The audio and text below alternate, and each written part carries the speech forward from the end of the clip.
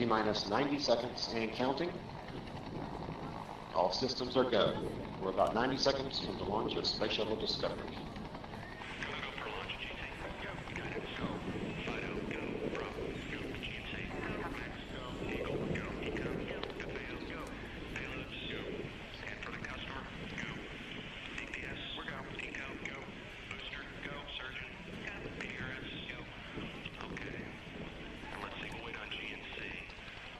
T-minus 60 seconds and counting. We are transferring to orbiter internal power at this time. Discovery is now running off its 3 onboard fuel cells. Coming up on a go for auto sequence start.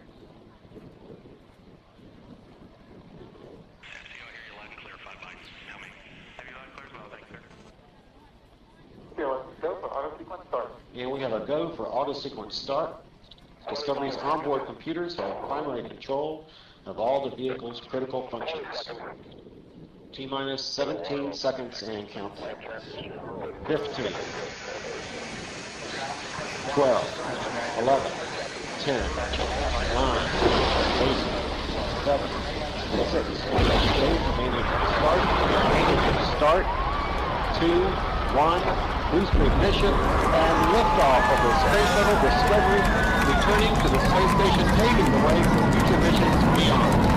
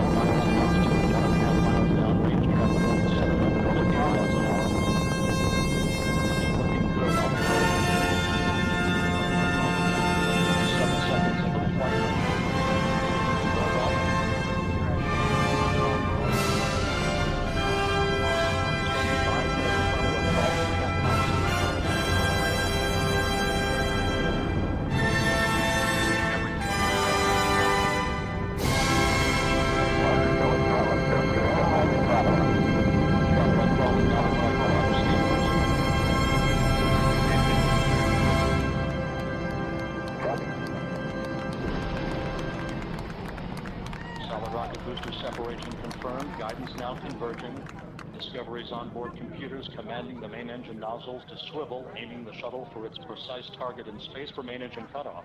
Should have a good forward leg now and then. You sound good.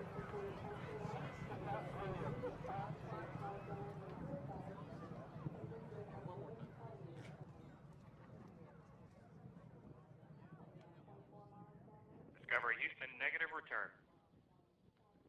Copy, a negative return. My, it's a beautiful world. I like swimming in the sea. I like to go out beyond the wide breakers,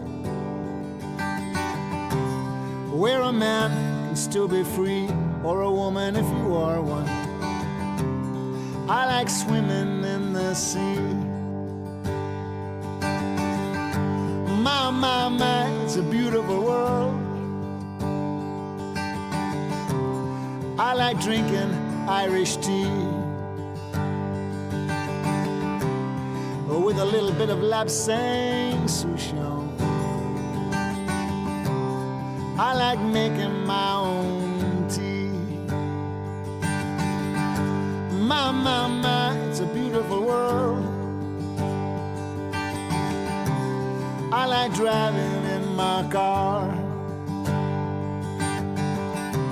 I roll the top down, sometimes I travel quite far. Drive to the ocean, stare up at the stars. I like driving in my car. All around is anger, automatic guns, death in large numbers, no respect for women or our little ones. I tried talking to Jesus, but he just put me on hold. Said he'd been swamped by calls this week and he could not shake his cold. And still this emptiness persists.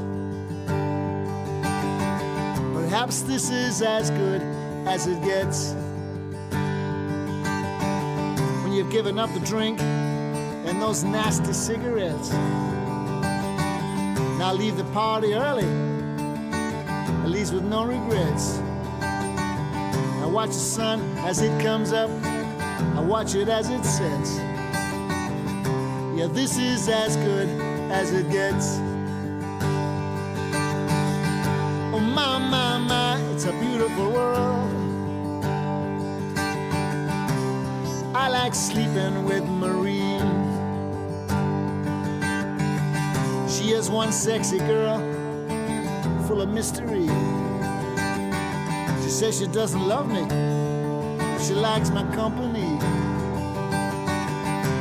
For now that's good enough for me. Oh my, my, my, it's a beautiful world. I like swimming in the sea. I like to go out beyond the wide breakers, where a man can still be free, or a woman if you are one. I like swimming in the sea.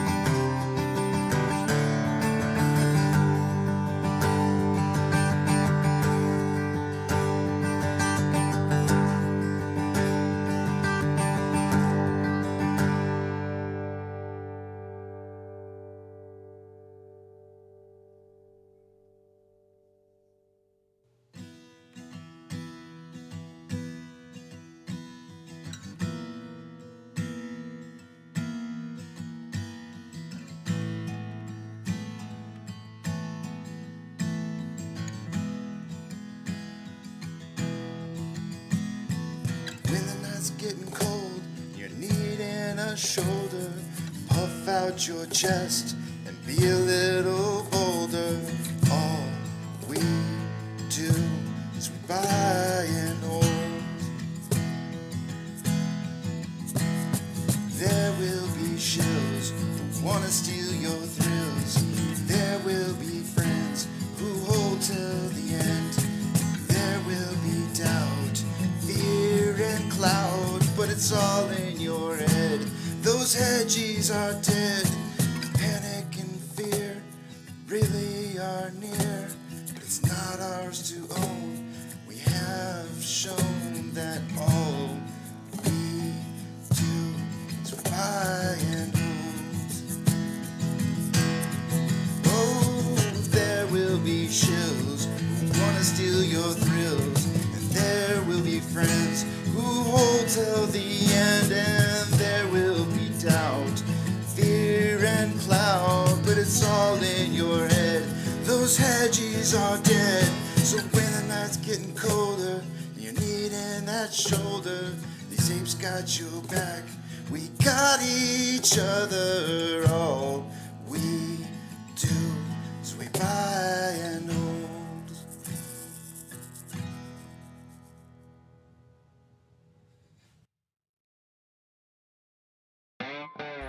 Good morning, you filthy apes. Welcome to AMC with KC, where we like to buy, we hold, and we screw those hedgies. Screw 'em!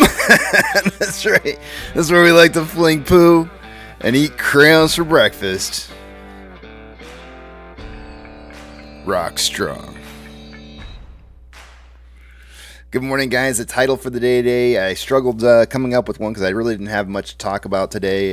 There is one thing that I kind of tweeted out last night, but it's Survive and Then Thrive. We've heard Adam Aaron say it on many occasions before. And that's exactly what's going on with AMC. Every single time I see somebody who comes in, and I remember specifically yesterday somebody coming in and saying, how's buying and holding and going for you? And I love it when they come in here and try and throw those little nuggets like that. And I go like, yeah, guess what? AMC is still alive. So how's buying and holding working for us? It's working great because the company is still alive. And this is a company that would have been bankrupt a long time ago had it not been for us. So if you want to know how buying and holding is going, it's going great. The company is still running, still doing what it needs to do, chugging along, and we are surviving, and we will thrive. So screw you guys who want to sit there and try and tell us how to spend our money or how we should invest our money. Screw you. Throwing poop in the pan early this morning. The one thing that I did post last night, there was a release. Let me pull it back up here. There was a posting by Zero Hedge last night that I retweeted out saying that the Bank of Japan announced an unscheduled bond buying operation. Stuff's starting to break again. So that's gonna cause stress in the markets. Definitely when something like that happens, that's unforeseen. When you suddenly have countries that start deciding they're going to buy back bonds, that's definitely going to cause issues. So we're looking at the markets this morning with the VIX futures showing up to 19.03 when we closed at 17.88 yesterday. So we're looking to be up on the VIX this morning, which means that the rest of the markets are probably going to be down. We're looking at Dow Jones right now reporting futures looking down somewhere between 0.28 and 0.61 for an open. So we are looking at at least at this point in time, we're looking at a down market right off the bat. So we got about 3 more minutes here. I'm gonna start cleaning my glasses, and we will take our first run at looking at the numbers for the day today. Let me start cleaning them.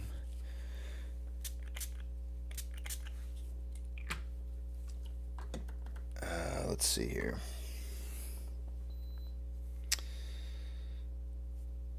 Thriving.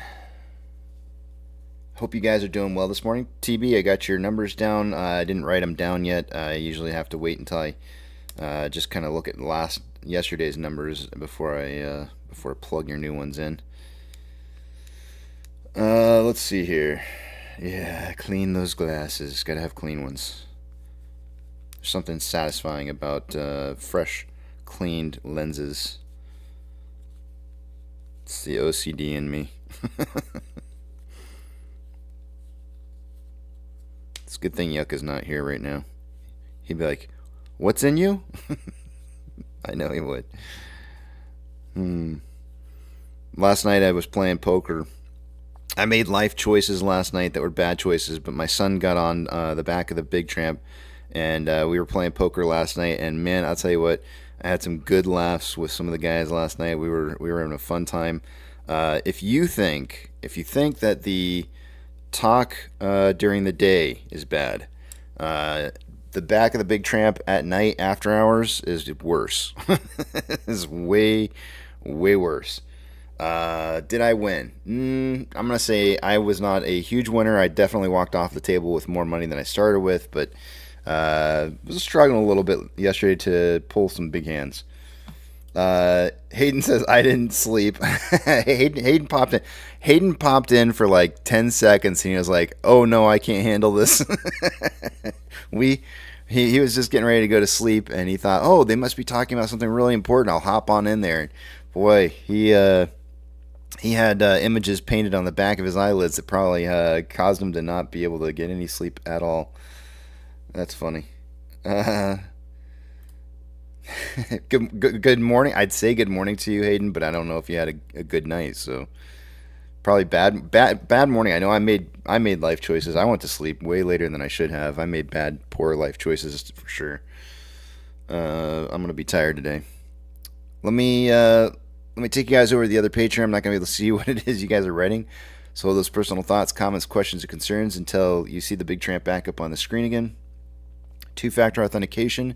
If you don't have it, you may want to consider getting it, as it could prevent somebody from getting into your account that shouldn't be in your account, When you do sign up for that, if your broker allows you to put in a secondary device to be able to receive that access code, probably not a bad idea to do that, as you never know when something's going to happen to your primary device. All right, let's see here. I am in the process of moving screens over, and I don't know why, because I don't normally do that until later. Give me 1 second while I move some back. It's going to mess me up if I do it too early. All right, starting the top left-hand side, price prediction tally points. So we finished out at 986 yesterday. So anybody who would have had a lower price prediction of 836 to 1136 would have had a really accurate price prediction. Nobody had that. Nobody was within 10 cents of that. So no bonus points awarded. I was actually really close to not even getting a point with my 710 to 1010 prediction. But I do. That's close enough.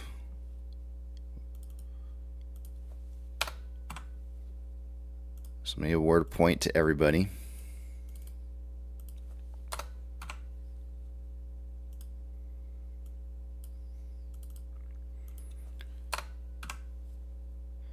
The just for reference on who was closest from yesterday, I think it would have been TB. TB would have been the closest on price prediction yesterday.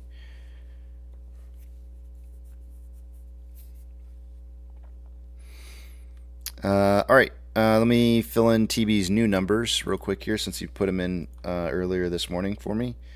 Today he's going with 20 to 40 million in volume, 890 to 1190. Not financial advice. That is up from what he had. He's expecting an update today by about a 40-cent increase in price prediction from yesterday. I've got you down, sir. All right, moving on. Short exempt volume. Short exempt volume was 242.2 thousand shares.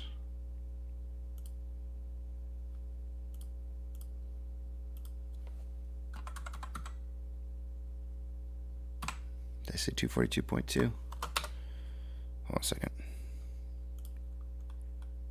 Yeah, all right. We were up 5.68 for the day yesterday.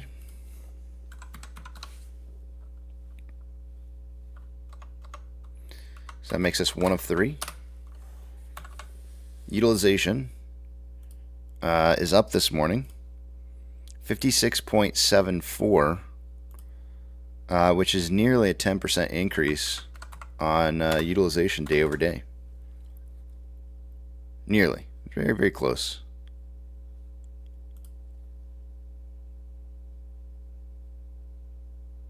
Off exchange. No. Max Payne. We started out the week at $8. It went up to $8.50. I'm thinking back to some of the volume that we had. Most of our puts and calls were above a $9 strike. So I have every reason to believe that that's going to be $9 today. It could even be a little bit higher at $9.50, but I'm gonna guess $9 because I don't think it's gonna jump a full dollar. So I bet $9 is gonna be what it's at. Oh, it's still at $8.50. Wow. All right. Well, that means we may have had a lot of closing of some positions as of yesterday. Moving forward. Off exchange, by the end of a day, I would expect to see about 64% combined between off exchange and EDGX. We had 52.12% going through off exchange. EDGX was 10.22. The combined total was 62.34%, or about 1.66% less than what I would expect it to be. So a little bit low. Part of the reason why we did perhaps have a little bit of a green day was some of that volume going through exchanges that would have actually helped to see price improvement. CHX volume was 2.6, let's just say the full number, 2,681 shares. It's not very high. GME's CHX volume for the day was 1,000, actually let me refresh this real quick here. Yeah, 1,056, also not very high. Taking a look at institutional ownership, yesterday was being reported at 152.129 million, now being reported at 152.186. slight increase.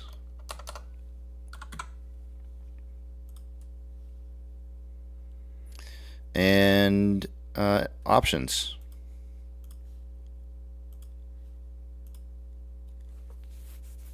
Highest amount of open interest as of yesterday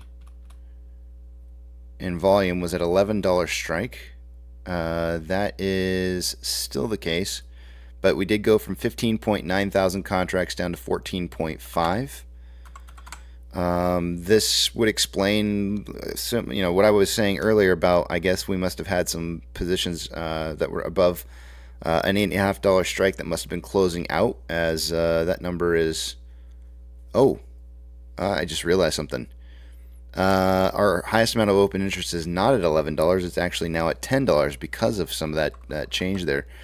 It's not, so open interest on the call side is gone. There's actually 17.1 thousand contracts at 10.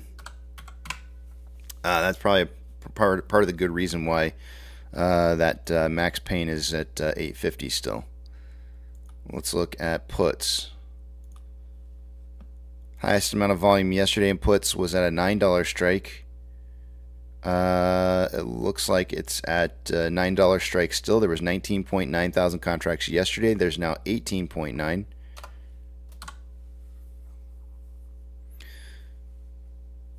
So we have a $1 spread right now between $9 and $10 for a potential closing price by the end of the week on the options,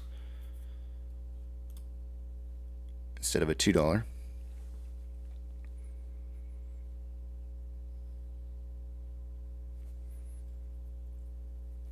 Give you a little bit of music, and I'll move some screens around, and we'll take a look at the rest of the data.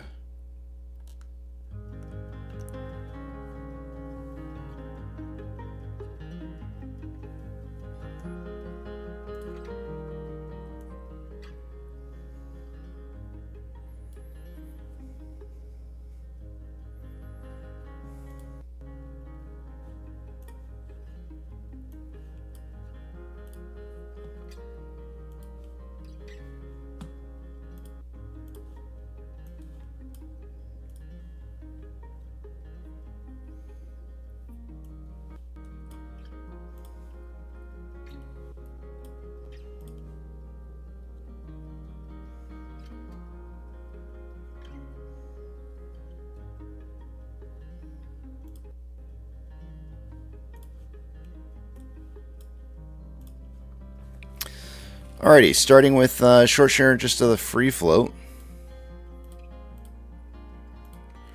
It's at 8.25 this morning, which is definitely up from where it was yesterday.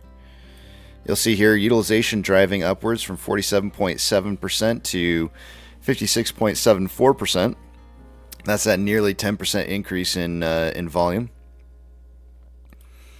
On loan amount, obviously increasing as that utilization is going up from 22.26 million shares on loan to 24.54. So we're looking at 2.28 million new shares on loan.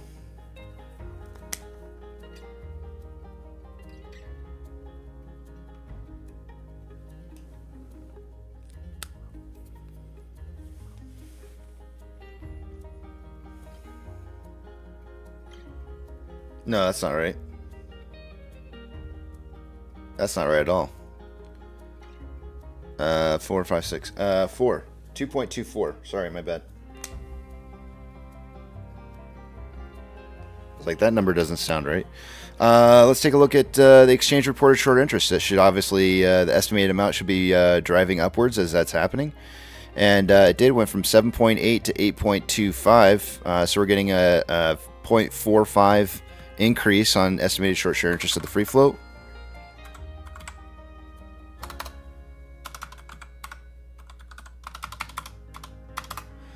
Which means Ortex is estimating that about 891,000 of that 2.24 million shares is going to be new short interest.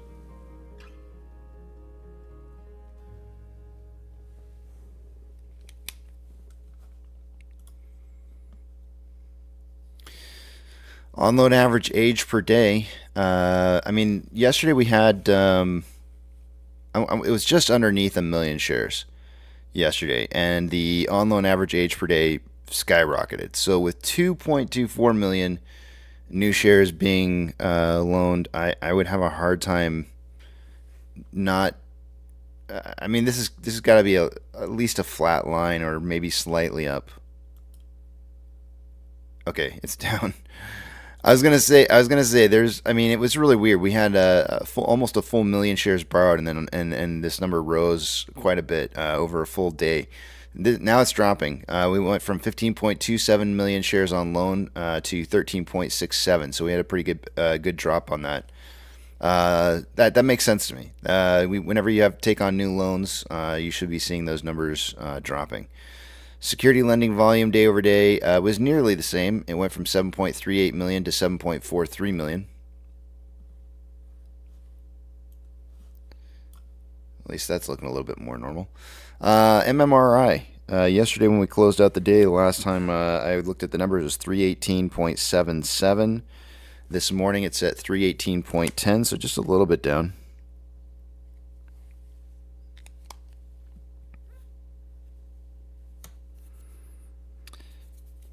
The one thing I wanted to kind of mention here a little bit is that we are. I want to zoom in on this a little bit here. So zooming in on this, you can see that the bond yields are definitely heading back up again, and are reaching some new highs once again, where it's at right now. And the spread between the 2-year and the 10-year are getting much closer.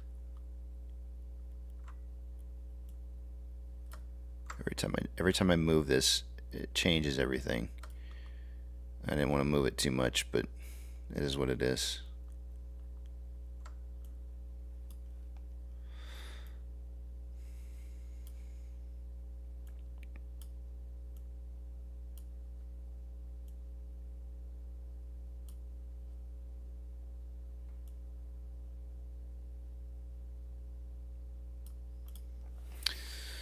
Alrighty.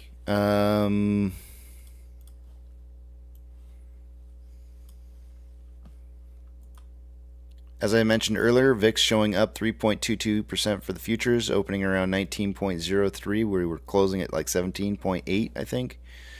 This means obviously that the future markets numbers are looking low, showing down anywhere from 0.3 to 0.7%, depending on which market you're looking at.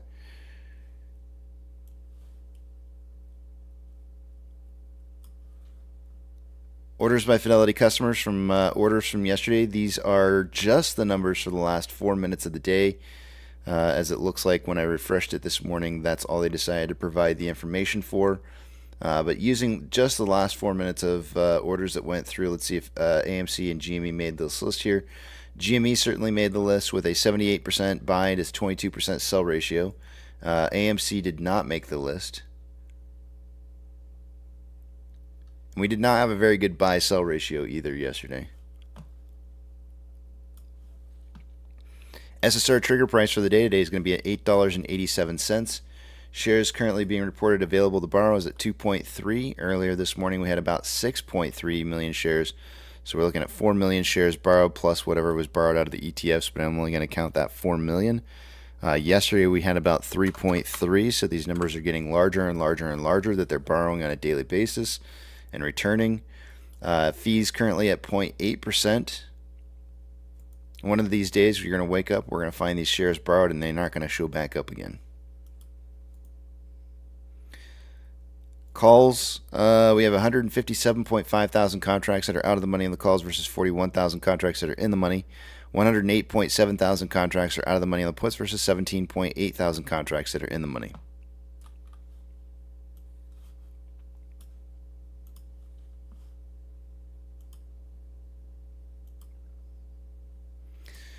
Looking at banks.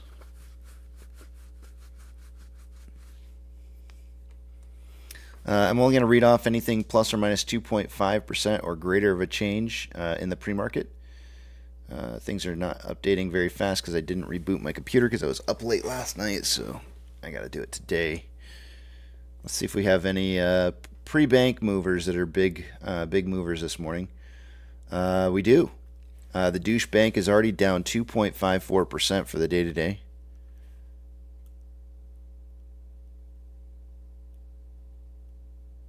That's a big move in pre-market.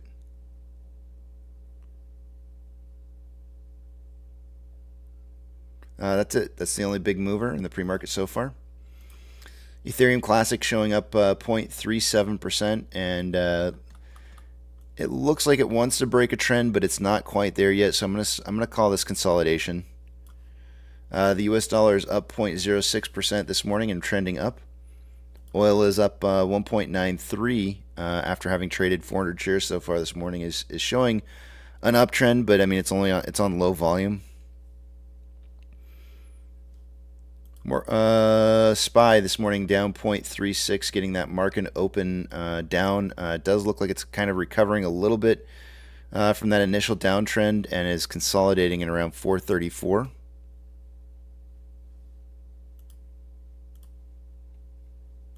Tesla this morning is down 0.49 and opened up down and is consolidating and starting to try and break the trend down and heading back up again. Amazon is down 0.55 and trending down since market open in the pre-market. Cinemarket is up 0.24 in the pre-market and has traded 21 shares so far. Not really a whole lot here to identify a trend. Looks like it's consolidating, if anything. Doge is down 0.23 and trending down. Bitcoin is breaking even this morning and I'd say consolidating after a little bit of a downtrend. GME in the pre-market is up 0.28 after 170 shares traded this morning, consolidating. HYMC is up 0.84 and has traded 100 shares and is consolidating. HUD is down 1.04 and slightly trending down, but it's only traded 4,670 shares, so it's hard to see a specific trend, but it does look down. And then AMC is down 0.61 and is definitely trending down a little bit here. It looks like in the pre-market it's trying to break that trend, but we've only had 3,250 shares traded so far, so not a whole lot of volume to really identify any kind of trend-breaking move. For the day yesterday, we had approximately $100,000 more outflow than inflow.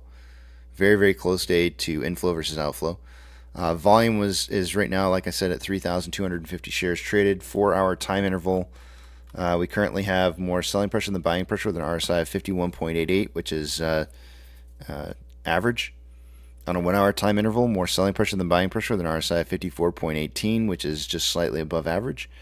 On a 30-minute interval, just slightly more selling pressure than buying pressure with an RSI of 52.19, which is average. And on a 5-minute interval, more buying pressure than selling pressure with an RSI of 52.24, which is average. So a lot of average RSI numbers, which means that we've had RSI cool off quite a bit. All the way from the 5-minute to the 4-hour, we have RSI at an average number. And then the dailies at 41.68, which means it's still got plenty of room to move up here. So there's lots of potential for upwards momentum. But taking a look at the 1-hour Ichimoto, let's take a look and see what we see here.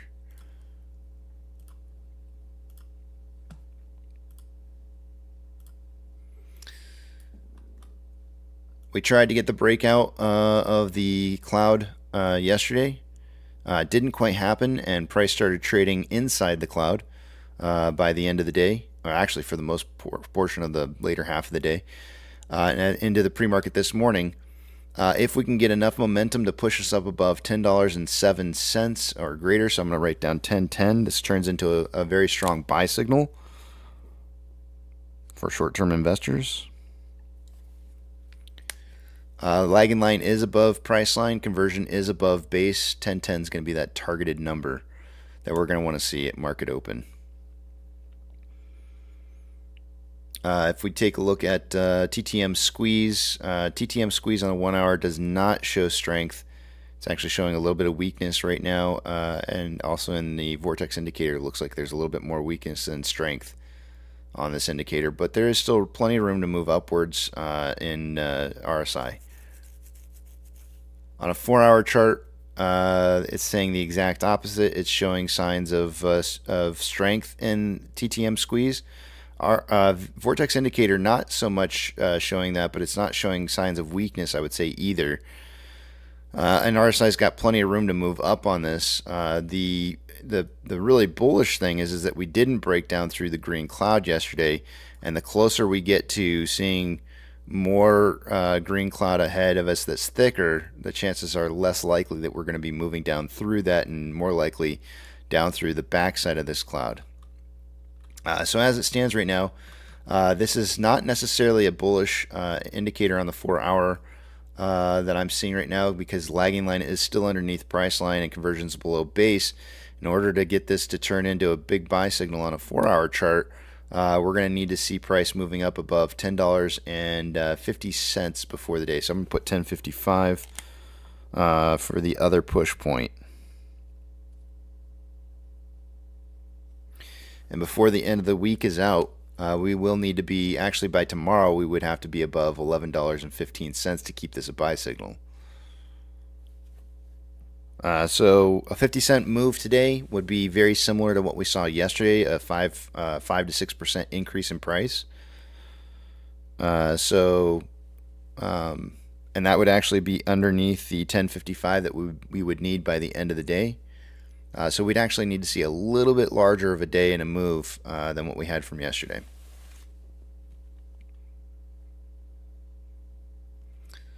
So we will see what happens. I think for a price prediction for me, I want to be really, really careful on my price prediction for the day. I think there's potential for us to stay above that 10.55 mark. But I also think that there's a potential that we could retest this cloud one more time and see if it may try to break below the cloud, which if it does, would be in that 880 range in there. And I'm really starting to feel like I understand exactly why TB picked his 890 to 1190 price point right now, because damn it, that looks really enticing for a price prediction. I'm probably gonna go a little bit lower than he did. I'll probably be looking for like an 8. What is Max Payne at today? 887. All right, I will go. I'm gonna go 870 to 1170.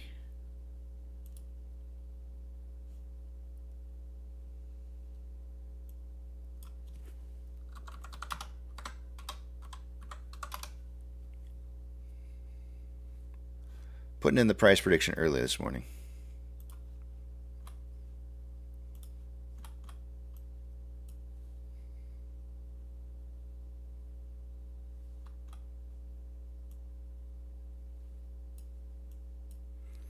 $10.55. You know what? I'm gonna change it.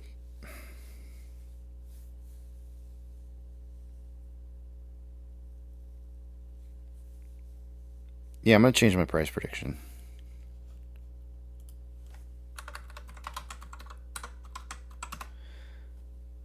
Am I? I don't, no. I'm going to keep it. I like your price prediction, TB. I have a feeling I think you're going to nail it. I think you're within 10 cents of potentially where that price is going to close at. I'm not going to stump all over you to try and pick up or keep you from picking up a point. I kind of want to, but I'm not going to.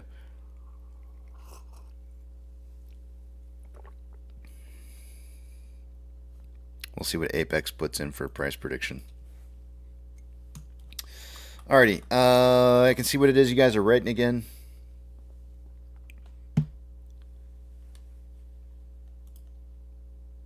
You sound like Rick Ross. Who sounds like Rick Ross?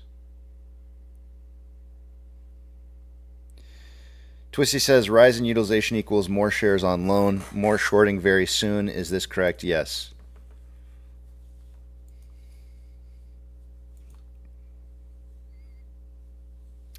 Twisty asks Casey for insight when he comes back. Yeah, okay. I think I asked it. And think numbers just answered my questions. I like to party myself.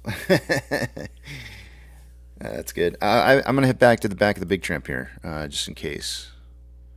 I know Pirate, and they're off. Pirates dealing with some happy times now, so he might have woken up on the right side of the bed. Who knows? Yep, is that him? Nope, that's Rex. Rex, good morning to you. Maybe that's him. Yeah, that's him. Good morning. Pirate, are you on the right side of the bed today with your newly found life on your computer? I would assume.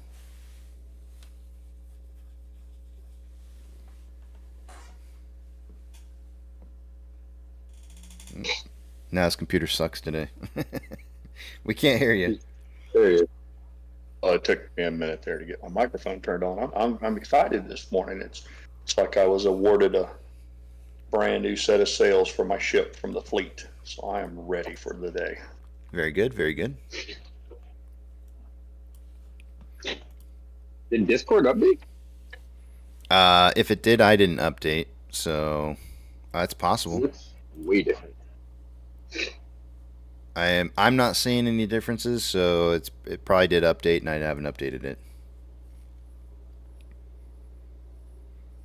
Richard says, I don't want to reveal too much about what was wrong with my computer, but I've learned so very much yesterday. Chief, the lesson of the day was apparently some of these less than reputable websites out there, you can catch little infections from them.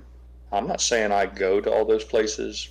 Who knows? I mean, my computer can be accessed by many members of the family, but apparently some of these places that are not very reputable, clean, you can catch it. I've got a song about something like that. I might be singing it a little bit later. I don't know. We'll see. We had a talk. Ready. Yeah, we had a talk last night. Dude, I found out. I went back into the back of the Big Tramp. Apparently, like right after you uncensored content left. I guess I must have managed to just miss you. But I went back there. Oh my God, you guys, you missed. I was rolling. If I could have been rolling without my headset on, I would have been rolling. It was so funny. And the best part was when Hayden showed up, like unexpectedly. Like he just popped his head in there, and he's like, I figured you guys were probably talking about something really juicy since you're all in here nice and late. And I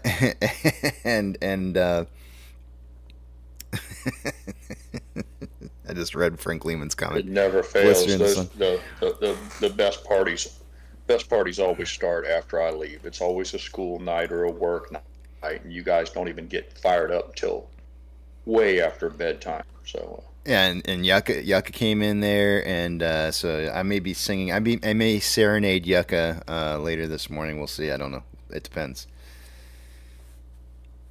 Depends on. Did you guys engage in a little songwriting, or is this original material, or just a cover? I will not discuss. I probably shouldn't have even said what I said. Okay, fair enough. Fair enough. Yeah. You gotta wait for your press team to release all the pertinent information, get the buzz going for the new music that's about to be released. I understand.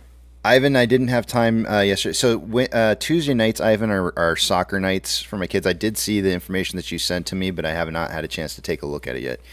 I will take a look at it. Tuesday nights are rough nights for me because I can't. I'm at a soccer practice, and the best I can do is look at my phone. So, and that lasts from like 6 o'clock at night until like almost. We probably don't get home probably closer to 9. So, it's those are bad. Tuesday nights are bad nights for me, man.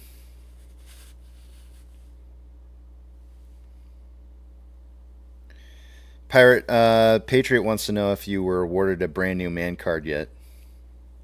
I feel like maybe you with some of this computer success that you had, that probably was awarded back to you. Maybe. I had our legal department file all the applications. A probationary period it would have seemed at the time, so I'm looking forward to having that reinstated. Excellent.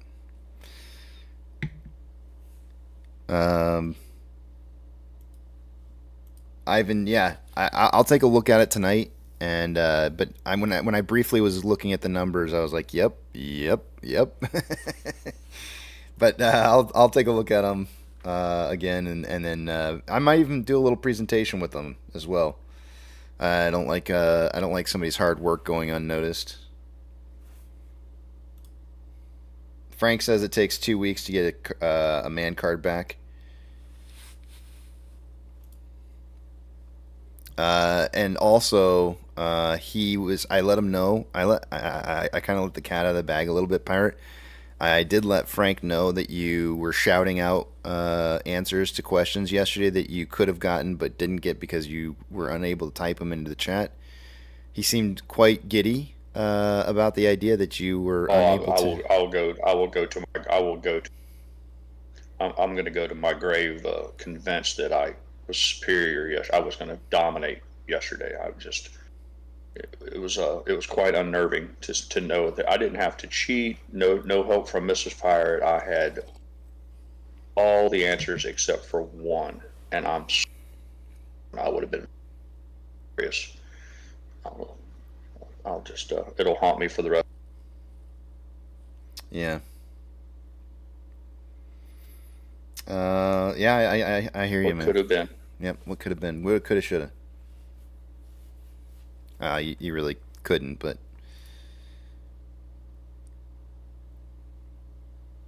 Hayden says, hard work, where are you, Yucca? These lines are going unnoticed. Lots of low-hanging fruit this morning there, Hayden. Yeah.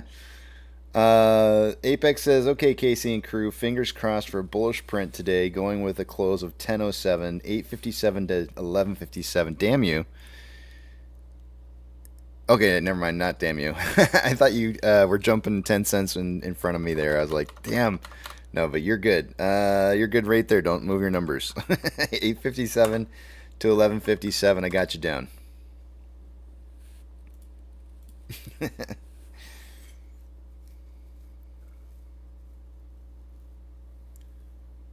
to $30 million volume. Oh, look, you're putting in volume predictions even this morning. We haven't even had pokey stick of volume. You guys are guessing volume predictions. What's the deal with you? You guys are sick.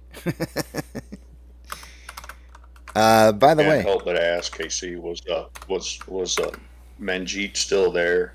She hung around the poker table last night like a giddy schoolgirl hangs around, waiting for the captain of the football team to arrive. She was so excited to hear that you were coming back after soccer practice, and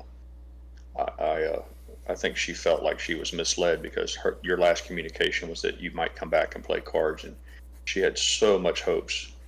Hopes were so high that you were going to return. She was there, but I think she passed out because the icon was showing up, but she didn't say a single word the whole time I was there. I'm glad to see her dedication paid off because it was like a groupie waiting at the side door of a coliseum to get a signature autograph from her favorite guy, and I'm glad to see that all of her dedication paid off. Not a single word. Man,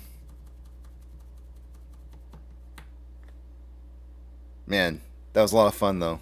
You really missed out. In fact, there's a couple different things. Oh man, don't tell me that. There's a couple different things that are going to happen today, and nobody's going to understand. I'm going to make references to certain things that happened last night. Nobody's going to get it, except for just a select few. I've got a new term. In fact, I kind of almost wanted to put it in for the title. I spent like 2 or 3 minutes just sitting at my computer going like, can I put this in for the title today? This is my new favorite. This is my new favorite saying. I can't. I'm like a little kid on Christmas Eve. Just a little taste of it now. Yeah. Just a little taste of it now. I wanted to put in, it's like shaving a raisin. Oh, that's my new favorite term, shaving a raisin. That is. Yeah, I must admit, I like that. Yeah, it's a hint of what the hell are you talking about, mixed with once you figure it out, you're like, oh no. Shaving a raisin is my new favorite saying now. So that'll probably be said multiple times throughout the day today, and people are just going to be like, what the hell is he talking? I don't get it. What does he mean by shaving a raisin? We joked about Nana not understanding and the whole time being like, "What does that mean? I don't get it." You know, it's certain that today will unfold as one of Dante's 7 levels of hell for me, because I pride myself on being up on all the latest references and what goes on around the poker table. So apparently my punishment for having my computer go down will continue for at least another day. So be it. Funky Pizza Production says, "I knew instantly what you were talking about. Why y'all talking about shaving balls? That's actually not what we were talking about at all." Well, that's where my mind went, because in high school, when a friend of mine would dare me to do something and we would refuse to do it, they would always say, "You don't have any balls. They're shriveled up like raisins." And then that developed into that developed into that song, "Heard It Through the Grapevine." I think it was played.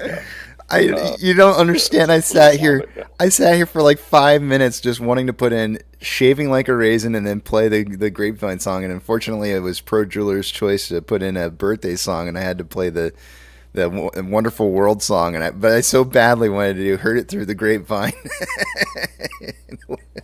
And then they used them. They used those. Yeah, I'm glad I'm not the only one who made that link that connected the dots on the Grapevine song. But that was very popular among my group. That became synonymous with you're being a puss. Heard it through the grapevine. Oh man, that's funny. The cruel world when such a beautiful song like that can be twisted into a jab at one of your friends that basically means his nuts are shriveled up. Yeah, that's funny. Cruel world we live in.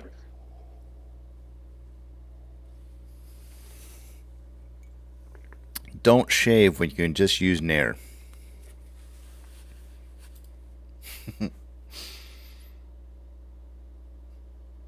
We got about 2 minutes before our pokey stick of volume kicks in here for the day today, and then we see probably some more blending of shares going on.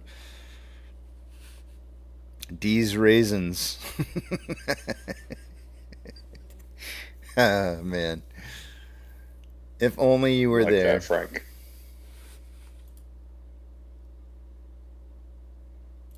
We used to attend these regular traveling NASCAR parties. All my military friends would gather to watch the race. It would go from garage to garage with a TV set up and keg of beer.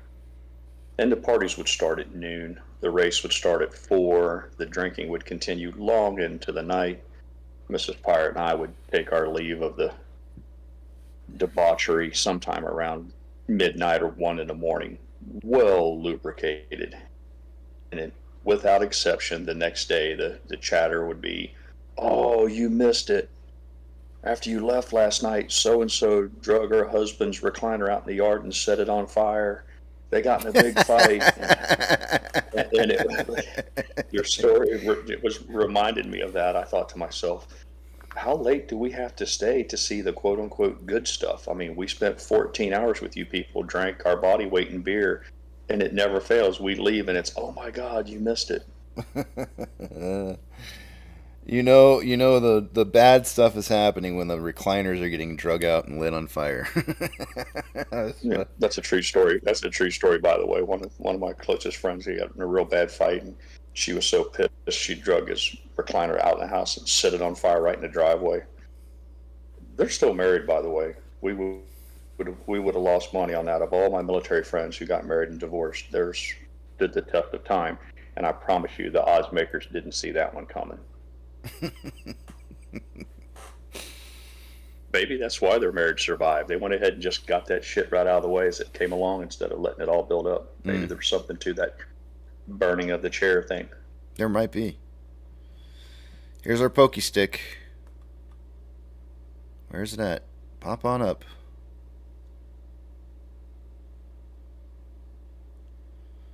There we go. There she is. We got about, wow, this is even less volume than it was yesterday. Didn't think that was going to be possible.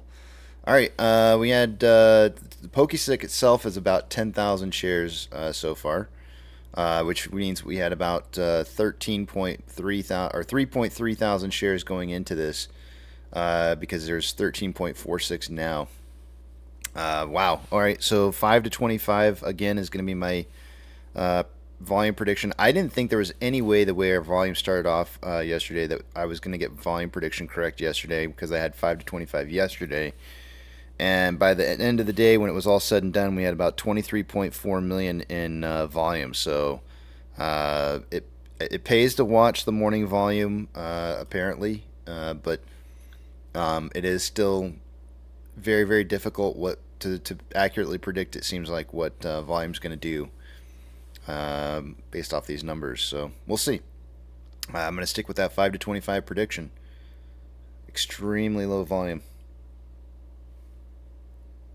It is a Hayden says that's a long stick. No, it is not. That's a very short stick. that stick is a shrunken raisin for sure. Andrew says, Casey, did you go any space calls last night? No. No.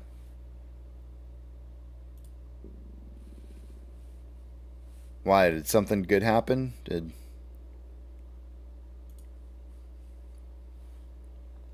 Man, today's title Andrew, you must not be paying attention, Andrew, because he's letting everybody know that after I left the poker table last night, that apparently the conversation devolved into a Mary Kay self-care discussion. I wouldn't be surprised if they had makeup out doing each other's eyes and lips.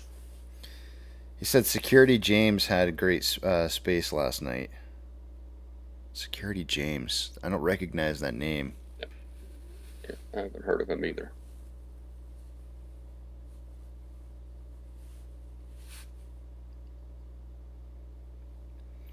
Let's see here. I haven't been looking at economic reports in a hot minute, and I probably should be. Let's see here. We had earlier this week on Monday we had Empire State Manufacturing Survey. Previous it was 1.9. The median forecast was -6, and it came in at -4.6. So it was a little bit. It wasn't as bad as they thought it was going to be. U.S. retail sales came in on Tuesday. They were expecting, or previously we had 0.8. They were expecting a drop to 0.3, and it came in at 0.7, so it didn't drop nearly as much. Let's see here. Home Builder Confidence Index was 44 on the last reporting. They expected it to stay the same, and it dropped to 40.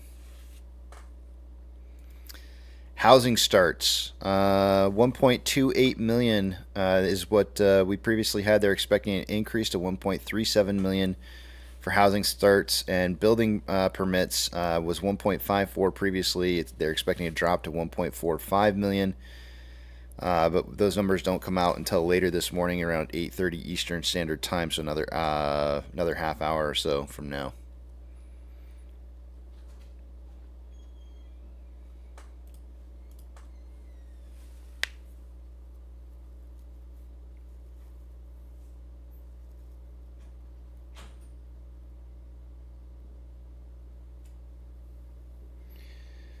Tendy says, holy shit, there's an honorary pirate clause in the Constitution where the government can make citizens pirates in a time of war. Got a boat, you're a pirate. Pirate knows. He's like, yep, I've been waiting for this day. Oh, yeah, man. I typed him a little brief response in there. I like the sound of that. I think they were called privateers. I think that's the way that worked. I forgot to ask you, Casey, after I didn't even say good morning to you, by the way, good morning, but how are did you get your new earbuds charged up? Are you using those today, or are you? I plan on using them eventually, but they are charged up and ready to go, and I thanked my wife last night. I sent her a message like, these things are great. I've never had, I've always had earbuds or I think the ones that I were on last were called AirPod Pros, which is an Apple product, and man, they suck so bad. I could not. I hated them ever since the day I got them, and because the ones with the little rubber tips, because they have noise canceling that go into your ear, those are the ones I don't like. The other ones that didn't have the little rubber tips on them were okay. I actually love those quite a bit, but they weren't the noise canceling. So my wife just got me this new pair. It sounds like an infomercial the way I'm talking about it. They're called Jabra 7 Pros. They're also noise canceling. They go into my ear so much better.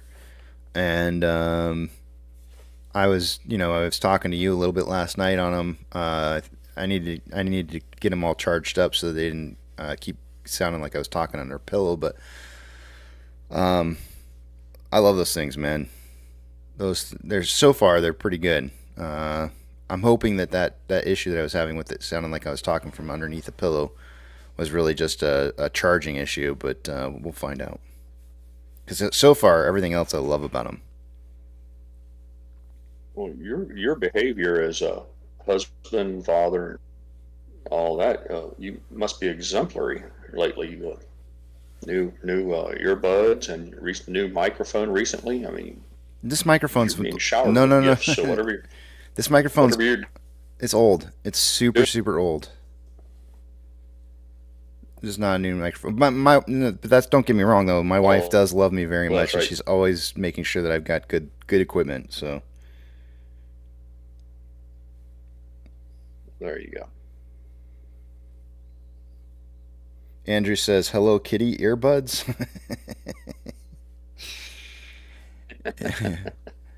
I bought her with Mary Kay makeup. Yeah. I bought her a pair of Bose noise canceling headsets, and I think she likes those. But I think she's more of an earbud kind of person. So she does like them, but I don't think she likes them. Well, the part of the problem is that her work told her that she can't have both of her ears covered listening to something because I guess they want to be able to talk to her for whatever stupid reason that is. And they want to hear what she has to say, and they want her to have to hear them as well. And so she can't really use those as much. So it's kind of annoying. Imagine that, like needing to listen to your coworkers. That sucks. I have to listen to these guys too? Damn it, I thought I could just work. If only. Those I'm unfamiliar with those small devices. My children have them, and I've never asked. Are you able to replace the batteries in those like you do, like a small watch battery, or are those just disposable after the NiCad battery? What are you talking about for the earbuds? Those little tiny earbuds. I mean, I'm assuming they're all rechargeable. Yeah, they're rechargeable. But once that won't take a charge anymore, do you replace the battery in them eventually? Not that I'm aware of.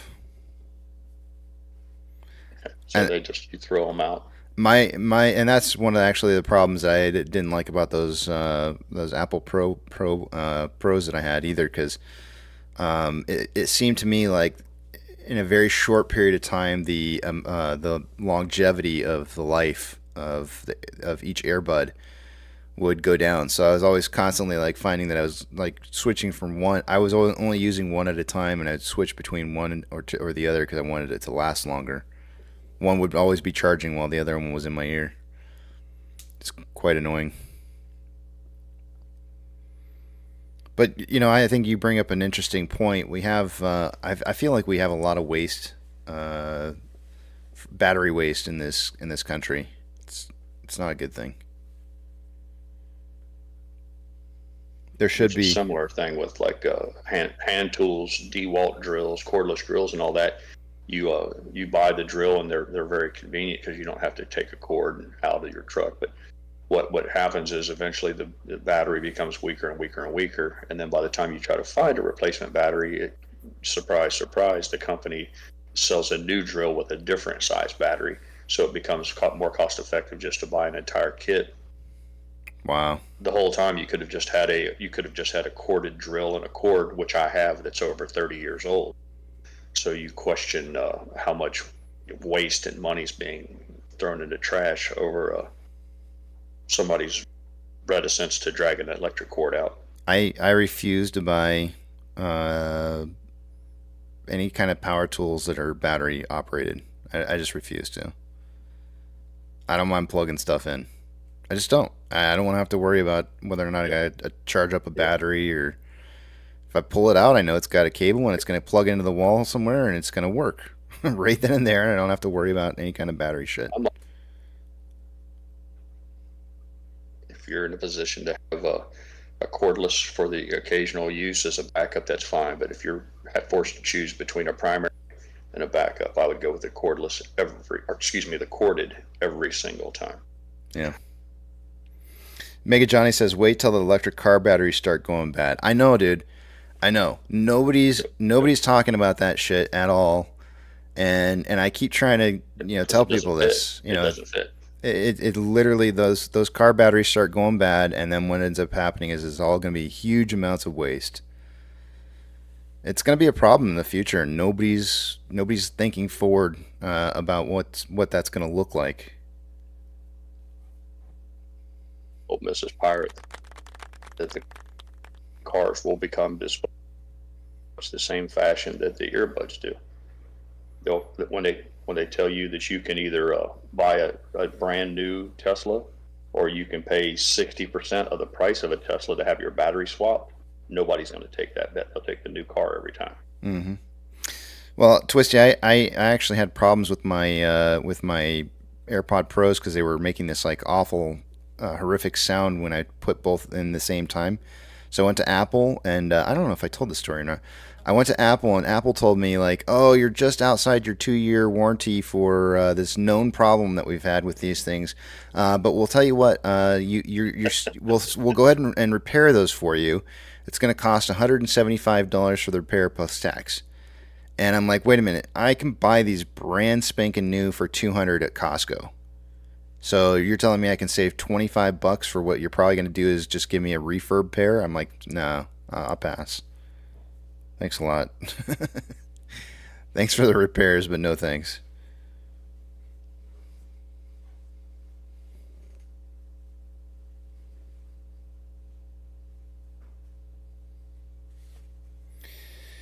You say that, Roadster guy, but I don't hear that's what's actually happening. You say that the car batteries are 100% recyclable. I have not been hearing that that's what's been happening, though.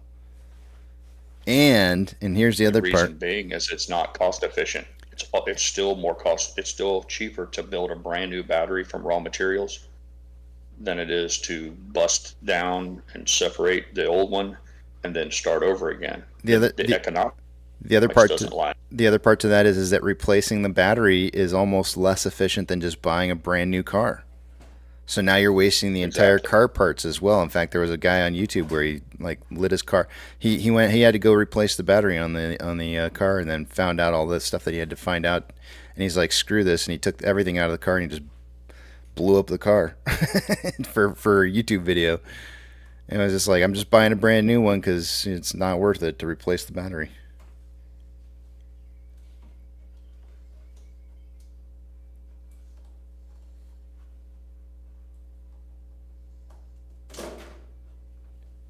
It's not always just a matter of the recyclability. It's the labor required to take the car in to the dealer and then pay a mechanic to effect that transition. It has to be factored in. Then you have the handling of the old dead batteries, which are cumbersome, big and heavy, expensive to transport. Anyone who knows anything about trucking, even less than load trucking, LTL, is aware that it's all done by weight. So you're going to have these little repair shops that are going to be they're going to have to try to struggle with all of those costs. And again, it comes back to why would you spend all that money when for just nominally more you can buy another whole car? Yeah. Bob says $200 for earbuds. That's insane, Casey. I got some skull candy ones from Walmart for $30. But I'm sure those weren't noise canceling though. Chris, PB Thor, I'll take a look at that.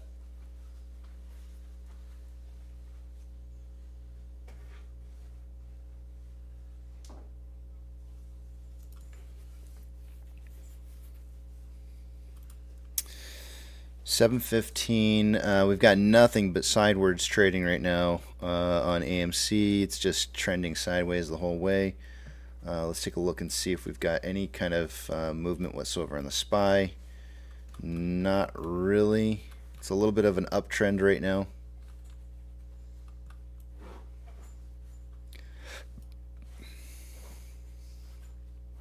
Hey Seth, the fridge is fixed. Okay.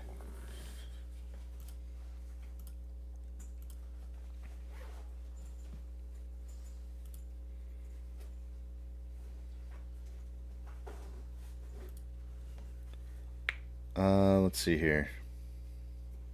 Curiosity, I have to ask, what was wrong with the fridge? I won't be able to sleep tonight if I don't get an answer. You know the dual doors on most of these brand new fridges, and it's got that little, like on the left-hand door, it's got that little like tab that goes that opens and what's the word I'm looking for here? It actuates to an open and closed position when you're opening and closing that side. It's like the gap fill between the two doors. Yeah. Do you know what I'm talking about? Mm-hmm. Oh, okay.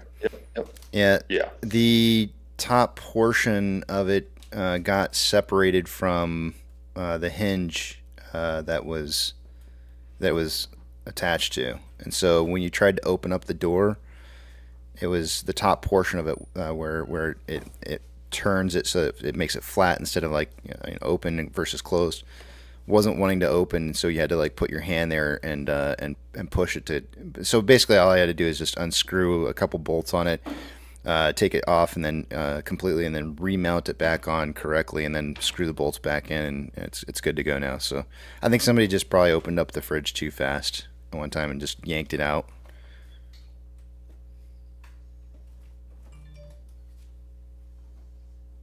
Nothing was broken, so that was good.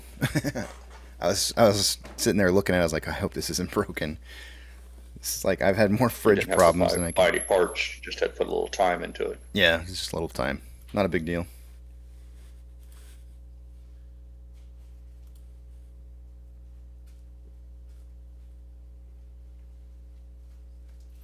$7.18. I got about 10 more minutes here before I go to break. I'm pulling up a large market on closed stock order imbalances real quick here just to check this out. Yesterday being 10/17. Yesterday there was about 641 million in notional value on buys that were not met yesterday, and 1.9 billion on the sell side. AMC did make the list yesterday. For 337,910 shares that were not purchased on the buy side. That's large market on closed stock order imbalances. So there was a significant amount of shares not bought that should have been bought by close.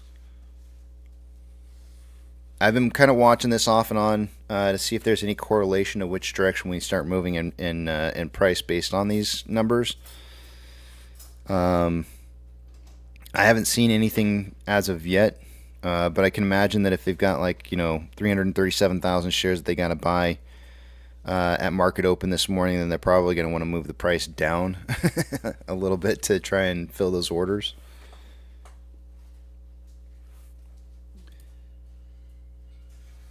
Andrew says, is the fridge telling you not to neglect the Peloton? Yes. It is most absolutely telling me that. Man. Thanks, Andrew.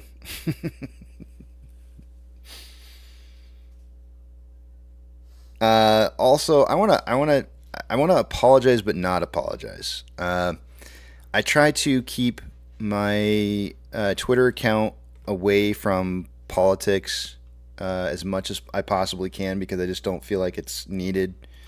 If I wanted to, I could just create a new Twitter account and just say whatever the hell I want to say and not have to worry about what kind of divides it causes in the community. But There was just one thing I had to comment on, and if you saw it, you saw it. If you didn't see it, you didn't see it. But I commented on something, and then I got a lot of people who were like following up with comments behind it, and it was just like I'll try to refrain from that in the future. I'm not going to delete it because I just I don't like deleting stuff unless it's just a typo. I delete it and then I recreate it without the typo. But I said what I said, but I didn't mean to try and make things political.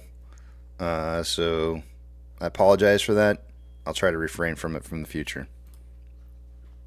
But I'm not going to delete it. It's so unfortunate because the politics and those real hot button topics are arguably the ones who need to be talked about the most to find some common ground or some resolution. And it's become an unfortunate state of affairs that you can't even talk about such things because both parties become so polarized that they begin to attack each other on a personal level, or tempers get heated to the point where feelings get hurt. And it would be so much nicer if we could talk about such things in a calm way, each side try to make their case without it becoming so ugly. Yeah. That's one of the main reasons why I left Facebook. I felt like you've got everybody in your and their brothers as a friend eventually, and that's including your coworkers more than likely. At least this is how it used to be on Facebook. And the next thing you know, come election season rolling around, everybody's got an opinion on something on there, and it's just like it becomes so toxic. And I had to quit Facebook because I was just like, I can't deal with this. There's just like way too much for me to. I wanted to comment on everything, but if I say anything, then I'm just an asshole, and it's like, it was so frustrating. So I quit Facebook. I was like, nope, done. I'm not going back. Thought about it more than I should, and I kind of come to a conclusion that the majority of it is people just attacking each other for their beliefs, as opposed to trying to sell their position or explain their position in an effort to win over the other side. There's a percentage of people who engage in that. They try to formulate ideas and win the other side over through reason or helping them reach a conclusion that they may not have seen otherwise. But it seems like the vast majority has just become like a cage match of who can slur inserts to the other side with the most efficiency, and that's unfortunate because it doesn't help anyone, doesn't help bring the country together, it doesn't make people understand each other better, and it's all can be done far better. Jeff says, saw that. Me and the wifey, Sherry Weber, discussed. Just mentioned you typically don't comment on stuff like that. I do it for a reason. I understand. I don't like to think that I'm an influencer in any kind of way. Obviously, you can't do something like YouTube like this and say like, oh, I'm not an influencer. We do influence to some extent, right? So. And that's exactly the reason why I don't comment on stuff like that, because I don't want to divide the community in any kind of way whatsoever about other topics. We have enough crap all the time with people coming in and shilling on either AMC or us for one reason or another, and it's just like I just don't. We don't need more drama, right? Like that's the last thing we need. And so I don't normally make comments, and I did, and I was just frustrated. I was really super frustrated, and I was like, I gotta say this. And then I said it, and I was like, damn it, why did I do that? And I was like, don't delete it. If you delete it, then everybody's gonna be like, oh, he's not being authentic, and so I was like, okay, I can't delete it. But enough people had seen it already. I was like, damn it. So, but I will try to refrain better in the future on expressing my opinion on those kind of topics, because it just isn't needed. It doesn't do anybody any good for me to be frustrated about things that we can't control.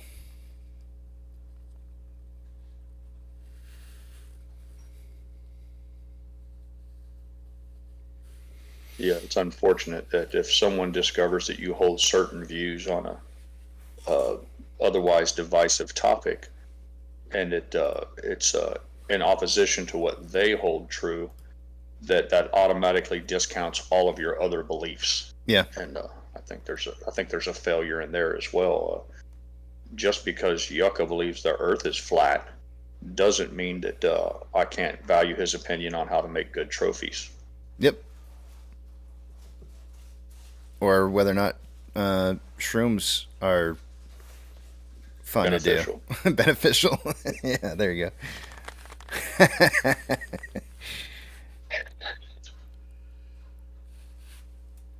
Yeah, I understand Bob saying, this is exactly what they want. They want you to, be silent and stay true to myself. I get what you're saying, and I agree with what it is that you're saying, but in this particular, I feel very, very, very strongly about making sure that I don't create divides in a community where we already have enough stuff trying to divide us. So, and being that I'm of a coming from the area of being a quote unquote influencer, which I hate hearing, but that's what it is. I have to be very, very careful about making sure that I don't create those divides by going in and creating those divides within the community. That's what they really want. They want that. They want us to be able to go in and find divides in between us and separate us on our viewpoints elsewhere so that they can have us start disagreeing with each other on what we do agree on. And that's, to me, more important, that we continue to focus on what's important here about AMC and not necessarily all the other bullshit that's going on around us. Well, it's easily exploited. They can, those who wish us harm or don't want us to succeed in this movement, they can seize on those kind of topics and then stoke the flames of that fire to the point to where the conversation becomes so engulfed in that you're no longer talking about perhaps today's a good day to average down, or maybe now's a good time to take action in some manner that might benefit us, instead of focusing on those we're involved in the Donnybrook that they've encouraged. Mm-hmm. Yeah. And Andrew just asked a great question here. He says he's trying to change the topic for me. He's like, okay, well, you're already spending too much time talking about it more. Andrew, you and my wife both. She's probably sitting right now listening to me in the car going like, yeah, well, shut up then about it. So, let me move on. Should. Yeah, right? Yeah. So Andrew's saying, this might sound like a newbie question, but in the event of a squeeze, does market cap basically get thrown out the window? Yep. Market cap, all market caps provides as a point of reference to tell you how much valuation a company is worth to be, if for example, like another entity were to decide that they were going to pay out shareholders, what they would need to pay in order to take advantage of buying out the shareholders to buy the company. So when it comes to market cap, don't think of market cap as, because it's a very simple formula. It's simply the outstanding amount of shares multiplied by the current price, and it gives you a market cap, right? That's it. That's all there is to it. It means absolutely nothing in regards to what could market cap potentially get to, because it is unlimited.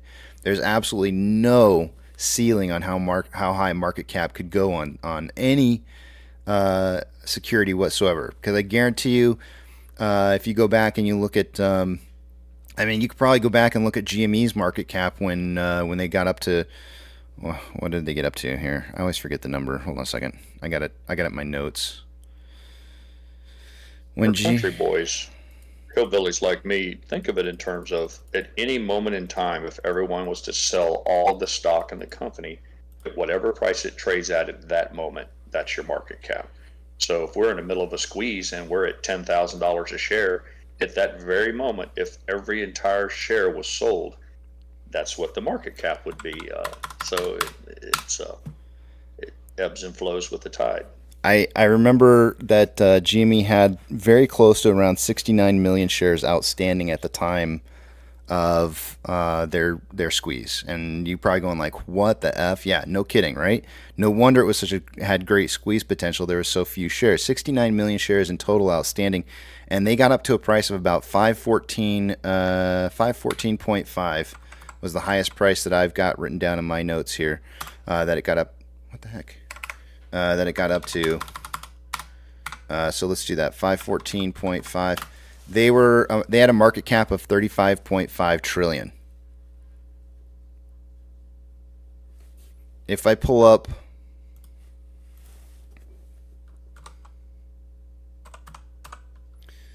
I think it's Burke A. They do hyphen on this one. I always forget if it's hyphenated. Yeah, it's hyphenated. They're like aren't they like 500 grand a piece or something? Let's see here. There you go. 1.45 million shares outstanding. 527,749 each. 749.99. Their market cap is 765 trillion 237. I mean, it's ridiculous, right? So market cap there is no ceiling on market cap, and it's the funniest thing to me is, and I saw Trey talk about this a long time ago. He started talking about how he started realizing that there was no way market cap could get to some of the numbers that that people were suggesting or something like that. We thought we could. 1133. All right, let me see here. Putting you down, sir.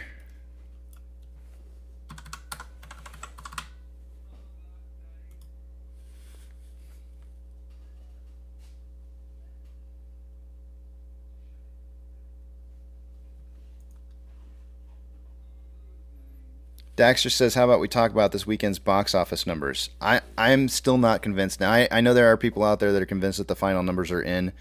I'm still not convinced, and I'll tell you why. If you go to this page right here, it literally says in this note here, this chart ranks distributors by the amount they earned. It doesn't say how much was brought in the box office. It says how much the distributors, it's the amount that they earned at the domestic box office during 2023. Now, if you go down here and you look at AMC theater distribution, we've got one movie, $92,804,678. This is the amount that they're reporting that AMC earned as a distributor by the amount. This amount is how much the AMC earned, right? And then you've got Box Office Mojo over here, who's reporting the exact same number. Where is it at here? Oops, I scrolled down a little bit. Same exact number here for domestic, right? So which is it, right? And then if you pull up, this is going to be the argument. This is a counter argument here because some people are going to go like, okay, well, Amazon Studios had one movie. What was their movie? Their movie was Air. They released one Air. And you got 52,460,106, right? If you pull up again, Box Office Mojo, and you can see Air here has the exact same number, 52,460,106, same exact numbers. So, which is it? Is Box Office Mojo reporting?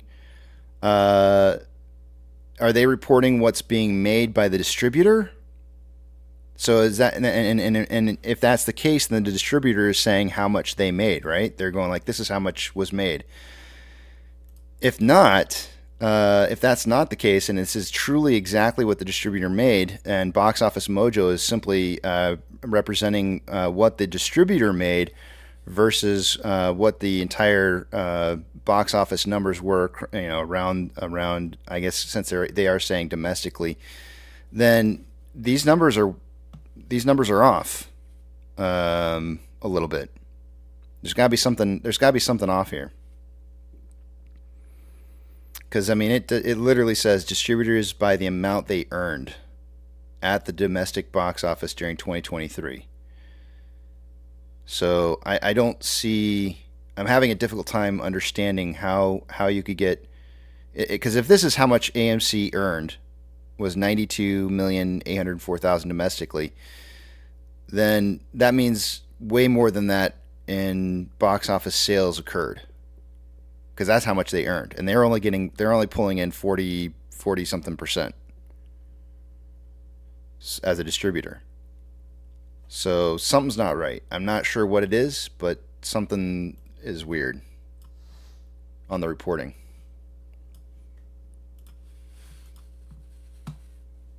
So I'm going to continue to wait to see what AMC is going to post up, and I don't know why it's taking them so long, but it is.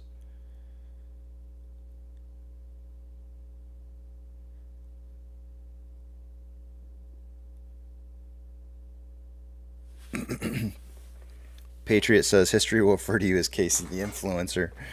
I hope not. I like to think that we're all individuals here and we all have our own thought processes, and that regardless of what I have to say, you're still going to do what it is you want to do. I'd like to believe that. I want that to be true. I hope that you just don't sign up for, okay, whatever Casey says is the God truth. It's straight from God's mouth to truth.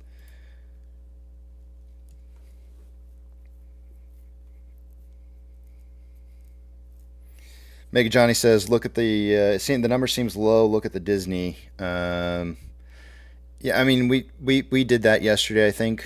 We pulled up, I divided out the total gross for Disney divided by the total amount of movies that they've done, and AMC's numbers are higher, I think, per movie, if I remember correctly. Let's do it again. Disney has 1287997,446 divided by 9.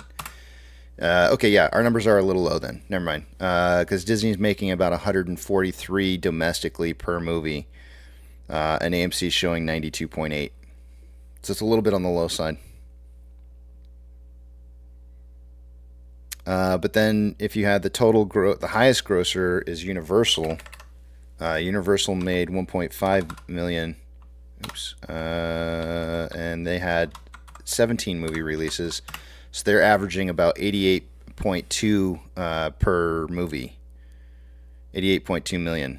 So that means that our numbers are higher than the first place distributor per movie so far. It's so far.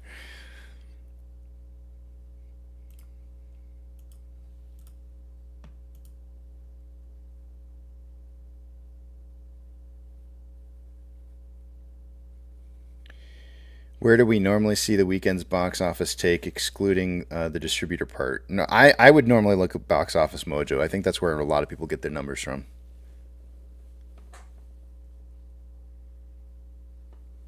Andrew says, last night's space saying AMC market cap will go to trillions when this goes. Yeah, it will. It has to.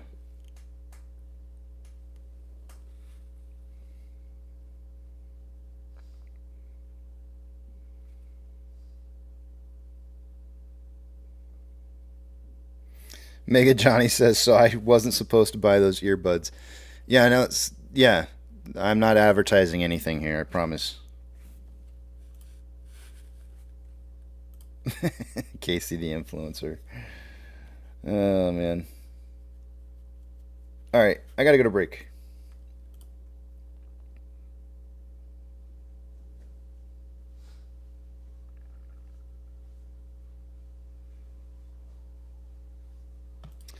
Let me...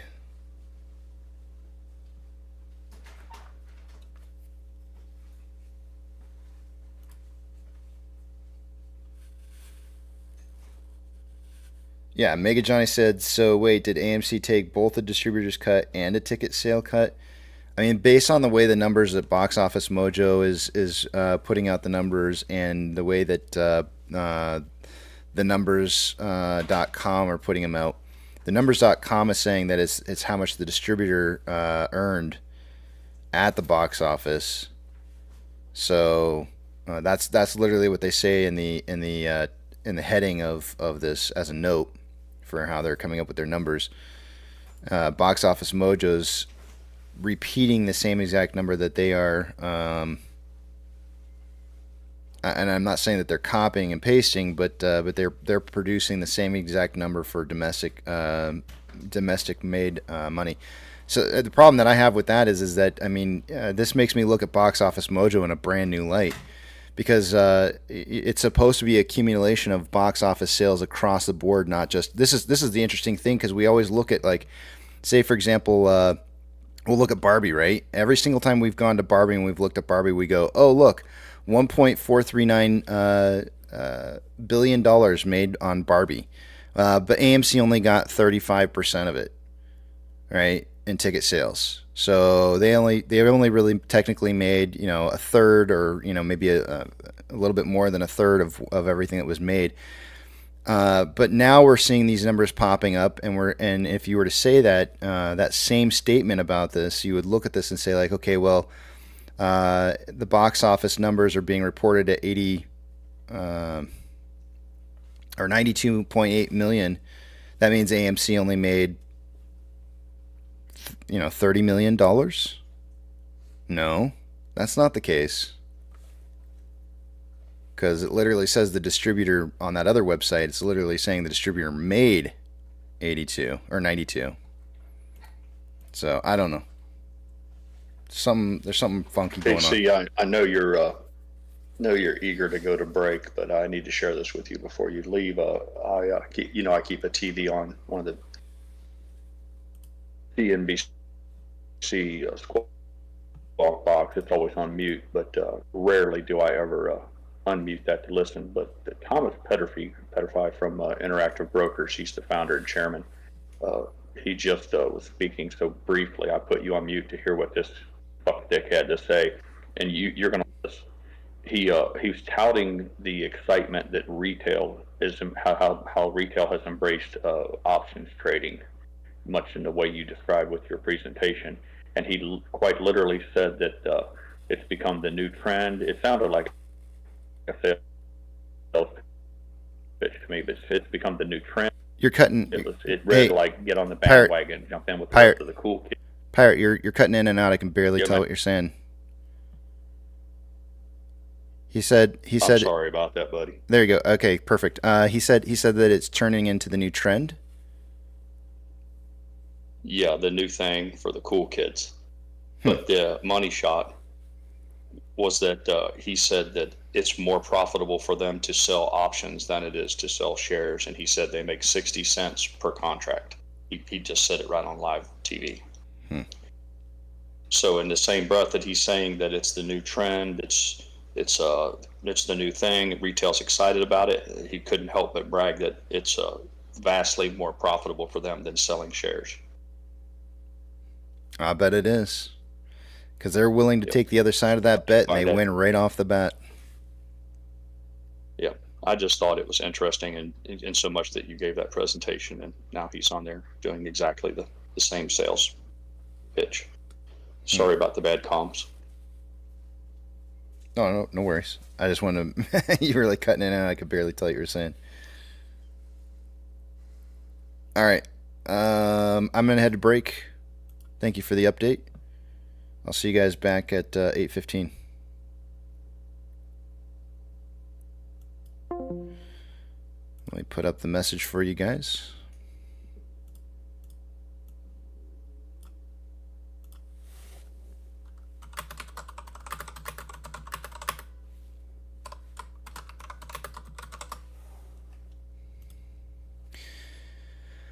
And I will see you guys 15 minutes before market opens. We got a little bit of a jump up there on price, just enough to push us about 0.41% down, or 4 pennies off of the closing from yesterday. So we're sitting at about 982. See you guys in a bit.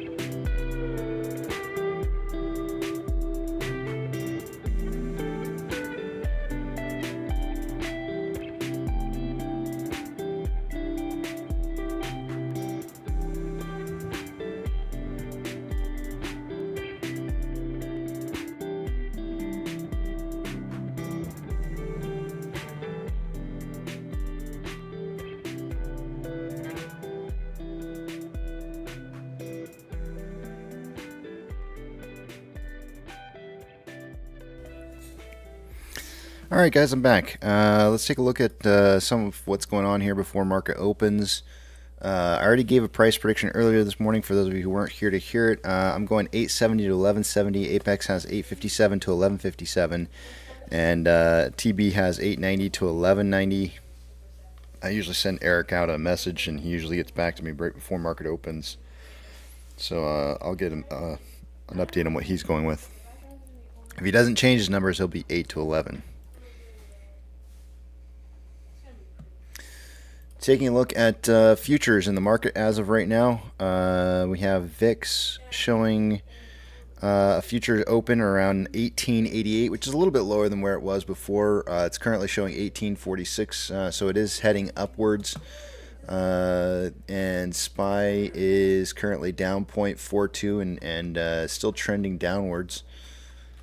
So we may see SPY open up a little bit down today, and 433 is kind of a magic number. It's sitting at 434 right now. If it breaks below 433, we could see this dropping again quite a bit. Let me pull back here to a larger time frame. It does look like we had a double top on the SPY at around 438.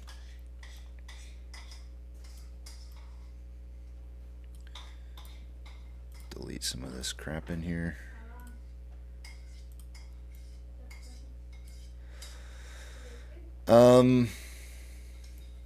Just looking at this current trend on where price is moving to on the SPY.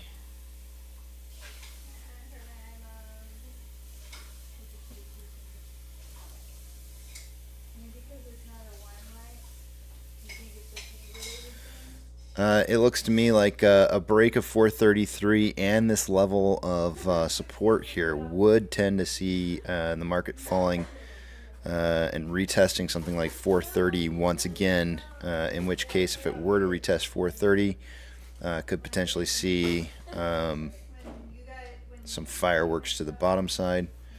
If I were to draw a support or a resistance line here at the top, you can see this is forming a definite wedge from this time period. Typically speaking, market likes to break the opposite direction of the trend channel for that period of time. And right now it's pointed to the bottom side, so it could break to the top side, but with some more momentum, maybe a little bit more momentum upwards with the ongoing days from now. This could be showing a sign. It's not absolute. I would draw my breakout box to be right here. And let me get rid of the trend channel. I'm gonna move this box just a tad bit. Let's see here. Probably right around there. So we'll probably see the eventual breakout here. May not necessarily be today. I'm kind of thinking maybe tomorrow. Maybe some initial downwards testing, maybe a retest of 433, and then probably a bounce off of that for some upwards momentum, maybe by the end of the day, putting around maybe like 435 close on the SPY, leading into tomorrow where we see more resistance at that 435, maybe even close to 436 number, very close to what we had for a close yesterday. Maybe even, this could be a sideways trading day on the SPY with some initial downwards momentum. So yeah, what's going to happen with AMC as a result?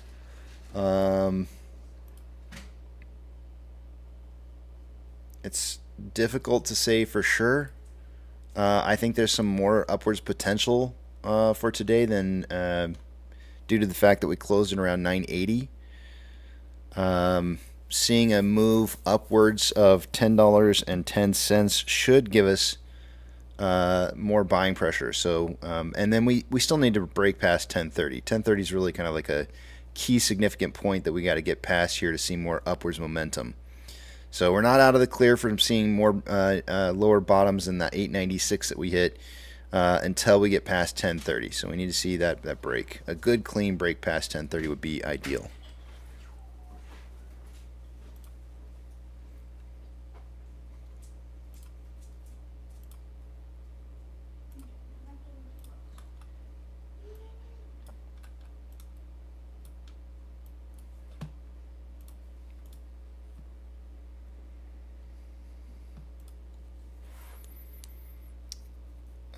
let's see here.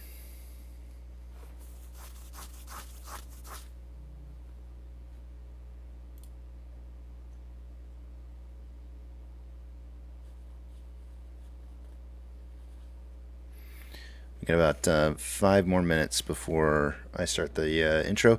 Today we are celebrating Andrew Amato's birthday and a belated birthday to Pro Jeweler. Today, Pro Jeweler Andrew. Is Andrew in here? I haven't seen. There he is.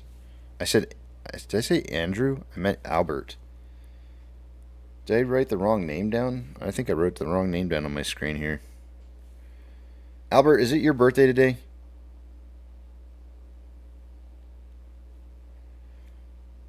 I wrote down Andrew Amato.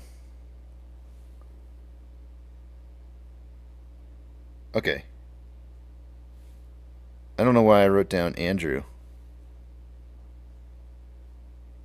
It is my brother, Andrew. Okay.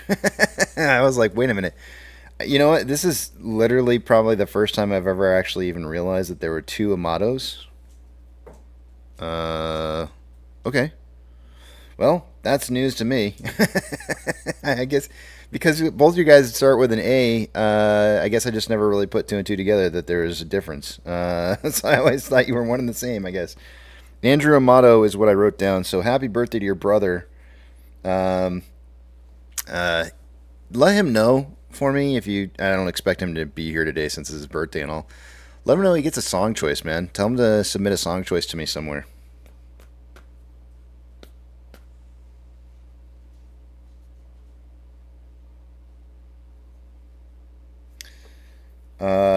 Did Eric bonus block any of us? Bonus block? What did something happen while I was on break or something? I'm scrolling back up here to see if something happened while I was gone. I don't see.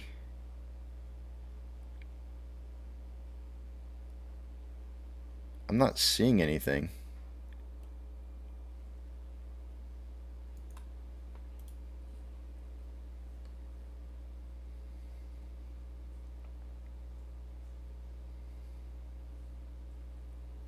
Oh, Eric puts in a.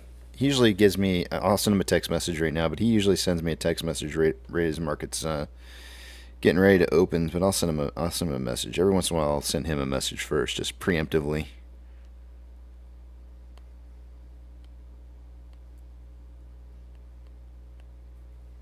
Here, sent. Barbarian Rage Metal. Uh-oh. Tell him to keep it. Tell him to keep it. I don't know. Something that all people could enjoy, if possible.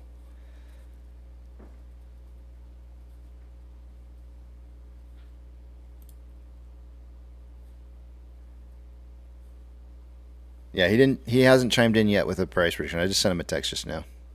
But I'll let you know as soon as market opens because I've always started the intro by the time he sends it to me. Oh, nobody got a bonus point yesterday.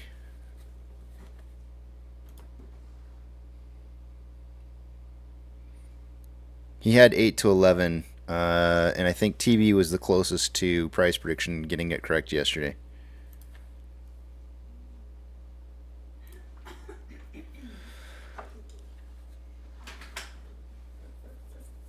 Again, ideally a close for today would be above $10 and I think it was $10.55 that I said. Let me pull it back up here real quickly. It's the 4-hour chart that we're going to be struggling here with in regards to whether or not there's going to be continued buying pressure going forward. And if that's going to be the case, we're going to need to see a close by the end of the day today at around 10.55 is what we need to see by the end of the day. So ideally 10.55. That's going to be a little bit more of an increase in price day over day than we had yesterday. So we'd probably be looking at like a 6 to 7% increase in price to continue to keep this a big buy signal. I will see you guys on the other side of market open.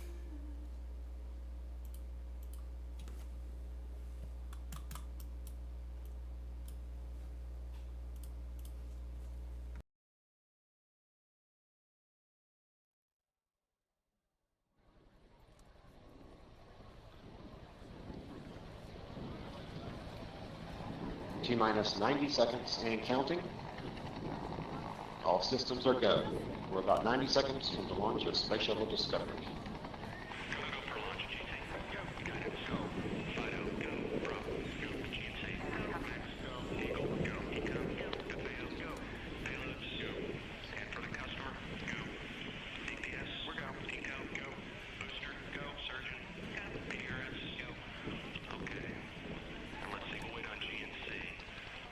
T-minus 60 seconds and counting. We are transferring to orbiter internal power at this time. Discovery is now running off its 3 onboard fuel cells. Coming up on a go for auto sequence start.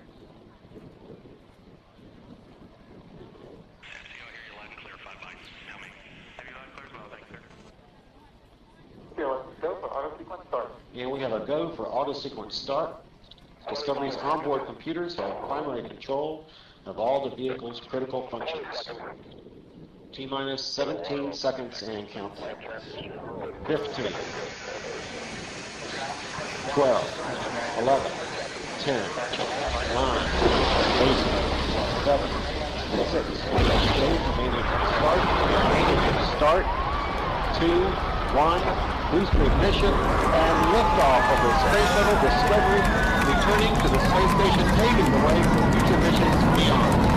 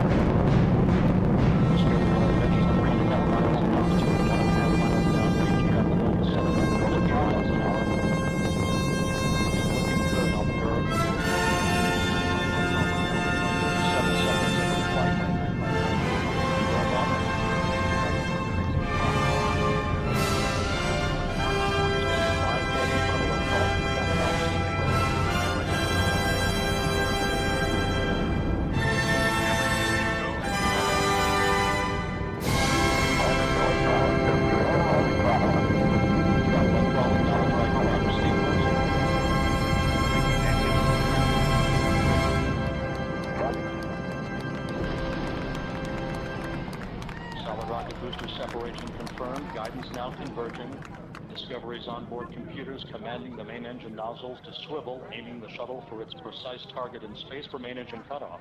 Should have a good forward leg now and You sound good.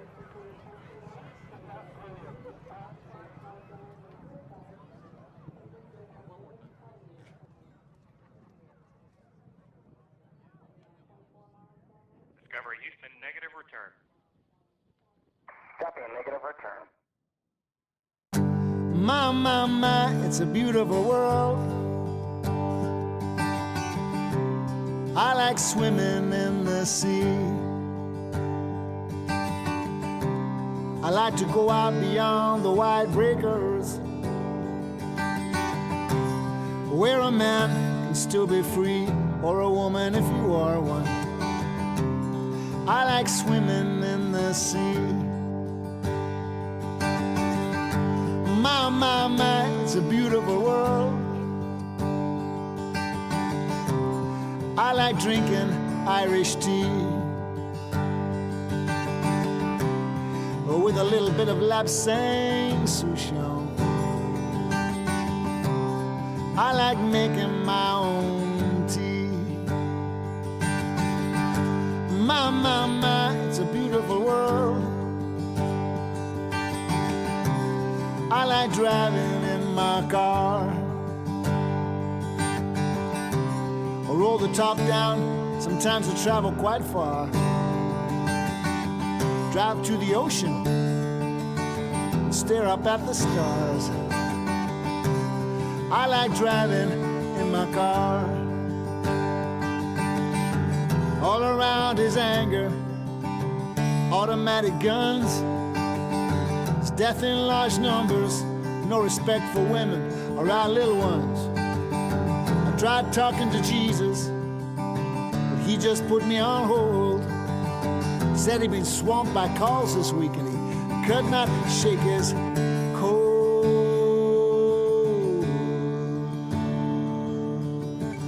And still this emptiness persists.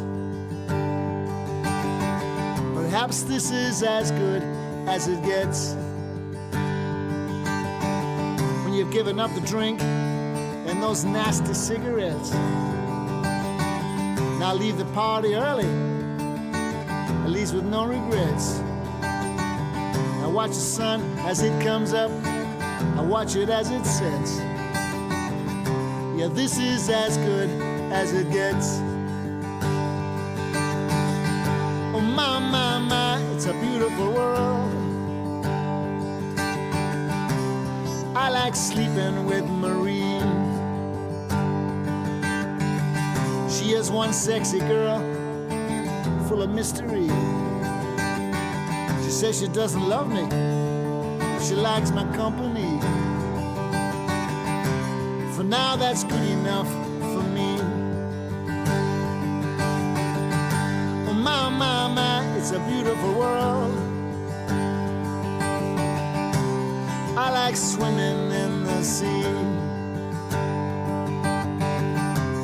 I like to go out beyond the wide breakers, where a man can still be free, or a woman if you are one. I like swimming in the sea.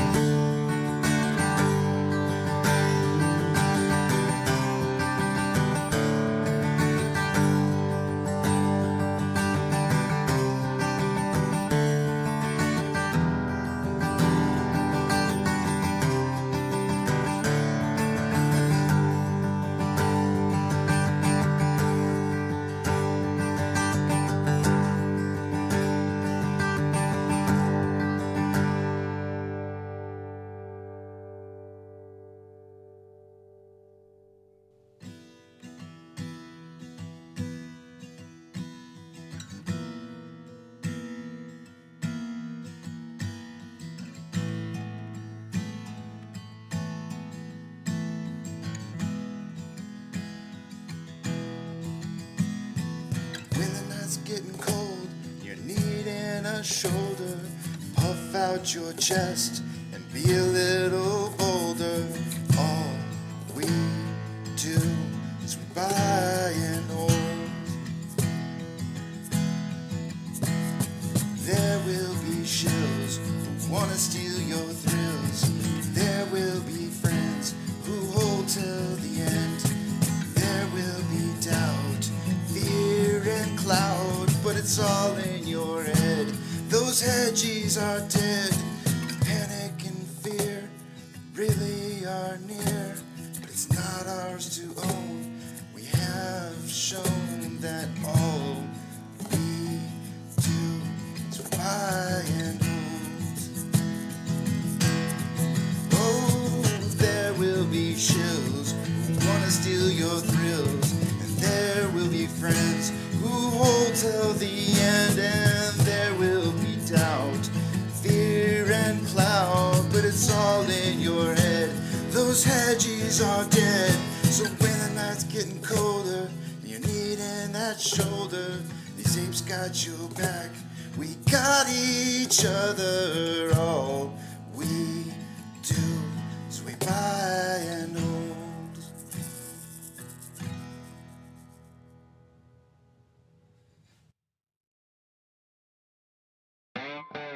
Good morning, you filthy apes. Welcome to AMC with KC, where we buy, we hold, and we screw those hedgies. Screw them!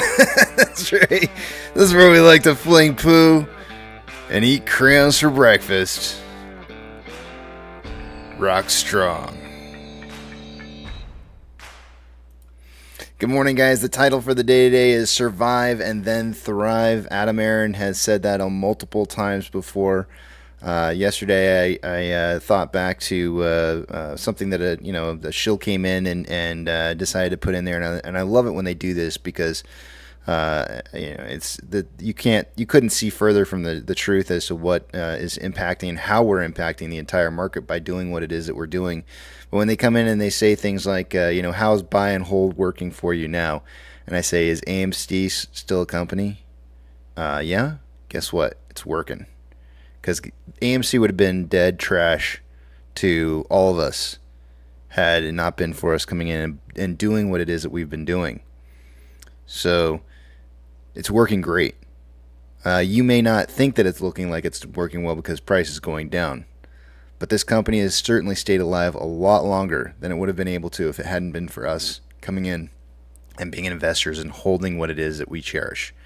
So I'm sitting here telling you, I see it working. I see banks having problems all around us. I see the financial market incredibly in peril, and AMC is not doing too bad. I think we're doing good. So is it working? Yeah, believe it or not, it is. 8:39. I'm going to head back over to the back of the Big Tramp. And let's take a look at what we got going on. Actually, we got about 20 more minutes here. We'll take a look at what's going on here in about 20 minutes. I'm going to head back to the back of the Big Tramp, and anybody who wants to join, they're off. Pirate, good morning to you, sir. Again. Yeah, I like what I'm seeing this morning. It's a good way to start the day. Yeah, nice little pump up to 1022 is another retest of that 1030 range. If we pull back out to a 30-minute there, you can see that that's that 15% mark that they don't usually like seeing price go back up above until they've retested it multiple times. It's usually the case. It's 15% up from $8.96. Kind of crazy how those numbers work out like that very consistently.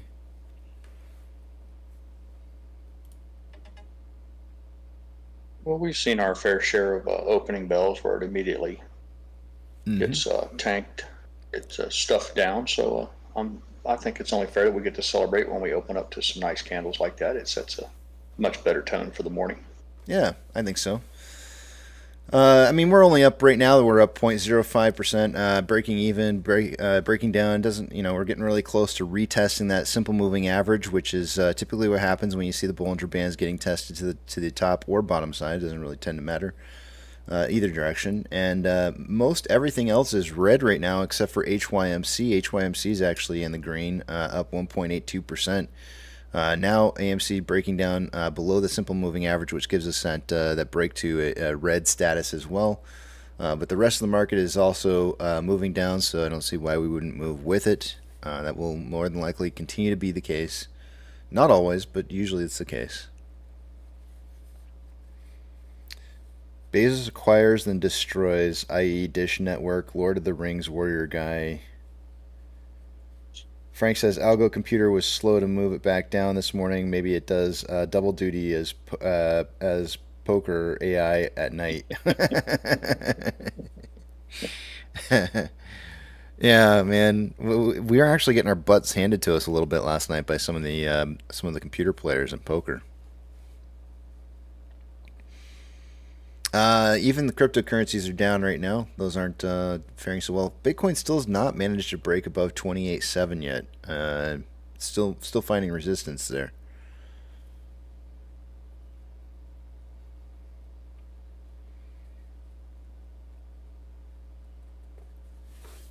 This morning, one of the things that I posted. Actually, this is about 12 hours ago that I guess it was sooner than that. When did I post this? It doesn't tell me a time. Does it tell me a time? It doesn't tell me a time. Last night, Zero Hedge posted something on Twitter, which I retweeted out. Bank of Japan announces unscheduled bond buying operations. Stuff starting to break again. I do believe that when you start seeing unscheduled bond buying events like this. That's certainly going to cause stresses in the market worldwide. And so that was a very interesting development that occurred last night. This morning, in regards to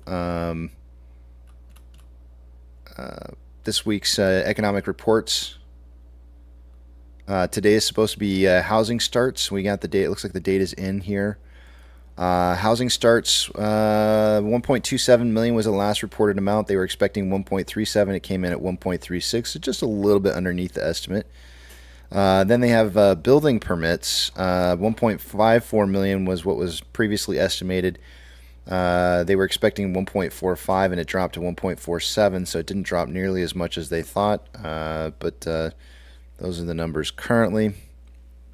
Tomorrow we get the weekly initial jobless claims numbers.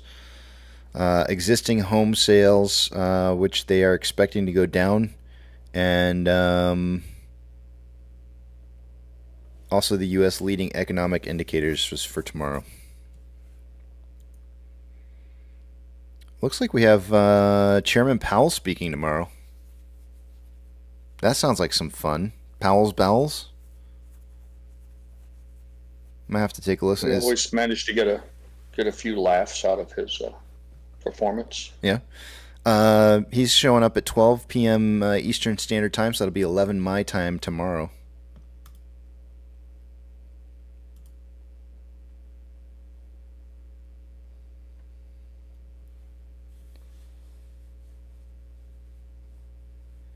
Albert knows what's up.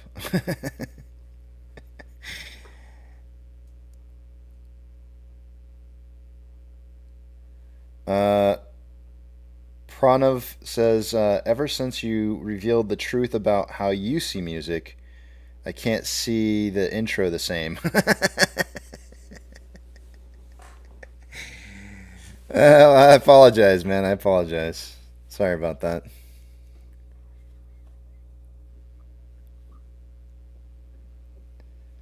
Tom says, I'd love to see Adam Aaron rent out the Kansas City Chiefs stadium and through a party for retail shareholders once this is over. That would be cool. Do the annual shareholder meeting in the stadium. That would be one heck of a thing.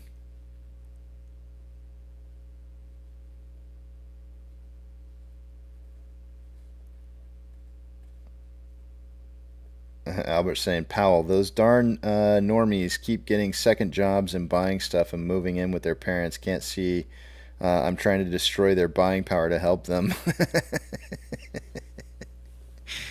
I mean, it's really I'm not even sure if it's the general public that's the problem. I feel like it's well, maybe it is. Yeah, no, you're right. I mean, part of me wants to say that it's a little bit of manufacturing too, as well. Like, I feel like manufacturing is kind of still driving production really high. But I mean, really, it is about demand and not necessarily about production. So you're not wrong. You're absolutely right. And really, what it comes down to is credit, I think.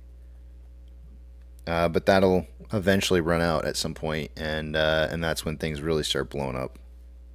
Especially when you get a lot of defaults on credit, which actually my understanding is that's been rising. I do have a good website for that I usually look at, but I haven't looked at it lately. Let's take a look at it real quick. Why not? Since we're talking about it. That's not the one I wanted. Let me try a different one. Where is it at? Here we go. Nope, that's not it either. Pretty sure I have this on here somewhere.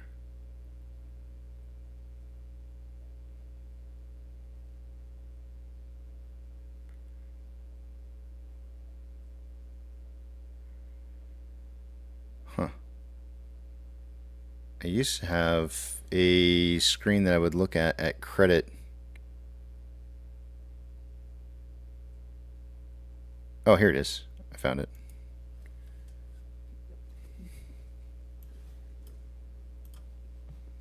Took me a hot minute. Come on. All right. When was this last updated?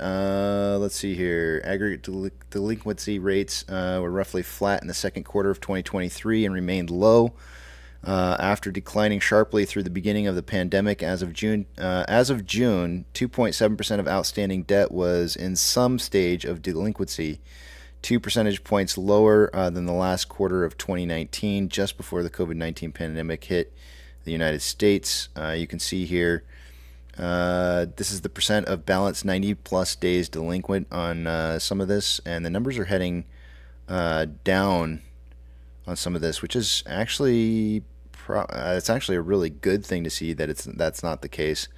I'd be kind of inclined to know I'm really surprised about the student loan one. I know there's a lot of people who are expecting to see the student loans actually become due again, which this number should be rising right back up to where it was previously.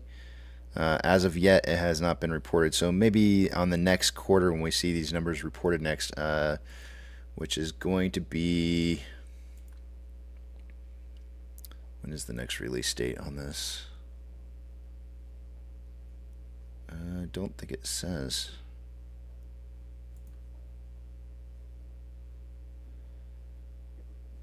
I don't see where it says the quarterly date.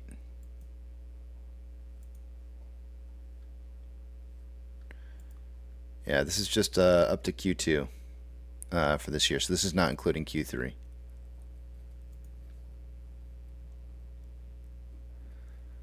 Total household debt rose by $16 billion to reach $17.06 trillion in the second quarter of 2023. According to the latest quarterly report on household debt and credit card balances saw brisk growth, rising by $45 billion to a series high of $1.03 trillion. Other balances, which include retail credit cards and other consumer loans and auto loans, increased by $15 billion and $20 billion, respectively. Student loan balances fell by $35 billion to reach $1.57 trillion, while mortgage balances were largely unchanged at $12.01 trillion. So the defaults may have declined, but it sounds like, based off of the numbers that I'm seeing right here, it sounds like the total amount of credit actually was increasing. Non-housing debt balance. So you can see that the numbers are still increasing fairly rapidly.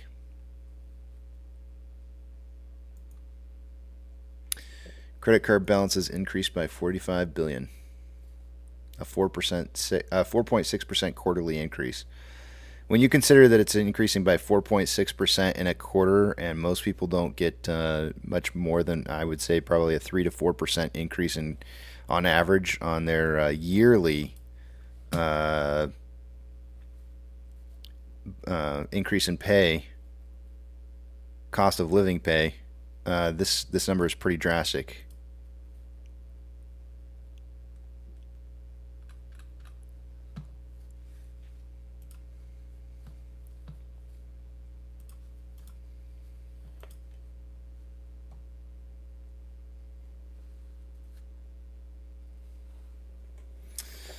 Mega Johnny says, are they down because the accounts were closed due to being delinquent? That's a good question. I don't know the answer to that, but I can see that the amount of credit that's being used is rising, right? The delinquencies might be dropping, but the 90 days plus, it does say 90 days plus, it doesn't say anything about being closed.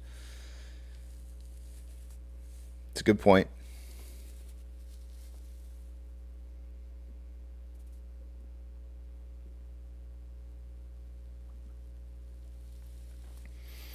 Jerome, honey, yes, Janet. I need another trillion, Janet. Why? Well, there's the Middle East now, and soon Taiwan, and you know the money just doesn't launder itself.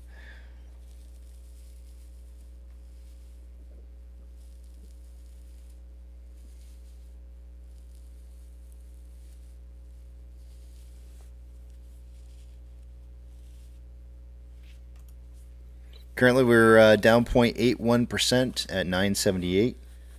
We got about 7 more minutes here before we take a look at the data. VIX is up 5.15% for the day today at 1880.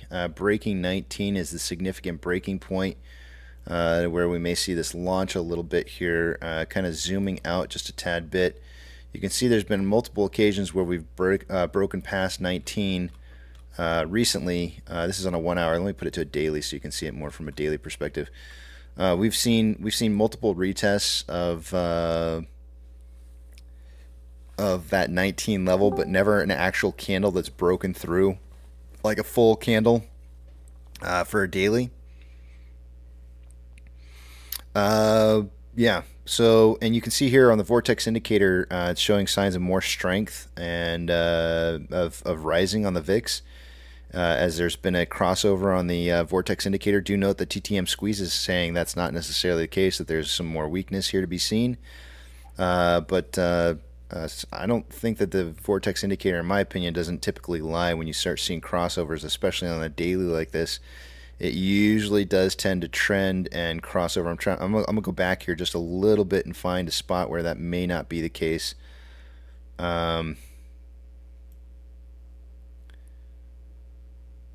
guess this might be a case for it right here, where initially it did cross over, but ultimately it was just kind of sustained before actually moving back down again. We could be moving into a period of that currently, so we'll see if we break past 19. It's going to be that one. It's going to be a defining point for us. I feel like there was a pretty significant move that occurred on Friday. That retest of I think that was 10. What day was that? Pull up the calendar. 10/13 was the day that specifically we had something happen on 10/13. Yep, that's this candle right here. We had this significant jump here where this candle opened up at 1653, and the high for the day was 2078. So it was a clear move past 19, and then closed at 1932, just underneath the 19 range. But this move right here, that large of a move to me signals a 30-day volatility move in the markets, meaning we're about 30 days away from seeing some significant movement in the marketplace. So we'll see what ends up happening. I think I called out the 14th or something like that as the day that I'm looking at for next month. When is Thanksgiving this year? I don't even know. Anybody know what day that is? I can pull it up, I'm sure, pretty quickly, but anybody know off the top of their head? Let's see here. I'll just pull it up.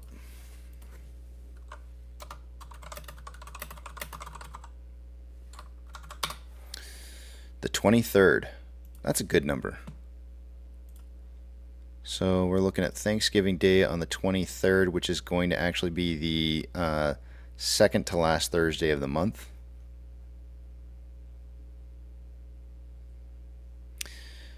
We should be off, I would imagine, the 23rd and 24th of Thanksgiving from the market. Let me just verify. The market may actually trade on the 24th, but I don't know. I probably would take it off. Let's see here.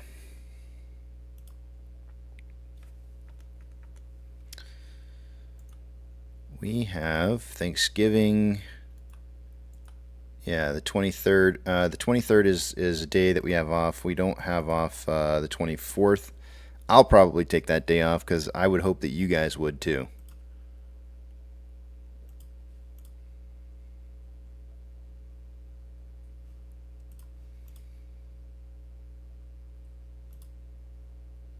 It's a Monday. I just looked over. First thing I read is it's a Monday. That's good. Good stuff. 30 years ago, I probably would have believed you.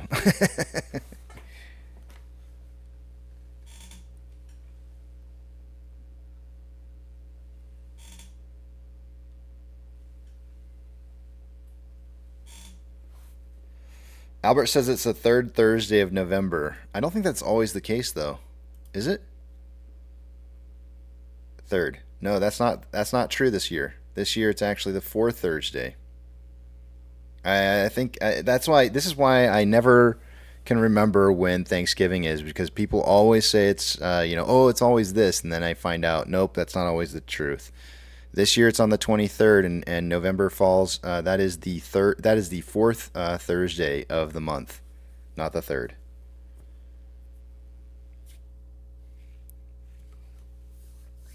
And that's why I can never I can never remember. I'm always like, I have no idea which Thursday it's gonna be.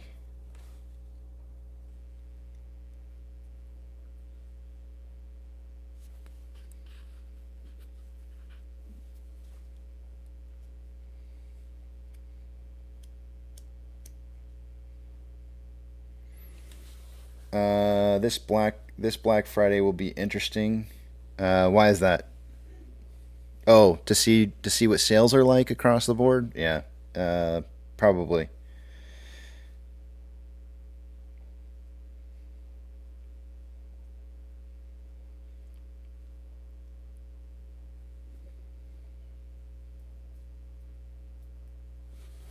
All right, I'm gonna head on over to the other page here.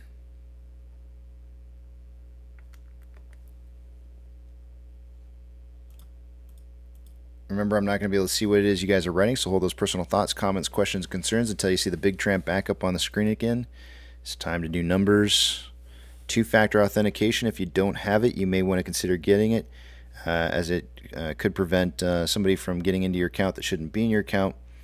When you sign up for that, if your broker allows you to put in a secondary, not a bad idea in case something happens to your primary. Who knows when your phone's going to get accidentally bricked. All right. I feel dirty saying bricked. Just sounds like a dirty word. Dirty. All right. Let's see what we got going on here. Starting with the top left-hand side. We got all our price predictions in for the day today. And here's what we got going on. Everybody got a point from yesterday. I was close to not getting a point, but I got one. That's what matters. Close enough. Today, for the price predictions, this is obviously not meant as financial advice. It's just four apes trying to get the price as close as possible. I had 870 to 1170. Eric has 8 to 11. Apex has 857 to 1157, and TB has 890 to 1190.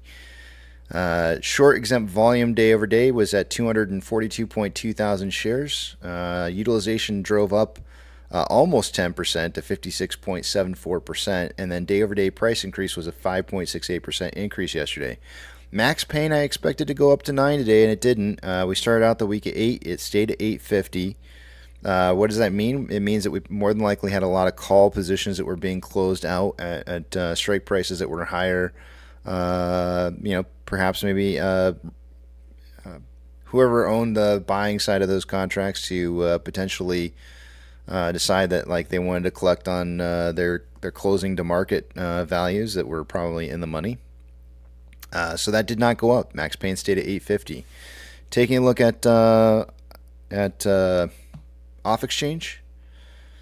By this time of the day, I would expect to see about 44% going through off exchange. EDGX would be somewhere between 10 and 11%. Currently, we have 59.98% going through off exchange. EDGX at 9.29. The combined total on that 69.27%. Nice. That is massively higher than the 54% I would expect by this time of the day. That's 15.27% higher than it should be, which means there is a lot of utilization on suppression of price movement going through those exchanges. CHX volume for the day today is 0 shares so far. Taking a look at GME CHX volume, it's 200 shares so far for the day. Moving on. Taking a look at institutional ownership, earlier this morning it was reported at 152.186 million. Let's give this a refresh. It's now 152.191 million. It's up a little bit more than what it was yesterday or earlier this morning. Not much, just a little tiny bit. Taking a look at options, highest amount of call volume so far for the day coming in at a strike price of, drum roll, an $11 strike. That's $1 higher than what it was yesterday. Currently, we have about 2.8 thousand contracts. That's kind of low in volume. Normally, we see somewhere around like 3.5. Highest amount of put volume is at a $9 strike. That's about where it was yesterday when we ended the day. And there's 2.9 thousand contracts at 9. So the market's suggesting a closing price somewhere between $9 and $11. In open interest this morning, that was open for the end of the week. It's suggesting a closing price by the end of the week between 9 and 10. Taking a look at MMRI. Oh, no, not yet. Taking a look at Ortex. I forgot to move Ortex over. Ortex reporting this morning a return of 449,000 shares. That's going to cause the estimated short share interest of the free float to drop a little to 8.16%. The cost per barrel ends at 0.82, average is 1.19, max at 14.39. A lot of people, and I'm just going to mention this from time to time, some of you have heard it already, whenever you see max like this really high, it just means that there's an institution out there that's probably been more heavily borrowed from than the rest and is reporting a higher percentage because they don't have as many shares to be utilized to be borrowed. So that's just the reason why you see max up so high at 14.39% currently. A lot of shares have been borrowed from one particular institution. Utilization, day over day, increasing by nearly 10% in a single day, from 47.7% to 56.7%. That's insinuating that there's either more shares on loan or less shares available to borrow due to maybe less positions being held by institutions. In this particular case, or maybe even a combination of both. In this particular case, though, the on-loan amount did increase by 2.24 million shares from 22.26 million to 24.54. That's going to obviously increase the estimated short share interest of the free float, and it went up from 7.8 to 8.25, which means that Ortex is estimating that about 881,000 of that 2.24 million was in new short interest. Taking a look at the on-loan average age per day, normally whenever you have borrowed shares, this number should be going down depending on the amount of borrowed shares. 2.24 is obviously enough millions of shares to cause this finally to dip a little bit here because we had 1 million borrowed yesterday and saw it rise from 14.12 to 15.27, but with 2.24 million shares being added, it dropped from 15.27 to 13.67. What that kind of tells me is a little bit of two things. Some of the shares that might have been returned yesterday might have been some older age positions, but also with an intake of some new positions that caused that number to come down a little bit. So 15.27 down to 13.67 on average age per day. Security lending volume day over day is currently it stayed just about the same. It went from 7.38 to 7.43. Not much of a change there. Still kind of elevated. MMRI this morning, earlier this morning when I looked at it, was 318.10. We're now at 321.71, which means either the bond yields are going up or DXY is going up, or a combination of both. If you look down at the bottom of the page down here, it shows DXY and it also shows the 10-year. So if you watch those numbers right there, those two first white numbers that are showing up, it'll give you an idea as to what's moving. I don't write that down. I'm just looking at the total value for the MMRI, and I can see it's going up. So I would suggest that it's probably a combination of both the DXY going up and the 10-year going up as well. As you can see, the 10 years moving up on the chart. 10 years in the gold line and 2 years the blue line. And SPX is the price movement that you see in here.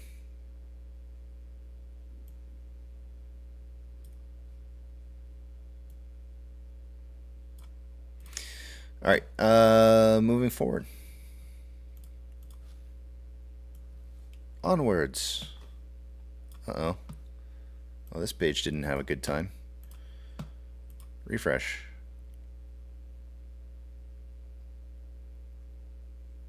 Give me a second.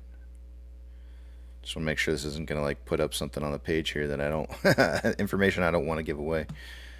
All right, cool. Didn't do anything. All right, just refreshed it. Taking a look at AMC and GME on this list here by orders by Fidelity customers.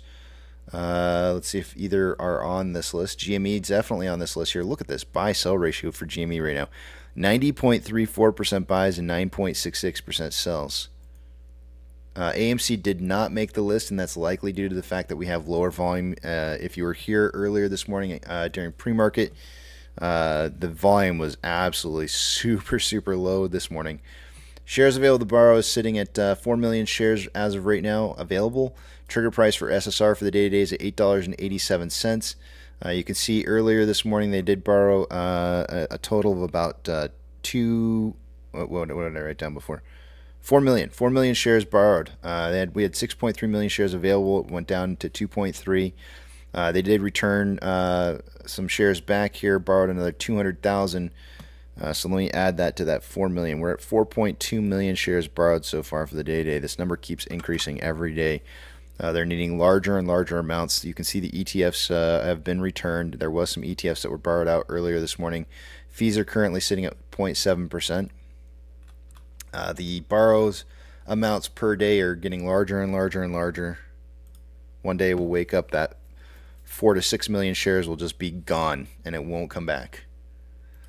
Banks, actually, let's not start with banks. Let's start with the indices right now. We have, let's see what we got. NASDAQ is down 0.57. Dow Jones is down 0.31. S&P 500 is down 0.43. We have 3,959 decliners to 1,955 advancers. The market is more declining than advancing, and it's looking like hot lava. Don't touch the floor because it'll burn your feet off. We are literally going from cooking bacon grease to frying our feet every single day now. It's like one or the other. There is no in between anymore.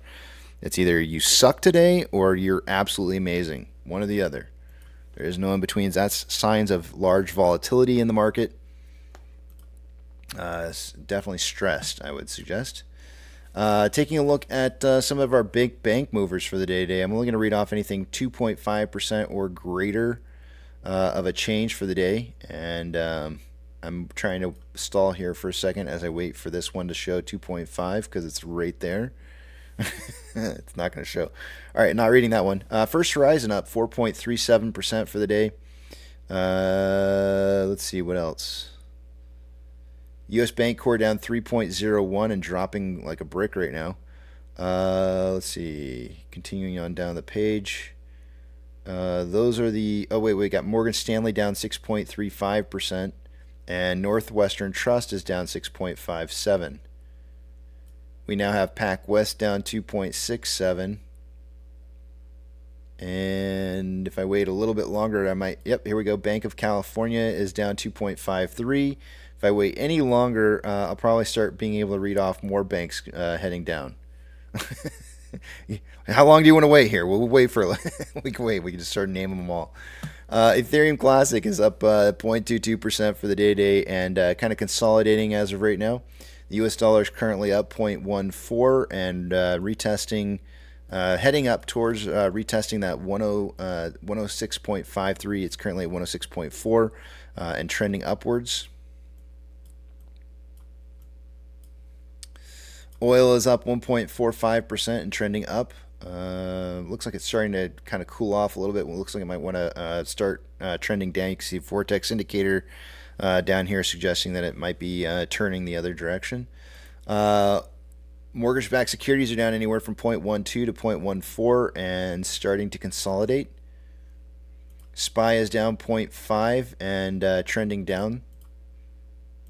VIX is up 5.87% at 18.93. It looks like it touched 18.99, was trying to break 19 here earlier. VBR is down 1.27 and consolidating. VB is down 1.35, consolidating. Tesla is down 1.46 and trending down. Amazon is down 1.06, and I'm showing a downtrend right now, but it does look like it's trying to consolidate a little bit.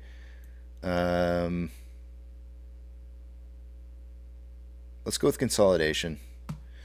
Cinemark is breaking even for the day today and looks to be on a very small uptrend. Doge is down 0.85, trending down.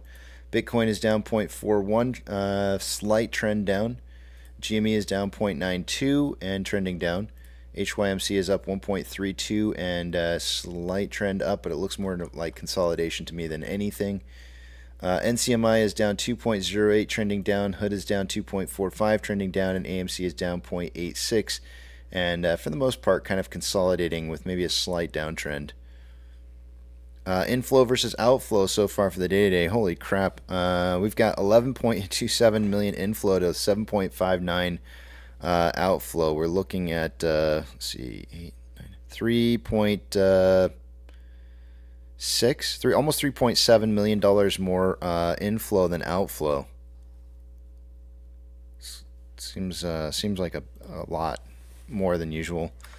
3.93 million shares traded so far for the morning. This morning we are on some low volume here after 43 minutes worth of trading, which puts us at about 35.6 million shares traded by the end of the day today. I suggested somewhere between 5 and 25 million.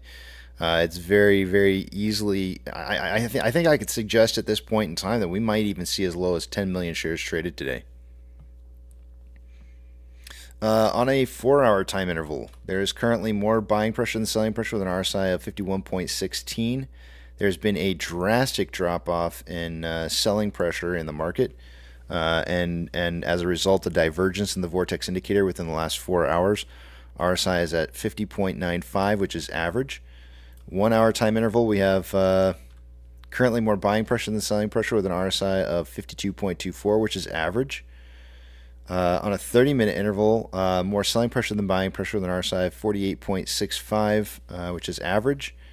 And a little bit of whipsaw kind of going on here on a little back and forth crossing over of the buying and selling pressure. The more consistent of the two is the buy pressure. 5-minute interval, we have currently more selling pressure than buying pressure with an RSI of 44.72, which is slightly below average. Taking a look at the Ichimoto on a 1-hour time interval. Lagging line is above price line. Conversion is above base. Price needs to get above $10.10 for this to turn into a big buy signal and maintain a value above 1010 for at least an hour. So as of right now, we're kind of stalled out in the cloud. Do note that we never really, we haven't had a full candle break above this yet here. And you can see that the value of 1010 that we need to break past drops to about 1005 going into tomorrow.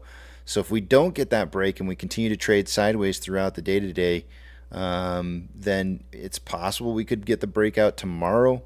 But if we see a break to the bottom side, then we're looking at that's kind of ultra bearish to see price not breaking through the red cloud. And it should be forming a temporary green cloud as that occurs. Or thinning, it depends on how hard price pushes down today. It might actually just create more of a thinning portion of red cloud for potential breakout on Friday. In order to keep this or turn this into a buy signal, we need to see 1010 for an hour or greater on this page. Because this conversion is over base and lagging lines over price line, ultimately we're going to need to see higher than 1010 before the day's over, but 1010 initially does us some good. After that, we need to keep the lagging line above price line, which is going to be around $10.26. On a 4-hour chart, lagging line is underneath price line, conversion is below base. We may see price trade sideways, and for today, ultimately, we need to be above the green cloud continuously to not see this turn into a pretty big sell signal that would push us below a $9 price range. And ultimately, we need within the next we need to close today above 1055. Otherwise, this is going to turn into a pretty big sell signal. So 1055 is an ideal number for us. Otherwise, we start to move into some risk at seeing a little bit of more selling pressure.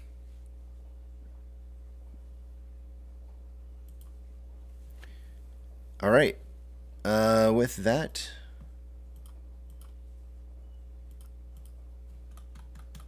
we'll go back over here. Our Bollinger Bands are quite wide right now, with not a whole lot of activity. but it's leaving room for us to be able to have a break one direction or the other and have plenty of room to run. With that, I yield the rest of my time back to the back of the Big Tramp. Pro Jeweler, how's it going, man? Thank you, thank you. Rex, good to see you. Pirate, good to see you. Pro Jeweler, Hey. happy belated birthday today, and I have a quick question. Like, you confused the hell out of me this morning. You said men at work. What was that all about? I don't get it.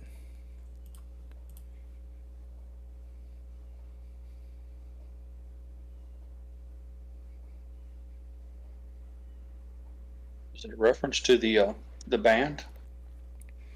Well, the guy's name is something Hall. It's Chris Hall, Colin Hall. Hey, I got it all wrong. Colin Hay is his name.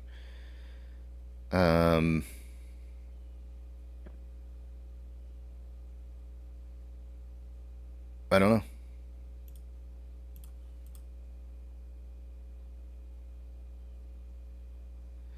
Pirate, what are you saying about me being butthurt? What was that all about? I don't get that.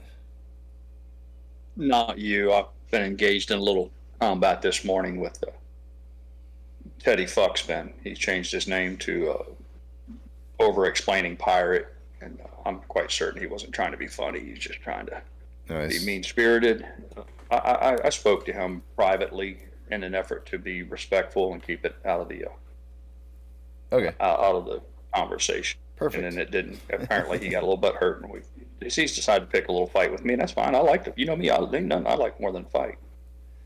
All right. Zayas, that goes for you too, Zayas. I am intense. If you want a little taste of it, step up to the plate. Keep it off here. Take it to the GMs. yeah, we can do it. God loves me a good fight. Albert says, I once farted a green cloud at Kenny. It seemed to affect him.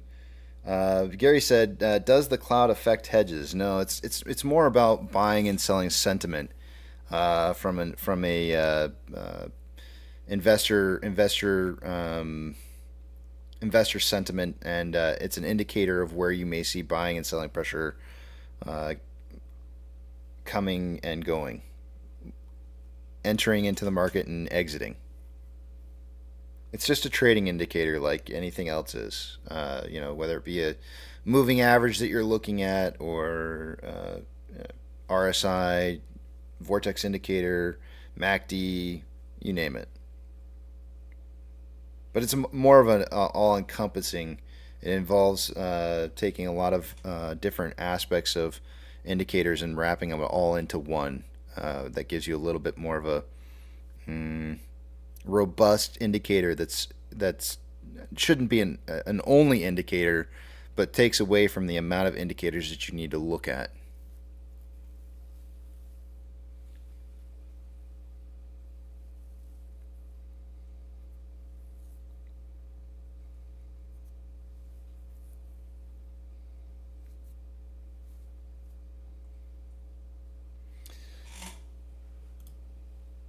Do we have any new Adam Aaron tweets at all? I haven't seen anybody post anything, so I would assume that's not the case. Nope. He seems to have gone radio silent, hasn't he? Mm-hmm. Yep. Not saying nothing. Silent. What is it? Silence is deafening. Sure feels that way.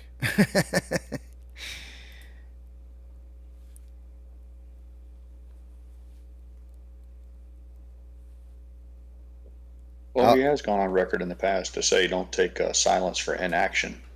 Yeah. And he was proven to be true in that statement.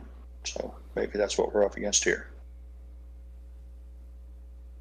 Albert says, I try to keep my trolling about Janet, Jerome, Caroline, and the ex-billionaire troll doll here in chat. I actually found an account that I started following just recently because of the fact that she's been posting up like a I want to say a short video, but they're really not that short. They're not that short video, but in case you guys are curious about what's happening with the FTX trial, I'm not trying to tell you, oh, go follow this person kind of thing. I'm just giving you a point of reference. If you want to find out what's going on with that, this is a good source. Her name is Tiffany Fong. Not to be mistaken with a thong. It is Fong with an F. I don't have Thong, a speech. Thong. No, I don't have a speech impediment. It's Fong. It is really Fong. There's a picture of her with President Biden, apparently. Who knows if it's photoshopped or not? Probably not. And then, what does it say? I let POTUS smell my hair. Are they edible or What they're the just heck? regular thong? I have no, with an F. Fong. Oh, I'm sorry. Sorry about that. But she's got SBF trials, and she gives like a little breakdown on what's going on. And for those of you who don't know, there is no. The only people who can report on this are the people who are actually sitting through the trial. They can't televise or reprint, or so it's really her perspective on what's being said in the court. But I did watch a couple of them of hers, and they were good. It appears to me that she has not posted anything back up since October 16th. Which is a while ago, so I'm not sure what else she's waiting on here. Oh, no, wait. Never mind. She did post another one since then. I'm waiting for. 11 hours ago, she put one. She goes, I'm so deliriously tired, my drawers won't close. Well, that's okay. You got Fong. Oh, my goodness. Great. See, you weren't. Okay. That's. Where's I Yucca when you so desperately I have need to. Don't worry. I have to say this. Don't worry. You got plenty of Fong. She has no idea who I am. I had to say it. It has to be said. I'm so inappropriate. There's a limit to your restraint. This is why they will not. This is why they will never ever air me on live television, because some analyst will sit there and be like, there's 690, and I'll be like, KC, I noticed she posts 69. a lot of pictures. She does post a lot of pictures of herself and stuff. Does she have any pictures of her drawers open by any chance? I don't know, man. I was trying to help you guys out. Trying to give you a place where you could follow FTX happenings, and this is how it went. As soon as I pulled it up too, because as soon as I pulled up the thing here, I knew this was. Hey, but look! I just now noticed this. I hadn't noticed this before. Check this out. I reiterate, it is a bull market. And then Tiffany Wong said, "Shut your mouth, shut your whore mouth, Jim Cramer." I would imagine. I just now saw this. I would imagine that she will appreciate my comment now. Though I think my comment is probably not going to be perceived unpoorly, as she did say whore mouth to Jim Cramer. So she may like being told that. That's okay. You got plenty of Fong. Oh man. Stop. English Jim says, laugh out loud. Oh, you're going to hell for that one, Casey. He'll be in good company. Yeah. Probably. I was trying to help you guys out. Look, it's really, he said hard. It's really hard to find FTX information out there on reporting, and so I was just trying to give you guys an option. You guys don't have to. I know where you guys are taking it, so might as well just go there. Yep. Heaven won't have us, and hell's afraid we'll take over. Mm-hmm. She videotaped her sister taking a shit. And Albert says, "I think I'm in love." That's beautiful. This.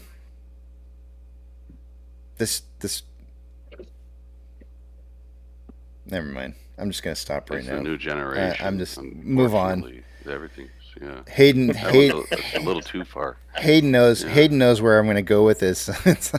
This goes right back down that road that we went through in the back of the late night Big Tramp, where we're talking about shaving raisins. because they're real smooth. Those raisins.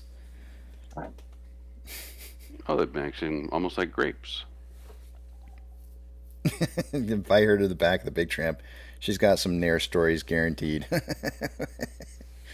I didn't tell my. All right, I told a story about Nair last night in the back of the Big Tramp. I do have an experience with Nair. I do too. Yeah. Do you? I'm going to hear yours first then, because it'll make me feel a little bit more brave about telling my story. Oh, I'll just say that in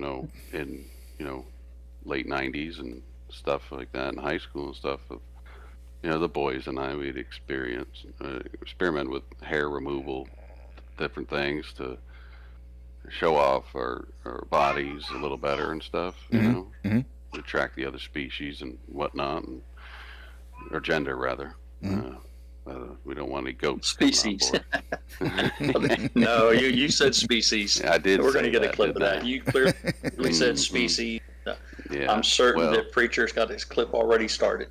But it's pretty. Yeah, I mean, there's a slight burningness, and just kind of shower it off and whatnot, and other hair removal tools like we'd get a little saucy and then have a little bit of hair removal with the waxing. A bunch of girls that's what we were sometimes. We're there's so many things we're going to clip out of this. Yeah, that's all right. All right. All right, I'm more brave now. I'll take that. That's all right, there you go. Yeah, okay. that got me going. Yeah. All right, here we go. Here's my story. Back when I was doing the triathlons, a lot of the guys that were doing serious racing with me were telling me that if I ever got into an accident on the bike, that I would want to make sure that I had my legs shaved first, because when your wound starts to scab over, it's really, really painful and can get infected if you have hair on your legs when you have the accident. And they're like, you don't want to have that because it makes the accident 10 times worse. So I thought, okay, fine, I'll go do it. And I tried taking a razor to my legs. I'm like, this is stupid. I'm not doing this. And so then I found out that there was this Nair for men. And so I was like, well, I'll try that. So I put that on my legs. I completely did a whole leg kind of thing, and then went in the shower after the amount of time prescribed needed to get it off. Washed off all the hair, and it literally just melted right off the skin. The hair just came right off. I was like, dude, this is so much easier than shaving. This is great. I love this. I could do this. There's no problem. And as a result, because it didn't take off 100% of the hair, but it took off pretty much most of everything. So I took a razor while I was in the shower and dry shaved my legs with the razor just to get off anything that was remaining, just in case, right? Including the backside of my legs. And for all you women out there, you probably know way better than I did that's there may be a right way and a wrong way to shave a leg, and I wasn't using any kind of shaving cream or anything like that. I was just doing it in the water. I ended up getting ingrown hairs all over the backside of my hamstrings of my legs, and it was so painful I could barely even sit for a couple weeks. It was bad. It was really, really, really bad. I will never. The pain was so bad. I will never ever do that again. I will much rather take whatever happens to riding a bike and getting road rash and having hair grow in a wound than doing that ever again. Never in a million years will That's what I was going to say. You endured all of that in preparation for a wreck that never came. Yep. And well, scabs that never happened. Yep. Yeah. Yep. The cure seemed like it was far worse than the potential wound. Yeah, it was terrible. And the other thing too is that if you've never shaved your legs before and you've gone most of your life, with just hair on your legs, when you do shave it off, your legs are ultra extra sensitive to everything. So if I wore pants, every time the pants would rub up against my leg, it felt like there was ants crawling on my leg. Yeah. And so it was terrible. It was absolutely terrible. Like all day long, you Yeah, feel like you've lots got of ants lotion on all it. over your legs, and I'm like, this is ridiculous. I don't know how you women do it. I really don't. I don't really care to know, Well, but it's insane. we'll let you know someday. But I will never do that again. Never. This comment here by Gina Rich. Ooh. Ouch. Wait, I want to read Ray's real quick here. Ray says, when Okay, AMC sure. squeezes, do you think it will happen quickly, like in one day or over several days? Ray, go back and look at history and look at other examples of squeezes that occurred. Even if you don't want to call GME a squeeze, which I wouldn't. I don't think it got to complete. If anything, it was only in a gamma state. But go back and look and see how long that took. And I'll give you the answer. The answer is that it's going to take weeks. So don't let anybody sit there and tell you that it's going to be a one-day event kind of thing. That's not how it's going to work. It will take weeks. And then is it Gina or Jenna? Because to me it looks like Jenna. Are you going with Gina? I'm going to go with Jenna. I think it's Jenna. Jenna says, my kid at 14 used duct tape on his... Oh, Gina. Oh, yeah, we were wrong. She said Gina. We both lose. Wah, wah, wah. Yep. Not Gina. Yep. Gina. Gina says, my kid at 14 used duct tape on his happy trails.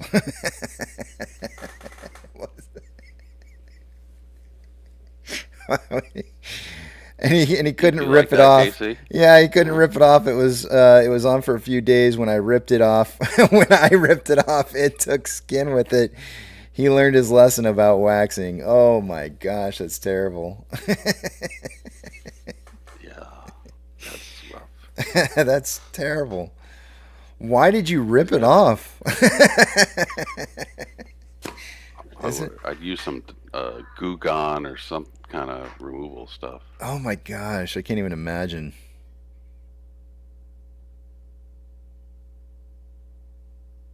I'd have just probably had the kids stand in the shower for like a half hour. Good morning, Manjit. Gina says I get a point. I'll give you one. I wonder if he's got scarring there. Probably not. Well, she did say a couple days, didn't she? He could have gotten a glue rash. You never know. Get a quick call. One second.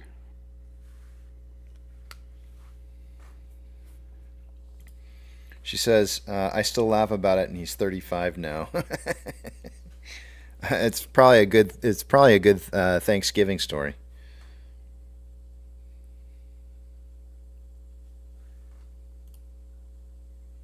Gina says, Frank Lehman says, it went from happy trails to bumpy off the road real quick. No scar, but less hair there.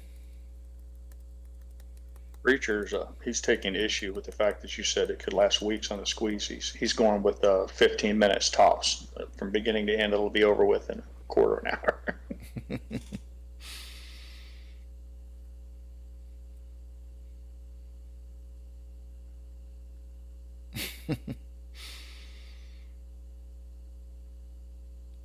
Pranav saying, so permanent waxing is what I'm hearing.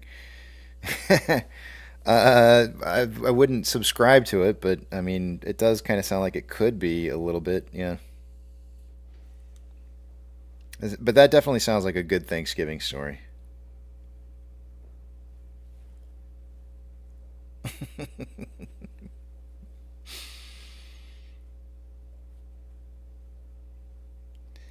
Aaron says, did it make you do the boogie dance?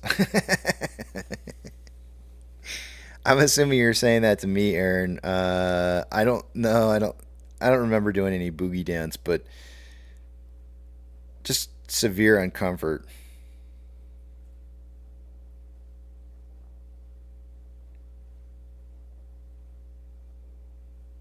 Dr. Zayas, think real quickly in your head.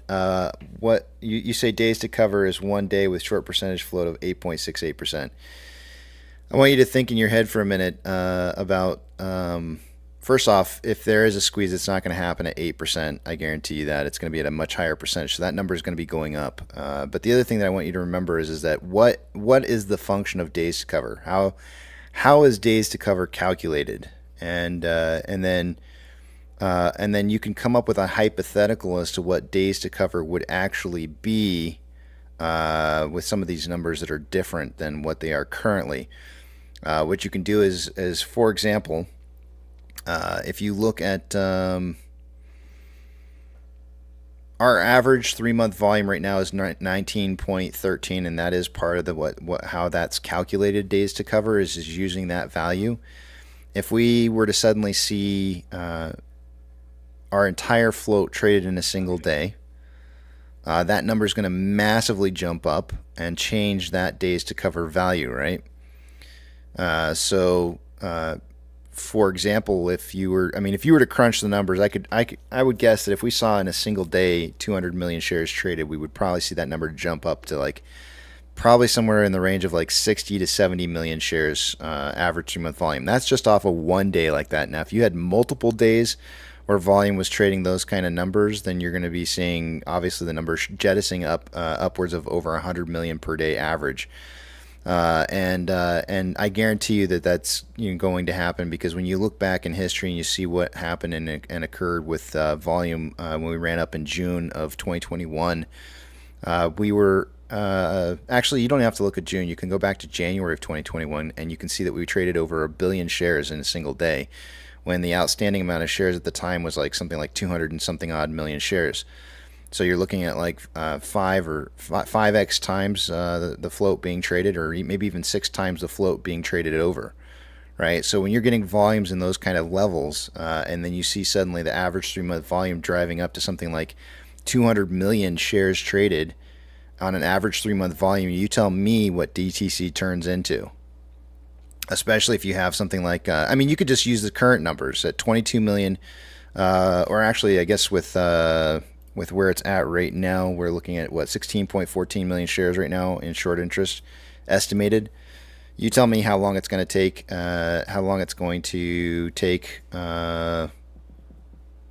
Actually, those numbers aren't. Hold on a second here.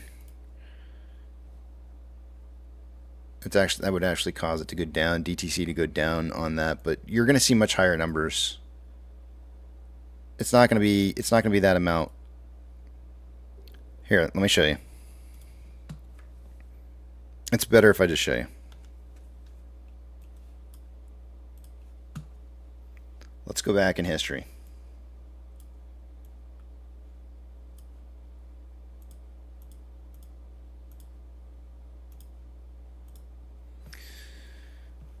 Days to cover, leading up to the run in June was sitting at around 1.74. Leading into the January run was sitting around like 2.71.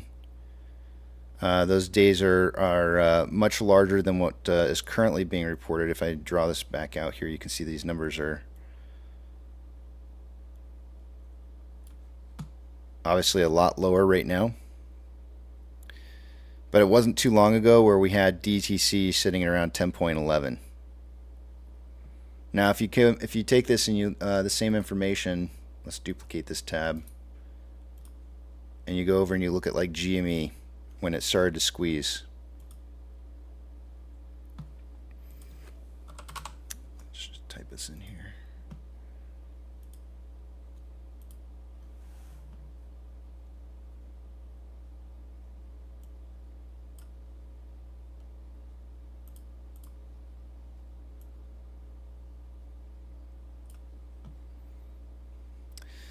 So leading into the January move, days to cover was sitting at about 14.41 before you started seeing huge amounts of volume starting trading, right?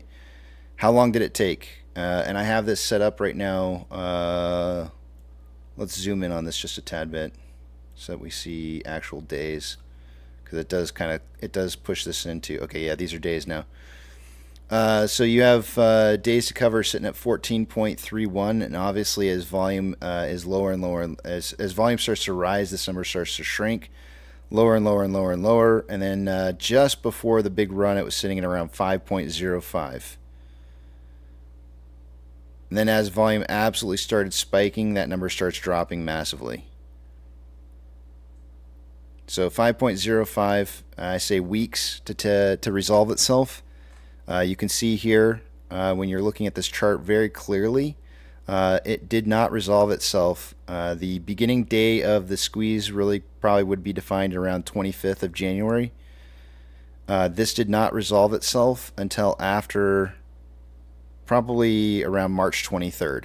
So when I sit there and I tell you weeks, yeah, weeks. Weeks to resolve.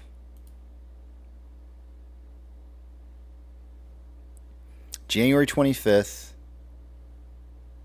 to March 23rd. But you don't have to take my word for it. You know, you can go back and you can do some more research on some other squeeze plays from the past, for example, like Volkswagen.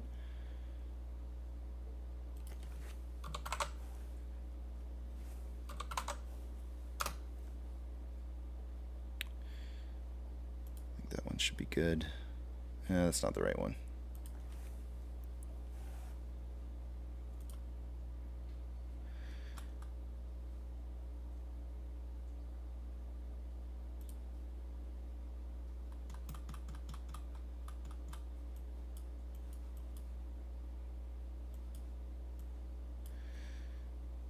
It's not the right chart. Let's do 1 week.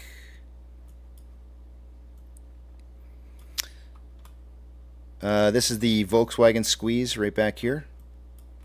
Remember that I have this on a 1 week candle. So every single one of these that you're looking at is a single week's worth of time.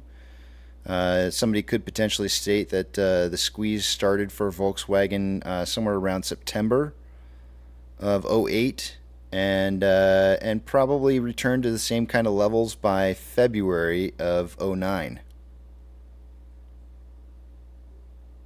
So how long does a squeeze really take? It's a long time. Real, true, honest squeezes take forever.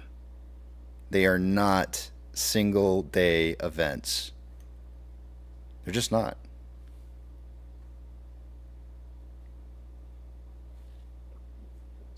See there, Manji? I told you, you don't have to hold it. You can go to the bathroom if you want to. The actual amount of time, because a lot of people will be like, oh, yeah, but it only hit the peak portion of it on that one candle right there. That's a week.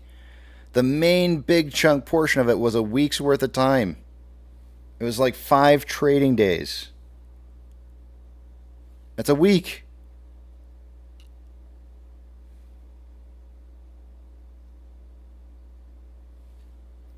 Chris said, how many years did it take to get that squeeze? I mean, it depends on how you want to look at it. I mean, you could look at this and say, I mean, at what point do you want to look at this and say, like, okay, it really started squeezing here? I would look at this chart and I would say the squeeze probably could be defined as starting around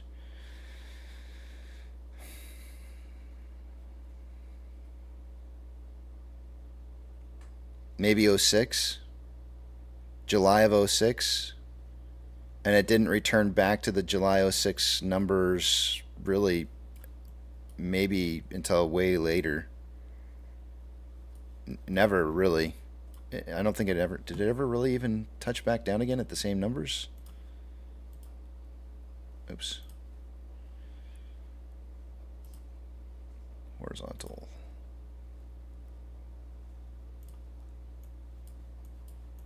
It's never even really fully touched back down at those kind of numbers. If we want to call this the end right here, we could say okay, well, when did it finally, you know, it touched down right here? When did it start? You could say, okay, well, it started in August of 06. August of 06, and never returned back to those numbers again after it completed. It was all uphill after that. Not to mention Hayden Johansson's theory that the float's been sold 12 times and that the whole short interest number is a lie. Or the shares outstanding on loan. Yeah, all that simple math that everyone tries to say, well, if you divide short interest into days cover, this is all that is predicated on the fact that they've been nothing but honest and transparent, and we know that's not the case. So just discount Caden's theory that 11 or 12 times the float and just figure multiple times, and it renders all of this a moot. So I'm not going to look at Herbalife, Dr. Zayas, and I'll tell you why. That was probably not a squeeze, because have you ever heard anybody mentioning Herbalife as a squeeze play? And the answer is no. That was not a squeeze. It was a pump and dump. There's a big, big difference. You can absolutely have pump and dumps that run massive amounts in a single day. I can come up with tons of them. I can tell you, go look at Car, right? What is that? That's I always forget the name of it's not Hertz. Is it Hertz? I always forget the name of the company. Hold on a second. Carvana? No. Avis. Go look at Avis. Avis did a quick pump and dump too. So what? That's not a squeeze. Stop trying to compare pump and dumps to squeezes, because they're not the same thing. They're completely different.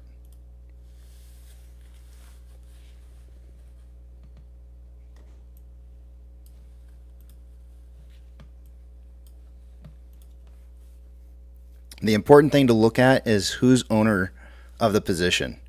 And if you go look up Car, it is a perfect example of what it is that I'm talking about. Go look and see who owns Car and the institutional ownership that sits there, and who stands to make gains from those quick and pump and dumps like that. A lot of the Chinese stocks that we've been seeing that do these like quick pump up and dumps on a single day is they're traps. They're absolute traps, trying to get people to invest into those and turn them into single day bag holders.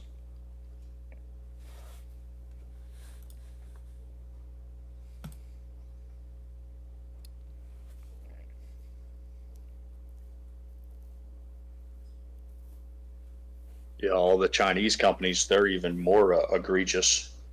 They're more guilty of it due to the fact that they're not subject to the same laws that we are in the United States. It's another mystery of our government that they allow them to participate in our stock market, yet they don't have to abide by the same rules of accounting and disclosures and quarterly reports.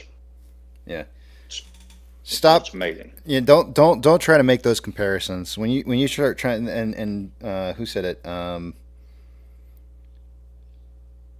Where is it? Mega Johnny said it. Laugh out loud. Herbalife was a Ponzi scheme. You can't compare a squeeze, an actual real squeeze, to a pump and dump or a Ponzi scheme or some kind of manipulation in the marketplace. They're completely different things. You need to do some actual research on what a real squeeze is, and if you're not doing that, Dr. Zayas, then you're doing yourself a massive disservice, because you have no idea what you're talking about. If you haven't actually gone in and actually typed out into Google someplace and said historical squeezes, you need to do that, because you need to see what the difference is and what they actually look like. There's plenty of them from the past to look like, and they take weeks to unfold.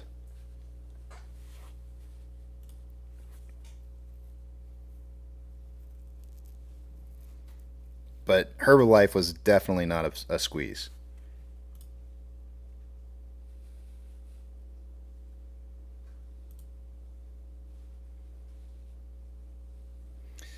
SCTY says, Casey, do you believe that Ortex data on AMC is real, or do you think it's higher? I do think that it's higher, but I also believe that Ortex is a great place to look at current data that's being reported, so that you understand what's happening currently.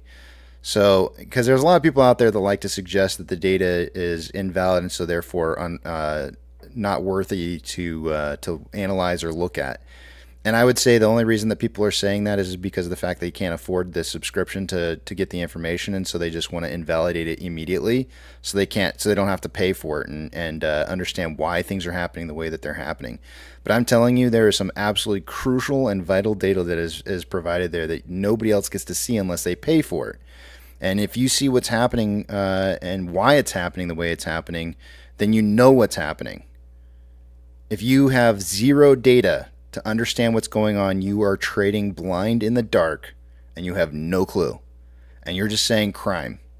But if you can see why things are happening the way that they're happening as they unfold, then it tells you what's happening. The rest of it's all, in regards to what you're talking about, like, do I think that there's more shares outstanding on loan that's being reported? Absolutely. I think there's way more. But we're not seeing it. I mean, that's okay. But we're seeing what's being reported live currently, and that's the important part, because you need to know how it's going to trend.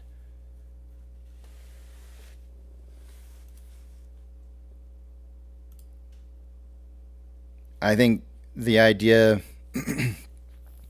For me, what I find really difficult to stomach is when somebody says, I have access to data that I don't want to give credit for it because it's only a sampling of the data.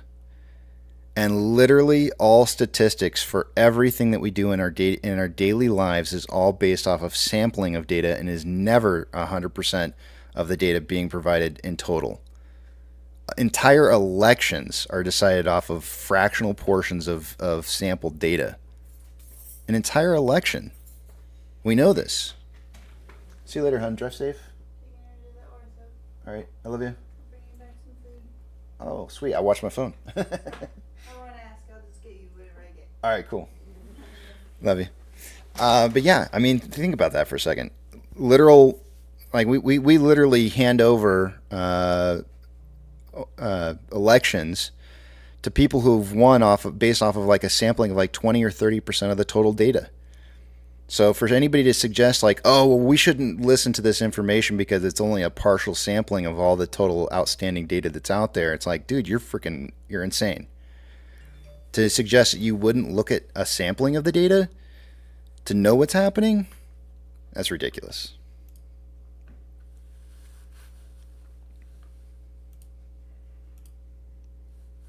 The only reason that they deleted your comment right there, DNT, is simply because of the number. You don't have to prove anything, man. Don't worry about it. That's for your own protection. Nobody needs to know what you're holding. That's for you and you alone.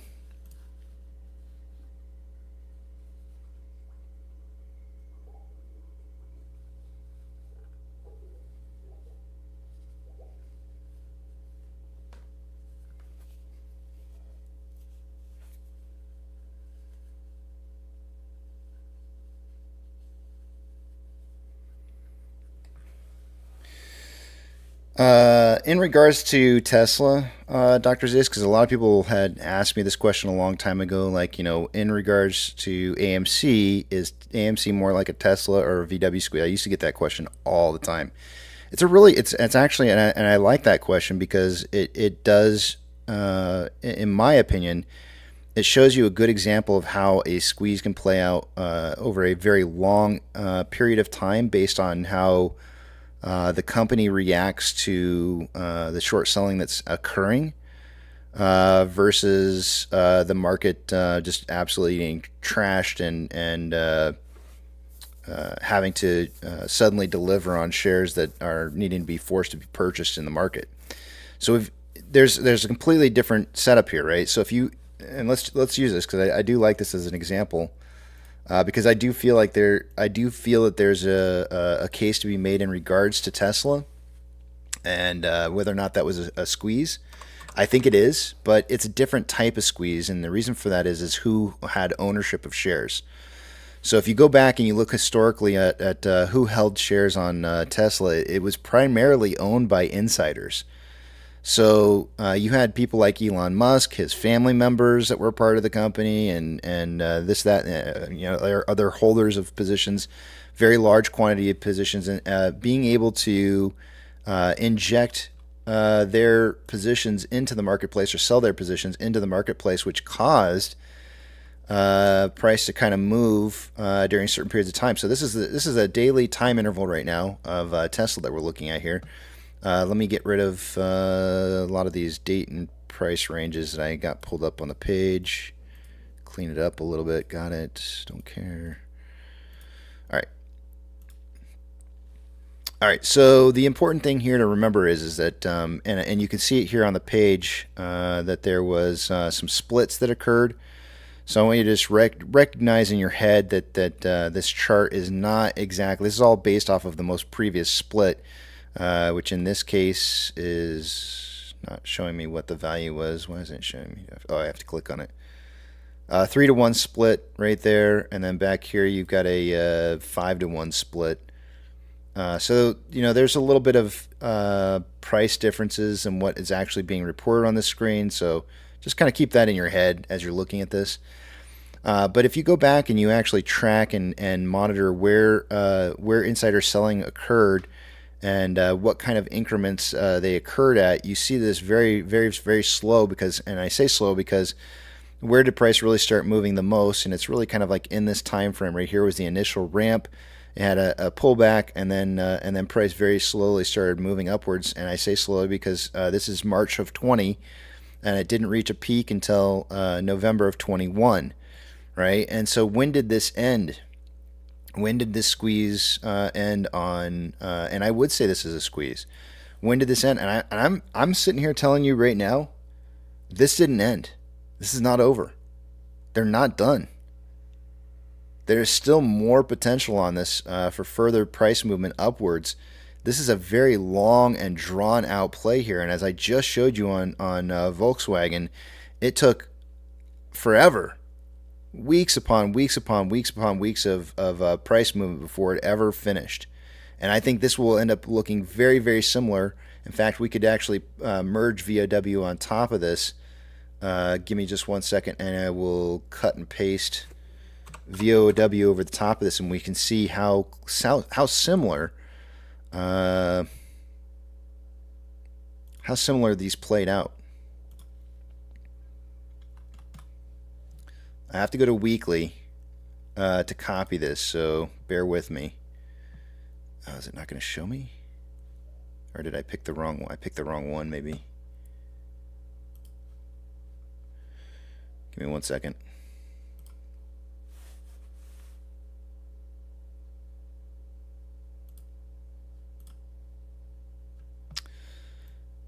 All right, so the gold one is going to be Volkswagen. It doesn't want to show me 2008 because of it's only going to show back. Okay, I know how to do this. Give me 1 second.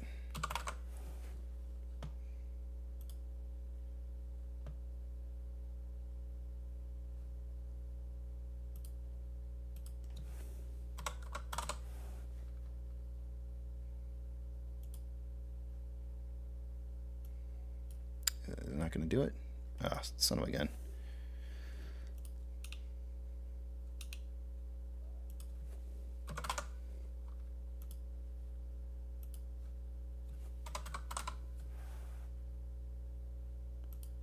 There we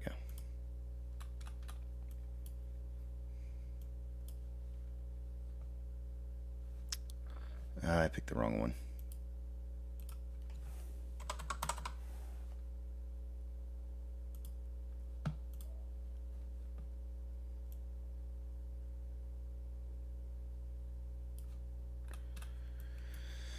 Why is it doing that? It's only giving me back to, okay, I think what I need to do is I need to pull Volkswagen first, and then I can just copy Volkswagen over. We'll get rid of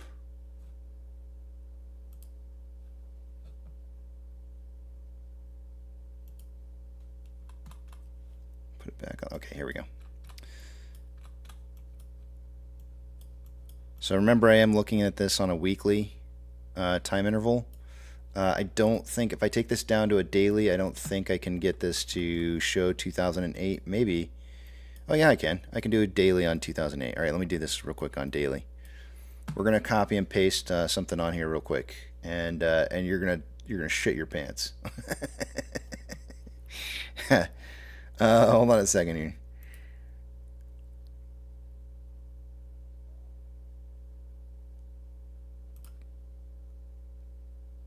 We'll call this the beginning of the Volkswagen move right here, because we kind of defined it earlier. Said, yeah, this is where it started, this is where it ended. We'll just call it that, right? Copy. I think this should paste over. If it doesn't, I'm just going to keep it there just for a second, and hopefully this will paste over.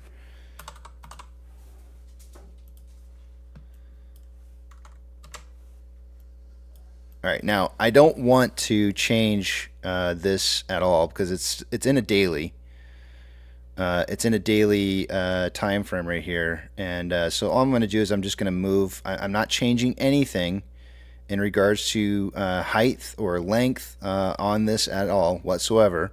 I am simply just trying to take the moves that we saw on VOW versus what we're seeing on Tesla currently, and showing you that in time-wise, there might actually this could be over. It could be over for Tesla as far as the move goes.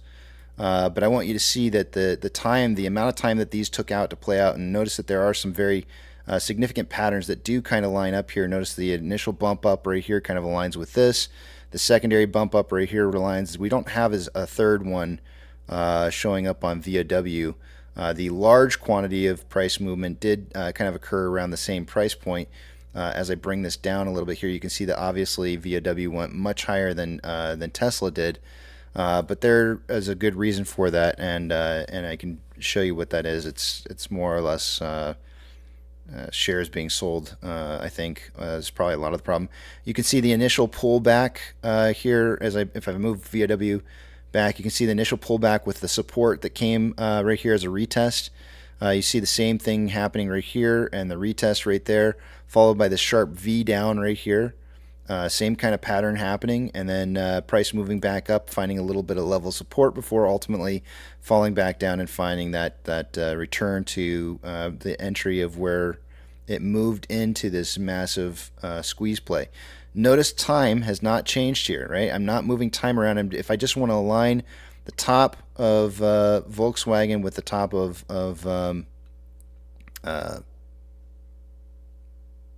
with the top of Tesla, I can do that, and I can say, okay, this is how they look like time wise. Now this is where I'm going to start dragging this thing and start manipulating this a little bit here and be like, okay, can I make this? Oh, this is going to get janky. Hold on a second. This is going to be really, really tough to do for me. Let me try this.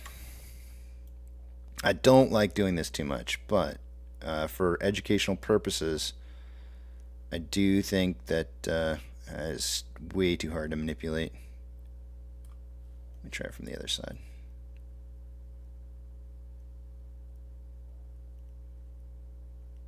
I'm going to have to really draw this out here.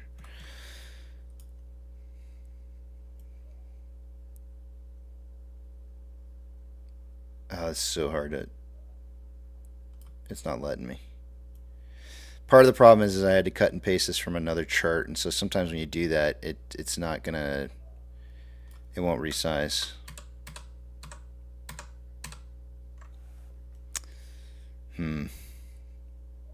There's not much I can do. But what I wanted to try and show you was I was going to try and line up some of these movements in here so that you could see how it's kind of taking place very similarly in time. But you have to kind of scrunch things up a little bit and show how it plays out. But anyways, you can kind of see it right here. As I line it up the way that I have it lined up right now, you can see that Tesla hit a peak a little bit before Volkswagen did in regards to time. You can see some of the peaks occurring around the same periods of time.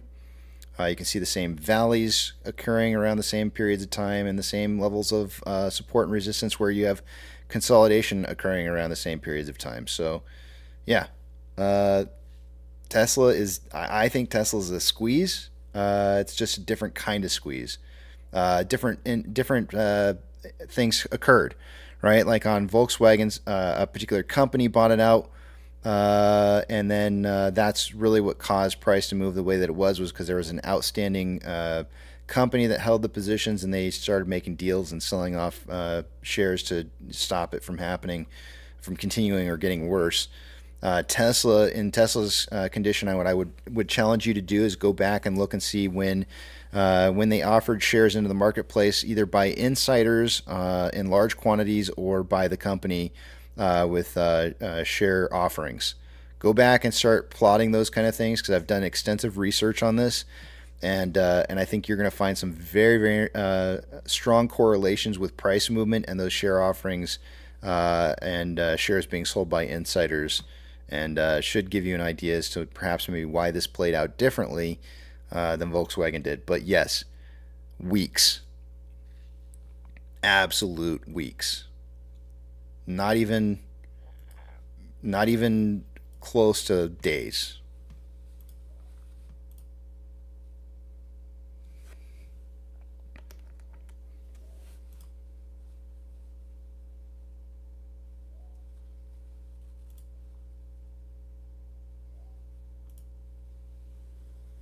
Tank Dog says, do you feel the bottom is in on AMC? I can't. There's no way for me to say that for sure. Tank Dog, I'm going to say no. I'll tell you why. My main reason for believing that the bottom is not in is because their hedge funds have not started packing up their bags for their employees and sending them out the front doors. Until I see that happening, they will continue to drive this price down as much as they possibly can to try and make us go away. So the answer to your question is until they start walking out of their front doors of their offices with their shit in their boxes, this is not over. And there will be more bottoms. That's when this ends. So if you want something to look for, go look for that. Wait for you to start hearing about banks or hedge funds, any of those guys packing up their bags and leaving their jobs. That's when you're going to see a bottom.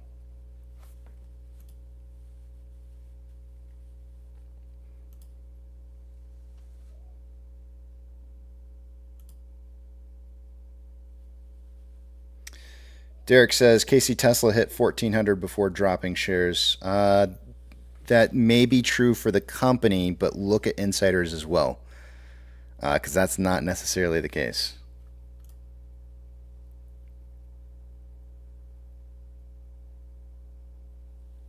Go back and look at it. You'll see. There were large quantities of shares being sold into the market. All right, I got to take you guys over to the other screen here. Let's take a look at what we got going on.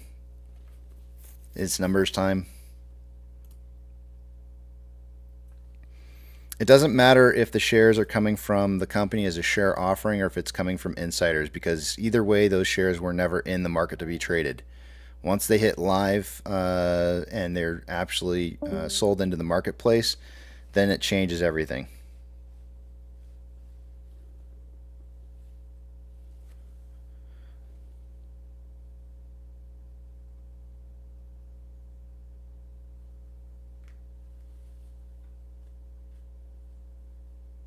All right, let me take you guys over to the other screen. I'm going to log in to my account, two-factor authentic, or actually, wait, I'm not going to be able to see what it is you guys are writing until you see the big tramp back up on the screen again. So hold those personal thoughts, comments, questions, and concerns until you see it. Two-factor authentication. If you don't have it, you may want to consider getting it, as it could prevent somebody from getting into your account that shouldn't be in your account. What the heck? Where am I? If your broker allows you to set up a secondary device to be able to log into your account, probably not a bad idea to do that, as you never know when something's going to happen to where you can't receive your access code to get in from your primary device. Let me move a couple screens around and we will take a look at the numbers.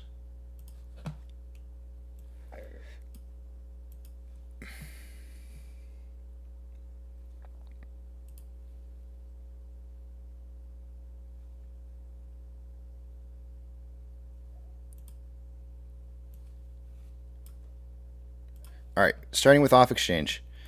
By this time of the day, off exchange should be around 60% through off exchange and EDGX combined. We have 59.41% going through off exchange. EDGX is sitting at 8.01. The combined total on that 67.42%. That is. Hold on a second here. What did I say? 60. Oh yeah, 7.42% higher than it should be by this time of the day. We were at about 15% an hour ago, so this has actually died off quite a bit here and could be part of the reason why we're seeing a little bit of price movement downwards. There might not be as much buying pressure now as there was earlier. CHX volume for the day-to-day is at 500 shares, nothing unusually large going on there. CHX volume for GME is sitting at 761 shares. Taking a look at what's next. I got to put this back. Taking a look at Ortex. As of an hour ago, we had approximately 449 shares having been returned. It's now 490,000 shares. That's going to cause the estimated short share interest of the free float to drop maybe fractionally. It's showing at 8.15. I think that's where it was at an hour ago. Cost per borrow mins at 0.82, average is 1.2, and max is 14.39. Shares on loan for the day today is at 24.54 million shares. That's 2.24 million more shares on loan today than there was yesterday. Ortex is estimating that about 891,000 of that was new short interest. Somebody's undoubtedly, after that presentation that I just kind of gave you guys there on Tesla, VOW, or Volkswagen numbers, somebody's going to inevitably probably ask, like, well, how does AMC's look like compared to some of those movements? You can't compare them. I mean, AMC has done things that no other company has ever done before, like splitting off some of their shares into another security called Ape, and some of the amount of manipulation in price movement on Ape, and then the merger back of those shares all occurred, and it's going to change everything, and everything's going to look a lot different. AMC is going to be one of the more unique squeeze plays that has ever been seen before. It's not going to look like anything else. Everything's changed. But originally, our numbers looked very, very strong. When you look at the first portion of our price movement, that first initial peak, the jump up, and then the second initial peak, jump up, and then the third one going up, and even further are the common patterns that we tend to see. It's just that it takes a long time to play out.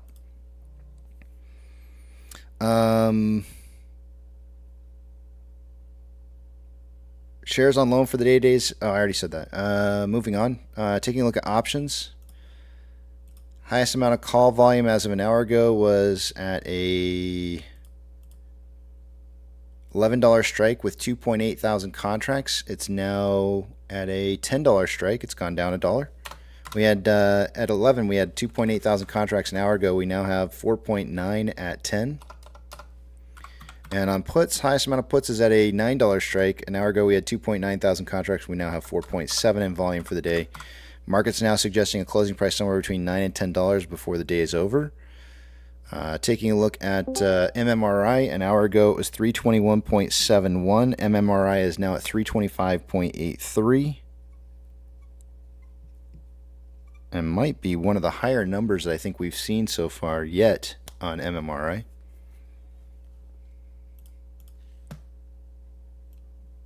Bond yields are definitely skyrocketing. They're almost breaking 5% at 4.923 for the 10-year.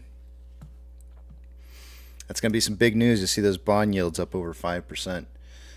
Taking a look at, this is twice now they've done this to me, not giving me my information when I refreshed it. Let me try this again real quick here.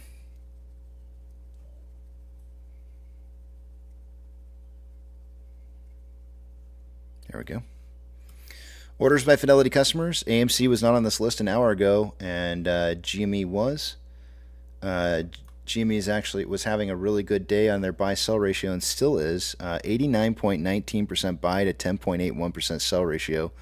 Looking absolutely amazing. AMC, due to lower amounts of volume, is not on this list today.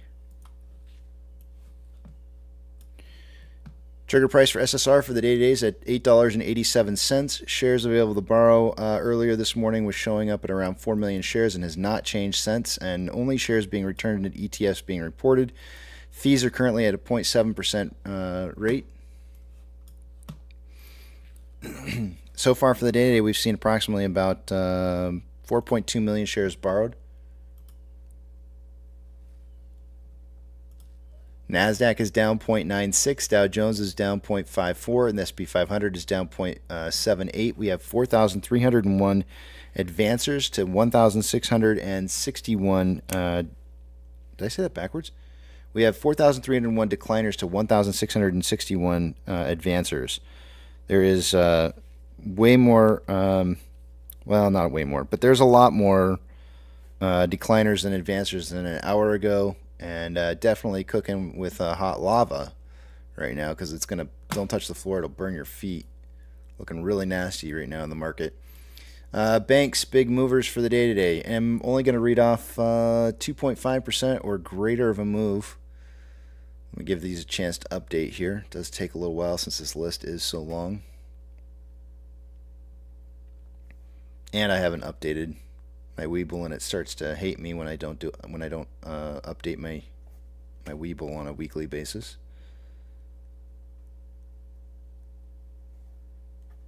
Gonna report. Come on, you can do it. Any day. There we go. Silvergate's down 26.32%. Pac West is down 2.61. First Horizon's up 3.13. The Douche Bank is down 2.72. Coinbase down 2.58. US Bank Core down 3.61. Charles Schwab is down 2.91. Morgan Stanley down 7.36% for the day, and Northwestern Trust is down 6.25. Ethereum Classic currently down 0.2 and trending down. US dollar is up 0.24, and it looks like it did retest that 106.5, but found some resistance once again at 106.53. Oil is up 1.21% and currently slightly trending down. Looks like it's trying to return to a consolidation amount.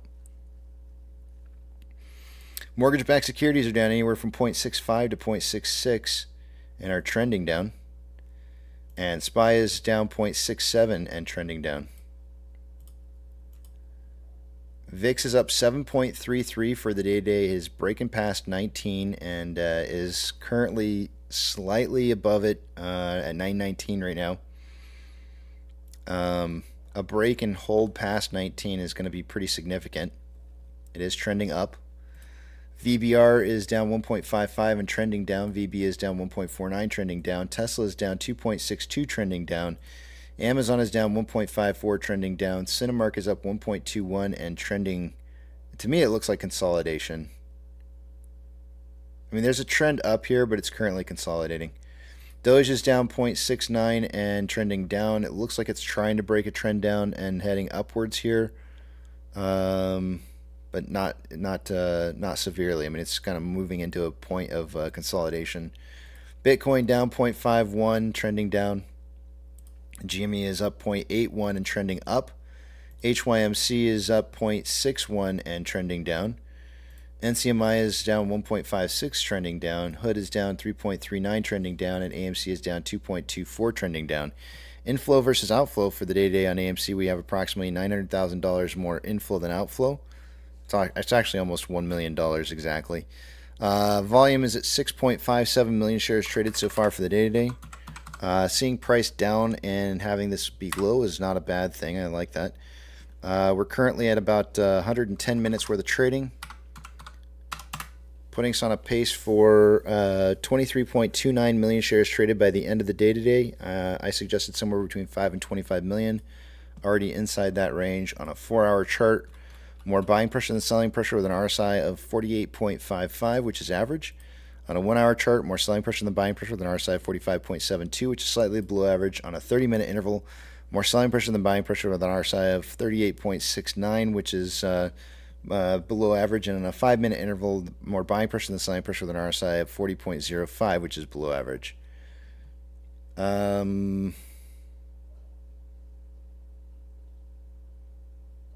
Yeah, that's it. I yield the rest of my time back to the back of the Big Tramp. We should have Yucca here anytime. Yucca should be joining us soon. AMC's cash burn story is not going to have a happy ending, according to this article by Investor Place.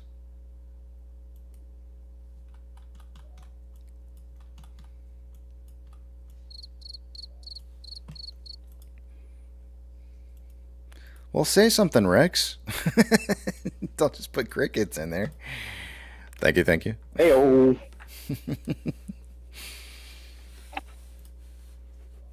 If you only knew, man. If I only knew? You have the cricket sound here, and I work in a pet store, so every day I have to hear them in person. Oh, man. Do you get... that gets annoying? Are you telling me that it gets annoying hearing the sounds in the pet store? Oh, my God, yes. Really? I feel bad for you, man, because I feel like that's like... Whenever I walk into a pet store, I hear, like, the sound of the water from the fish tanks and, the parrots and The dogs or cats that might be there. I love it. I love the sounds of all those things, and so it makes me sad to know that that's it's not fun to listen to on a daily basis. Did you know that crickets bite? I feel like I've had a cricket bite me before. Yeah. It's not fun, man. Yeah. If you're allergic, your arm swells up, and it's their saliva that bothers you. It's kind of interesting, but bittersweet whenever someone comes in to buy them to feed off to their lizards and stuff. Yeah. Freshwater fishermen are fond of using them for bait. You go to just about any bait store and buy bulk crickets. Usually have a cage full of them there.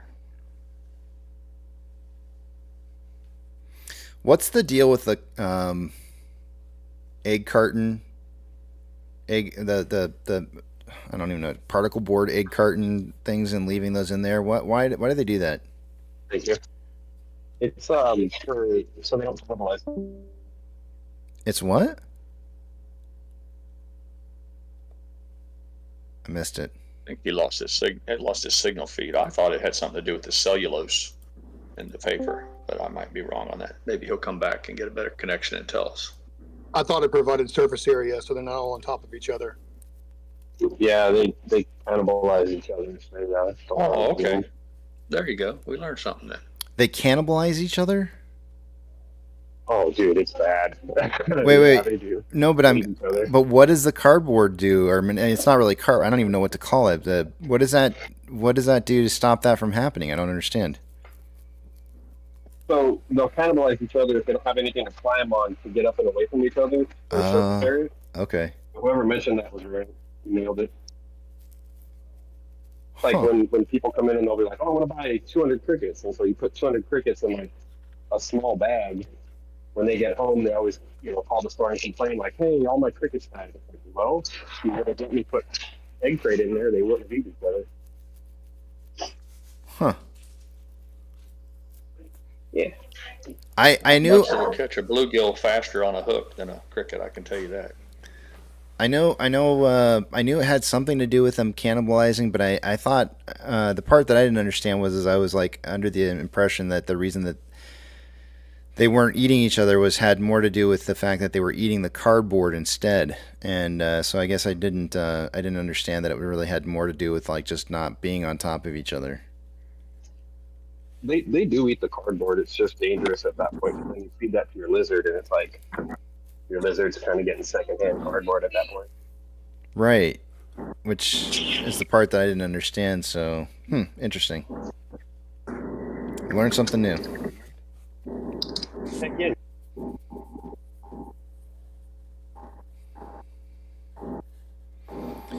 Yeah, Daxter says, how does the rest of the market react during a squeeze like when GME ran? Was the market generally down? It was, but not as much as you would think that it would be. I've done a couple different times where I've brought that up on a page. I don't mind doing this for you guys. I mean, it's not like we got anything else going on. I'll build the chart for you real quick. Let's actually look. Let's use SPX. We'll use SPX as our base price movement here, and then what we'll do is we'll look at. I'm gonna put it down to a daily because we should be able to view this on a daily, and then add in GME as a line on the chart here.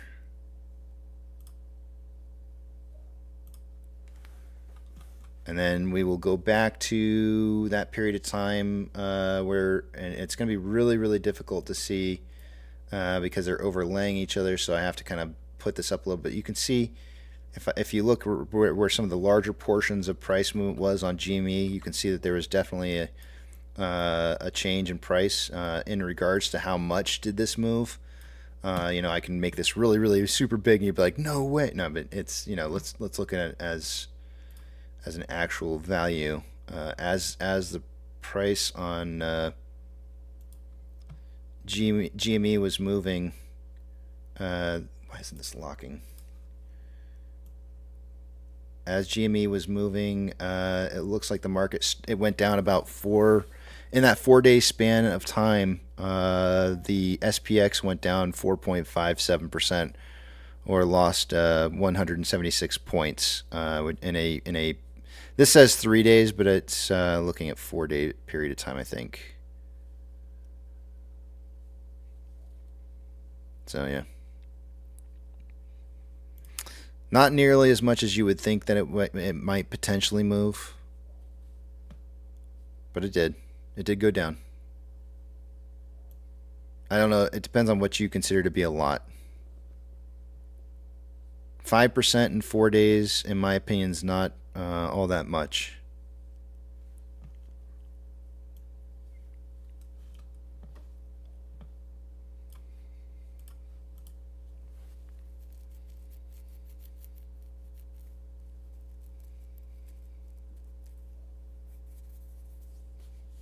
One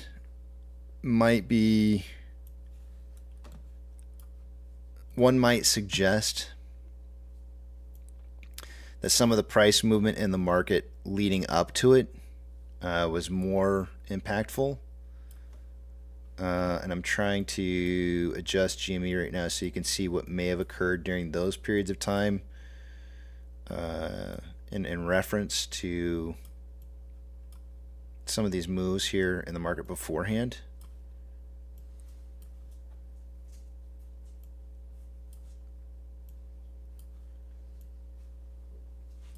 And I think that the damage was probably far more impactful to perhaps maybe like a market move, maybe in this time span right in here, than it was necessarily back over here.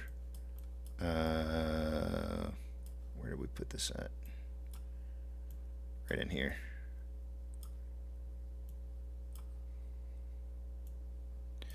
There was a secondary dip in the market when the secondary run occurred on GME. Let me just shrink this down. There was a secondary move downwards just prior to the secondary run up on GME.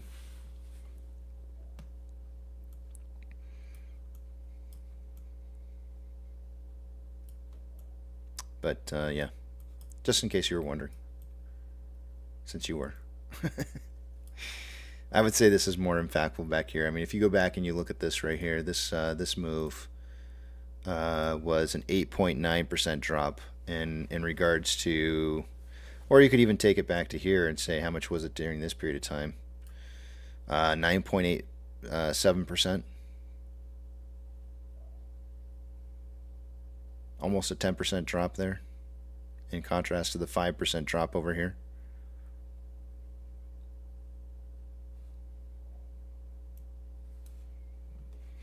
One of the things I think that you need to take into account too is, remember, this is when GME has it's a single stock, and of course there were other stocks that ran during that January run as well, but it's a handful of stocks that would have ran during that period of time.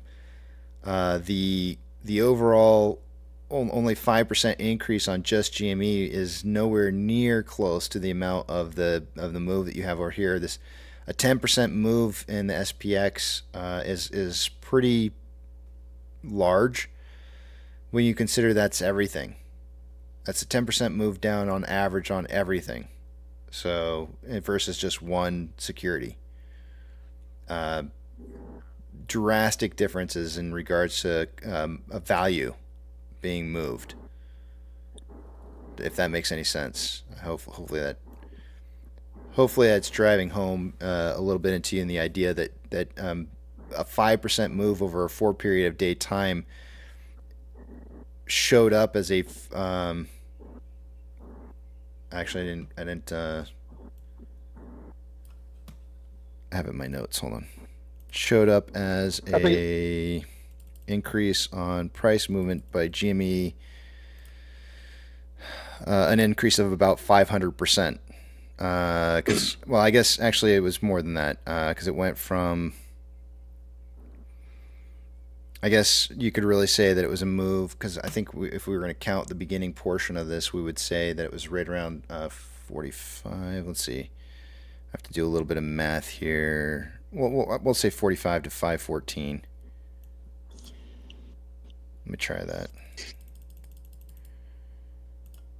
45.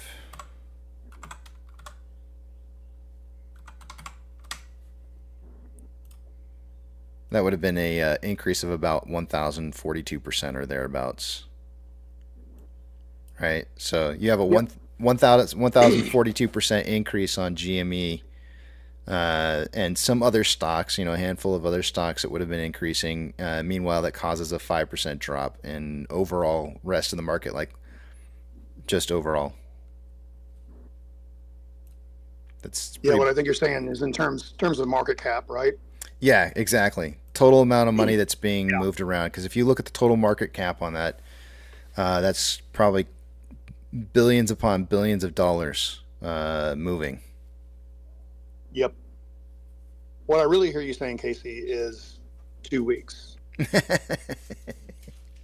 always 2 weeks. Casey, how much higher do you think the 10-year Treasury will have to run before we see a mass exodus of people from like dividends, the dividend royalty stocks, and the market in general to chase after those higher rates? That is such a good question. I've seen some Chicken Little. I've seen some Chicken Littles quoting as high as 16%. No, 10-year, like no. 10-year today is getting dangerously close to 5%. He's saying, when would we start seeing money fleeing the market, the general securities, and looking for better investments? Guaranteed investments. No risk returns. Yeah. I don't know, man. It's a great question. Do we agree that at a certain number it happens though? I feel like yeah. I mean, as soon as the numbers work out for them on their books, then it has to happen. Yeah. I don't know what that number is. The toots will be the first ones to go quietly. They'll be the first ones to quietly start converting their holdings from equities into bonds, because it's mathematically more advantage to do that, but they'll do it quietly, and then retail will be the last ones to find out about it. Yeah, and then it'll as the rate goes up, it'll devalue the bonds that are already being held, and that will create a sell pressure on that, which would be insane. Like I think about a year ago when I was monitoring this really hard, we started seeing the creep up to like 3.5%, 4% into 5%, and like in the past those would be insane numbers, and it wasn't doing anything to the market.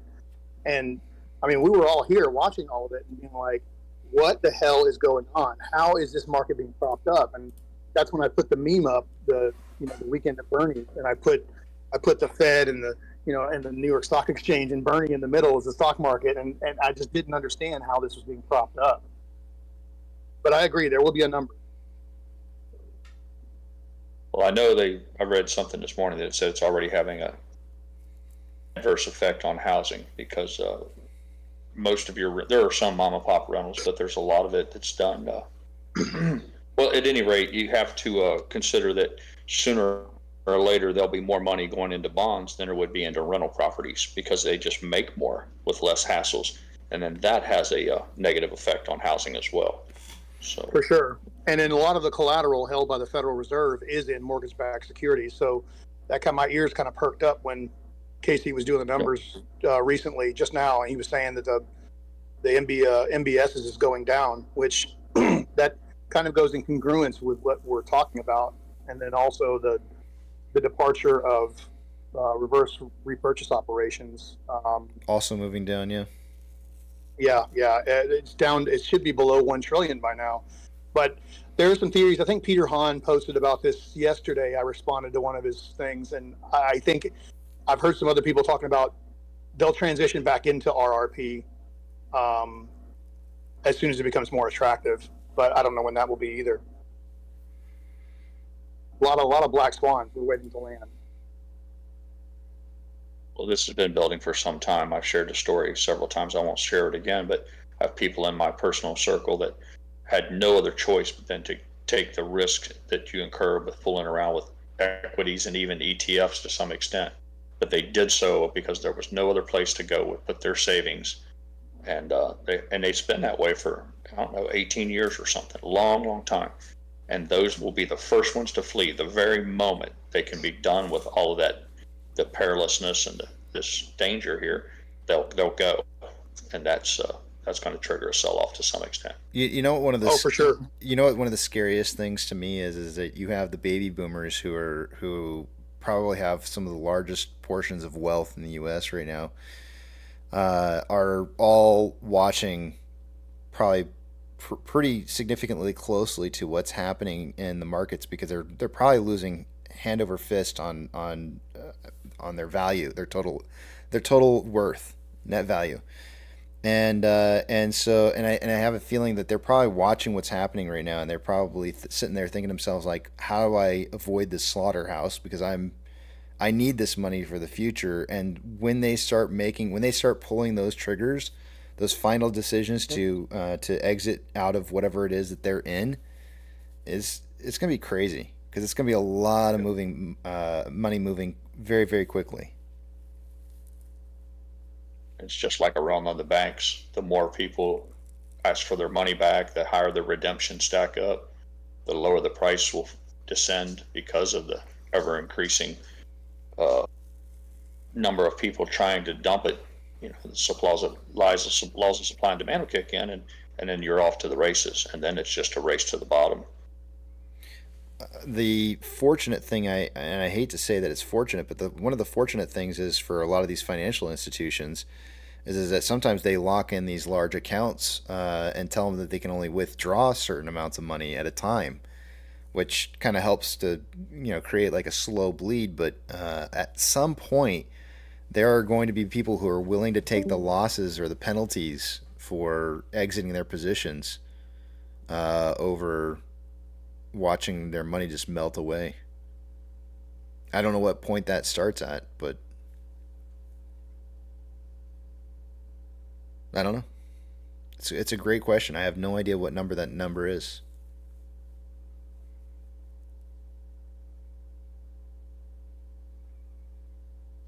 What number has it been from the past? I'm pulling it up to see.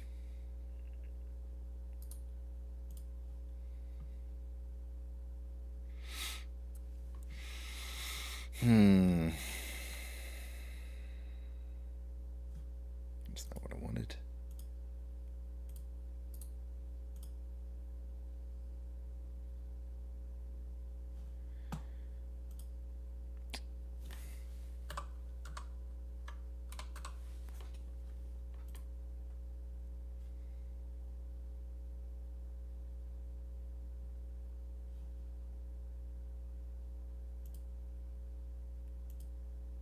The longest time, 3% a year was perceived as the general inflation. Cost of living, the military, what have you, would go up 3%. As another generally accepted principle, that over long term, the stock market would return 10% a year. And people understood that to avoid the risk of being in the stock market, the runs and pullbacks, that they could get bonds, but those would be discounted because of the safety. So I would argue that it fell below 10%, because people were willing to take less than 10% to be insulated on their principle.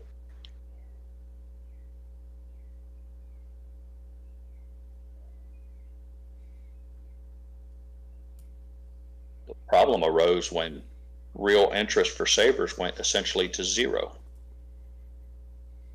I mean, nobody wanted a piece of that, knowing that inflation was 3%, and don't even get started if inflation was higher. So in order to keep from eating their seed corn, they were forced to take on risks that they would have never done at this position in their life. I know this to be a fact. People have done this, and it's been difficult for them, but they were left with no other alternative. Well, now with these bonds going up, that money's going to flee the market. So I'm gonna put this back up here on the. So I've got XPX and as the gold line here, and then the U.S. 10-year Treasury yield. I should have done it backwards from what I did, but it's the bars.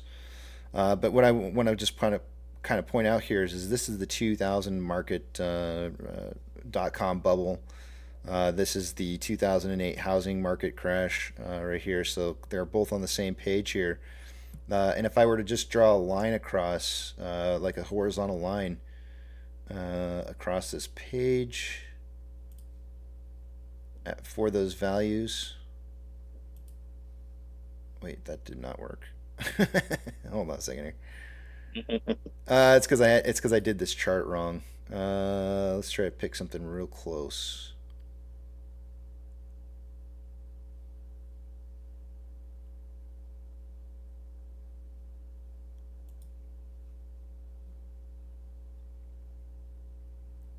.538%.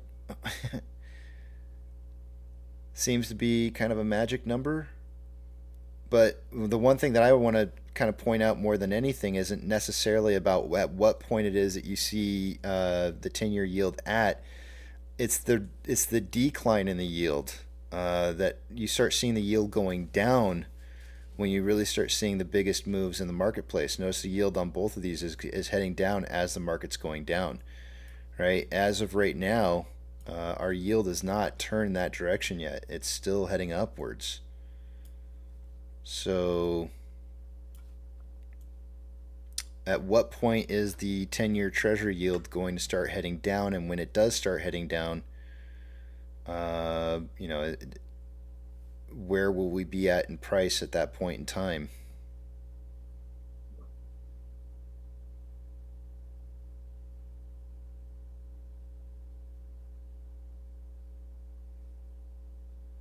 But it looks like 4.5, just a little around 4.5% is about when, historically, when it usually takes a dump, though. And we're right there at that number. Let me get rid of this line on here because it's probably confusing everybody. But do you see the red line on here? That red line is where normally shit starts hitting the fan. In the past, we've seen plenty of instances where it was coming down. But in this particular case, it's heading up and not down. So, like I said, this is an entirely different event altogether compared to what we've seen from the past. And but we've had the most problems at that 4.5% range.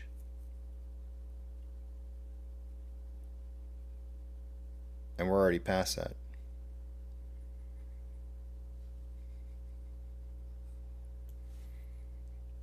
There's something for everyone to think about when they see, if they're watching their crawlers or the tickers and they see the bond numbers going across. I'd keep an eye on it. Well, that's why I'm watching that MMRI. If I think the MMRI starts dropping, there's a very good chance that's when we start. And so we started to see it drop, and now it's just doing nothing but just skyrocketing. So, we're at 325 right now. I'm waiting to see it drop back down and head underneath 300.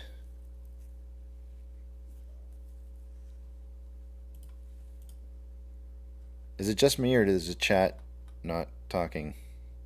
Or am I just missing stuff? Very slow. Okay, I just want to Very slow. I didn't know if it was glitching. I haven't seen anybody post for quite some time, but I just wanted to make sure I wasn't like missing something.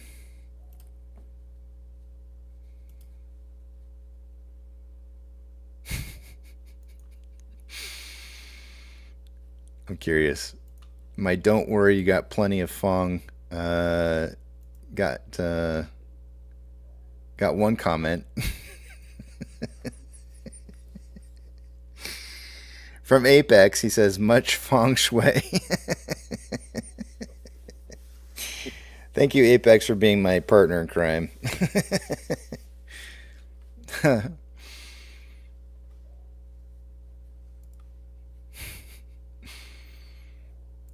58 views, one comment, no likes. That's the best part.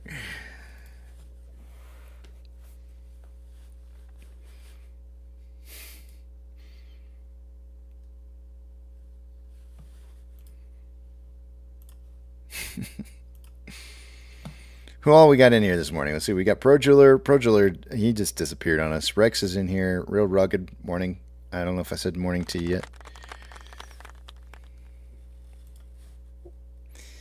Currently, we're down. We serve as a mental muse mental muse for pro jewelry. He said many times that he listens the entire time he works, and it's all real fine, delicate work with jewelry. And apparently, he finds it comforting and allows him to relax. You think it would be the opposite, but at least that's what he's told us. Have you ever worked on jewelry before? It's not to the extent that I handed my credit card across to someone like Jeweler so that Mrs. Pirate could have a smile. Yeah, that's the extent of my work on jewelry. But I mean, your wife's never had like a necklace or a bracelet that breaks, and she's like, "Can you fix this for me?" You've never had that happen?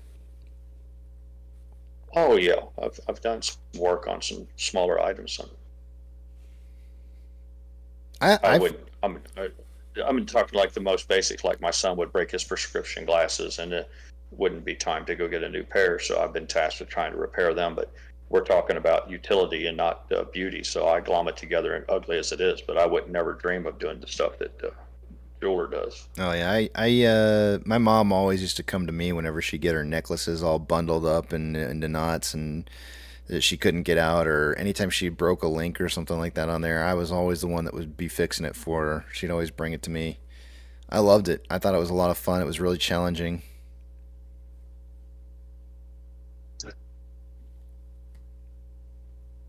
Hey guys. Nope, there he is. I'm listening in, and I'm working on a lady presidential Rolex.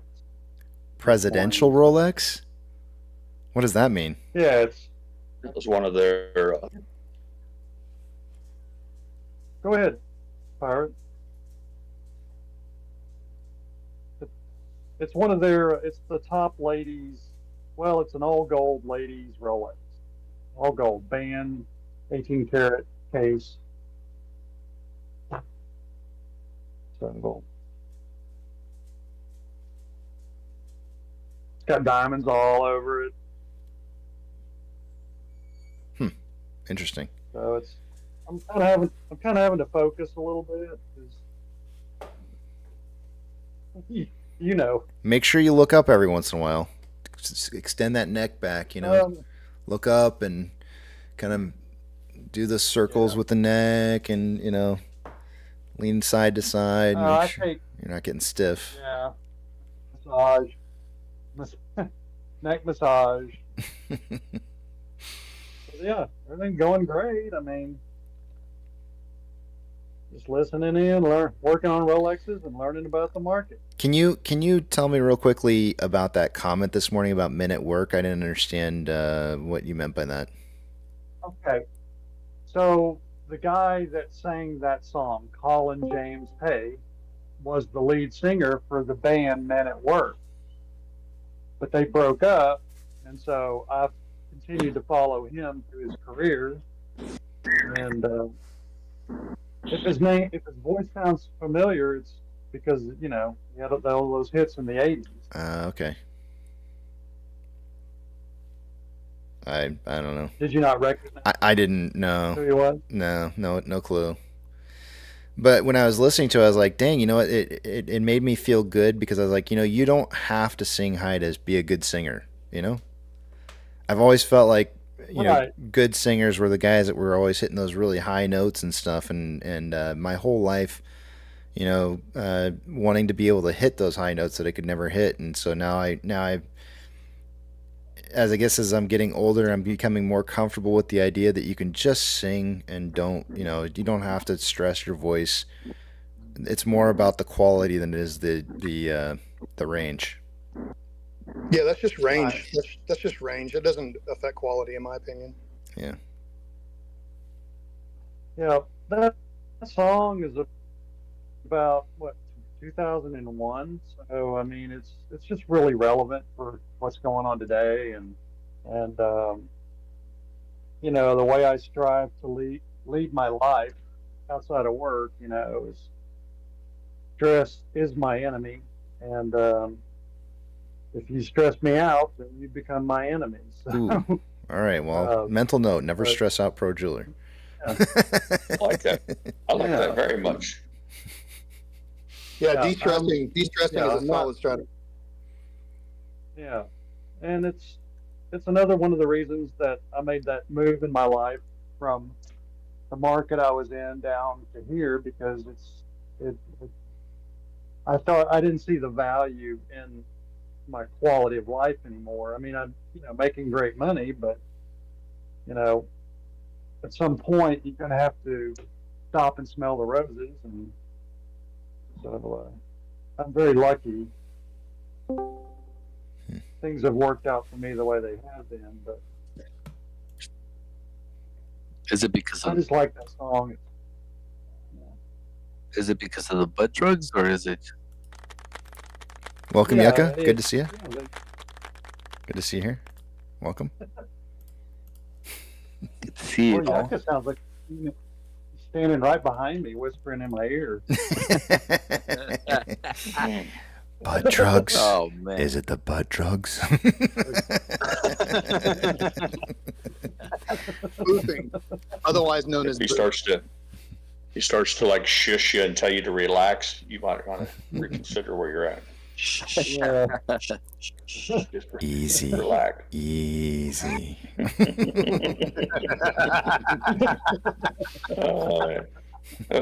Food Dog was the first one to tell that joke, and I ate it up. Yeah. It'll be over real soon. Real soon. Just relax.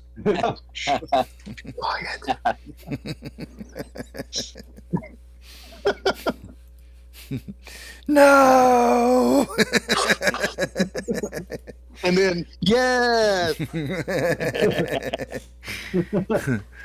Well, Projular, you get back to work. Stop lollygagging around talking to us and go work on that presidential Rolex.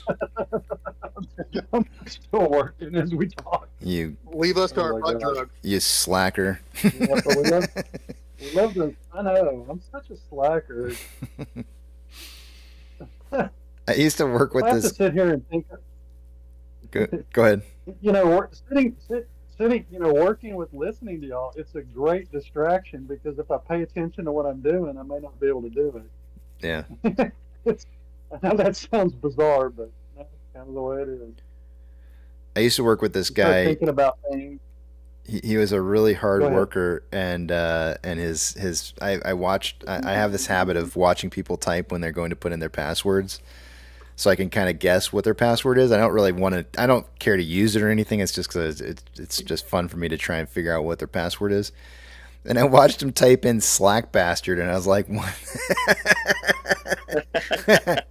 I thought it was the funniest. It's so long. It's such a long word. Yeah. It's like you can't possibly be a Slack bastard if you're willing to type that many letters in to get into your account. It was just kind of. These are. I'm gonna give you an example. These are the real Slack bastards in life. You've heard this before. I'm sure of it. You ever heard somebody do that before? Oh, come on. Somebody's heard that. I know somebody's heard that before. It's any combination of keys. Maybe It's late like, at night. If you ever hear somebody doing that at your workplace, I'm telling you right now, I know what their password is. It's either 7410, or it's 963963, one of the two. Try it. Try it and go and see, because I guarantee you that's their password. It could be possible it's 8520, but more often than not, they're too lazy to even go to the middle. They usually take the outside edges. It's almost always 7410. It's crazy. It's the craziest thing I've ever seen. How many people I run into that do that all the time. I'm just like, that's your password.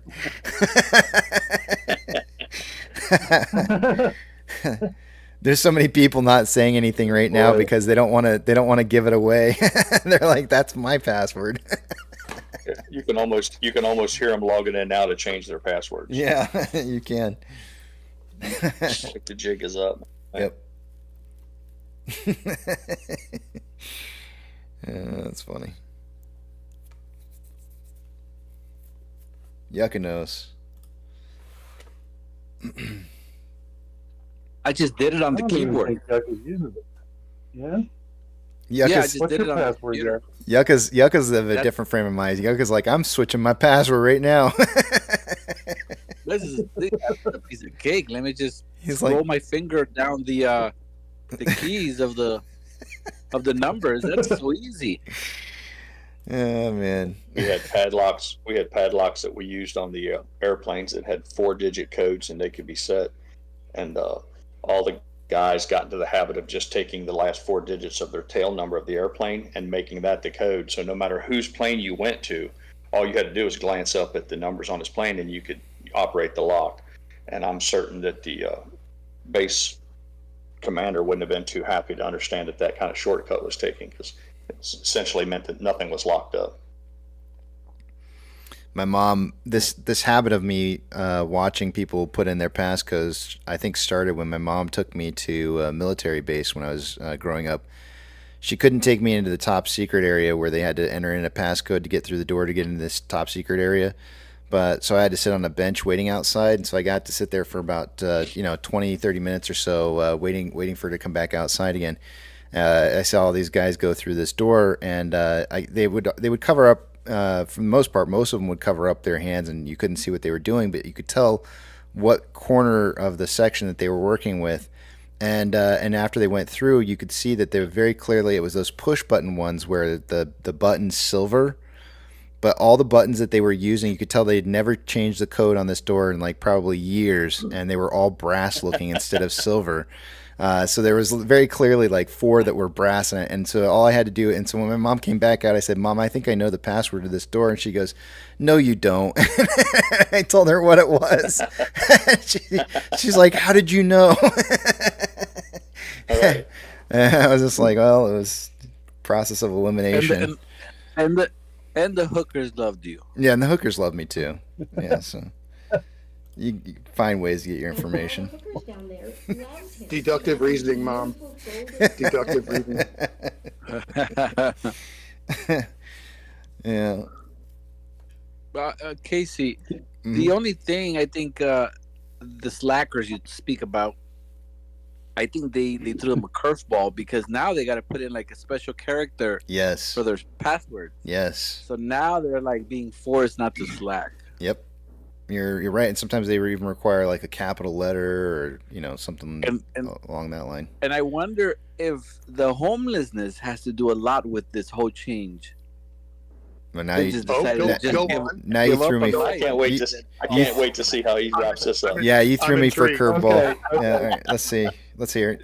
Let's hear this. Let's hear this. Bring this one around.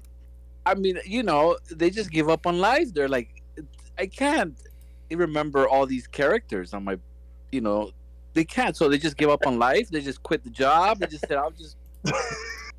That's password that's the straw that broke Hold on, the I think camel's back. Yes. I think saying the password rules are the catalyst for homelessness. Yeah. Yes. I do think agree that's with that. yeah. You should make that the center of your campaign. That should be the focus of I your am campaign when you run for governor. When I go to, they have these meetings at these, what is it, Chamber of Commerce and things like that. You get to speak. You get to go up there on the podium and talk about the issues. And I think I found the issue of homelessness. They've changed the password. I think you should The run with it. requirements. Run with it. See what happens. Who knows? Maybe we can turn homelessness around. Maybe. Yeah, I see bumper stickers, all sorts of things. Yeah. I'll tell you one thing though. I went to Hawaii twice in my lifetime, and one of the things I thought was really strange when you go over to Hawaii, there's bums all over the place in Hawaii too. Homelessness. Sorry. Yeah, I'm so. They're two I'm different. You know that. Yeah, I'm not they're supposed to two say different- bums. I'm supposed to say homeless people. Sorry. I come from the '80s, man. They were bums, so it's hard for me to get away from it. But the homeless people in Hawaii, I always thought was. What if they were like, are there any midget bums? You know what? I I've don't never know. seen that. But Oh my God! Pirate, you got a point. Go ahead, Casey. We'll be back on that.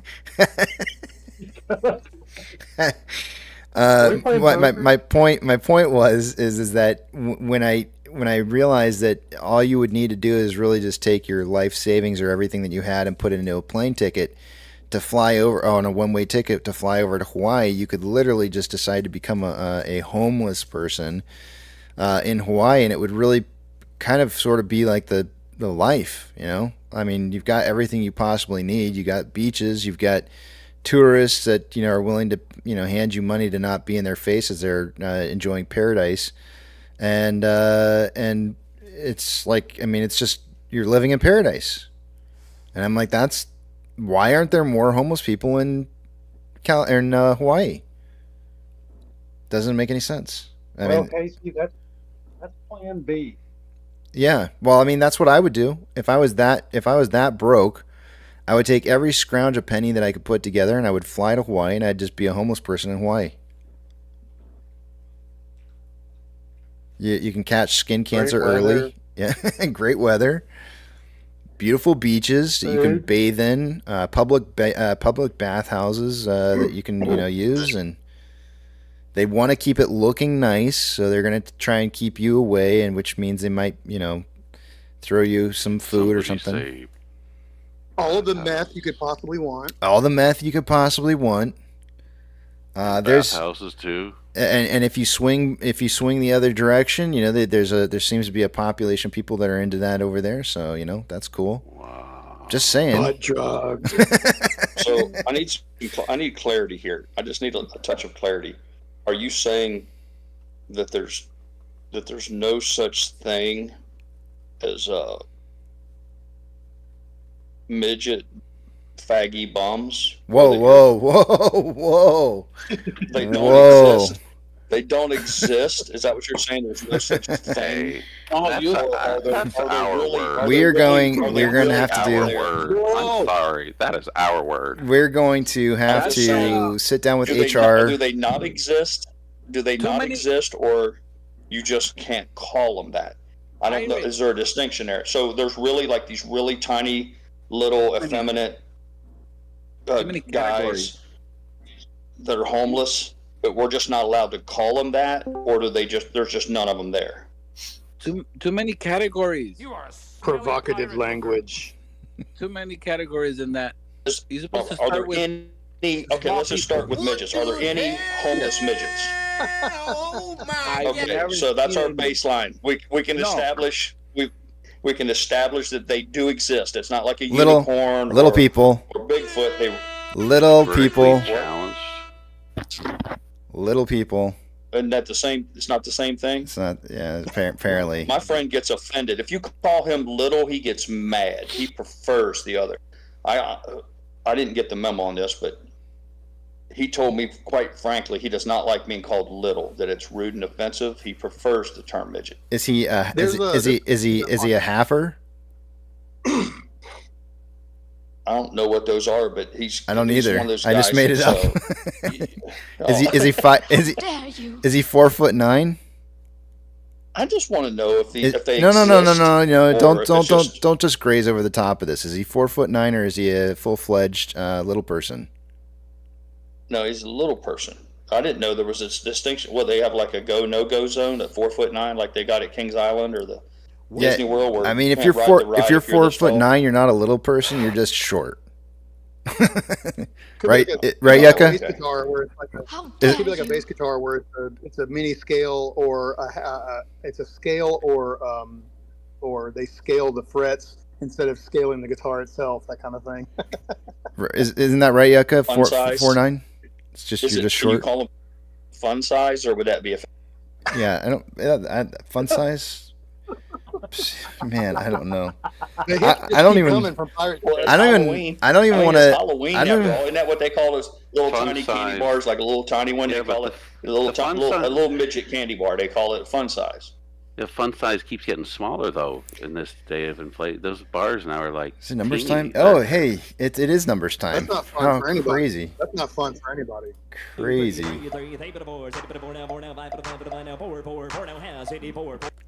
It's numbers. Look at that. Numbers time. Numbers time. Smelly pirate. Just in time. Just in time. Real quick before seeking knowledge. Before I get into this, I just want to say, yeah. Real quick before you get into that. No, don't do that now. Don't do it now. Okay. Not right now. Later then. We'll wait about an hour or so. Later, yeah, later. 2, 3, 3, 3. All right. Don't you start right now. All right. Go ahead. Numbers time. All right, numbers time, but I'm going to read off Tom's message. He says, Casey, I'm going to send my boss a message telling him my password is too long and I can't work in these conditions. I'll tell you how it works out. If you see a deranged guy on the news from Florida, that's me. All right. All right, let's do this. I can't do this. Oh, you guys are killing me. I'm gonna get demonetized. Sorry. That's funny to me and nobody else. I don't know why it's so funny or so offensive. I just come here seeking knowledge, man. No, I thought it would help me grow and learn, and increase my vocabulary. Yeah, little people. Apparently, I come to the wrong place. Yeah. All right. Numbers. Just forward that bill to Pirate Casey. Yeah. Okay. I'm pulling up the wrong page here. Let's see. All right, there we go. Starting with off exchange. Forward the bill to him. That took me a minute to get. Off exchange, by this time of the day, I expect to see about 62% going through off exchange and EDGX. As it stands right now, we've got about 59.55% going through off exchange, EDGX at 8.38. The combined total in that 67.93%, or about 5.93% lower or higher, than it should be by this time of the day. CHX volume is 700 shares, nothing unusually large.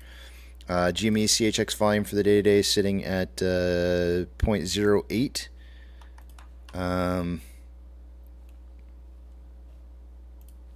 Taking a look at Ortex, as of an hour ago, there was approximately 490,000 shares having been returned. Excuse me, hiccups. Hiccups go away. All right, now it's 882,000 shares having been returned for the day. That's going to cause the estimated short share interest of the free float to drop to 7.99%. Give me 1 second. My wife is texting me.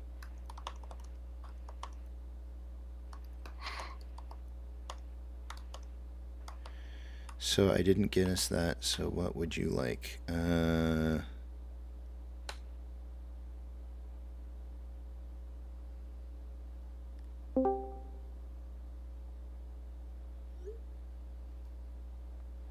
She wants me to make a decision. I don't make decisions well when I'm under pressure. Right, Pro Jeweler? That's what I'm saying. Cost to borrow mins at 0.82. Average is 1.2%. Cost to borrow max is at 14.39. Shares on loan for the day today is at 24.54 million shares. That's 2.24 million shares more on loan now than there was yesterday. Ortex estimated at about 891,000 of that was in new short interest.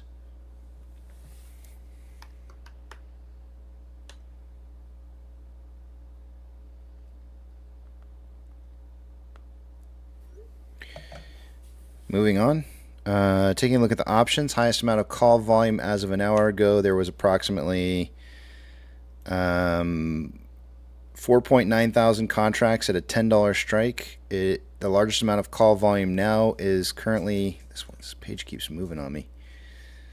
Highest amount of call volume now at a $10 strike is 7.3 thousand contracts. Highest amount of put volume today is at a $9 strike. There was 4.7 thousand contracts an hour ago. There's now 10.1. Market is suggesting a closing price between $9 and $10 before the day is over. MMRI for the day today is sitting at 325.35 so far. It was 325.83 an hour ago, so slightly down from where it was. It does seem to be dropping a little bit right now. The 10-year, by the way, is at 4.911. 911. Orders by Fidelity customers. AMC and GME are the only two I'm looking for on this list. GME made the list here with an 87.99% buy to 12.01% sell ratio. Looking pretty strong.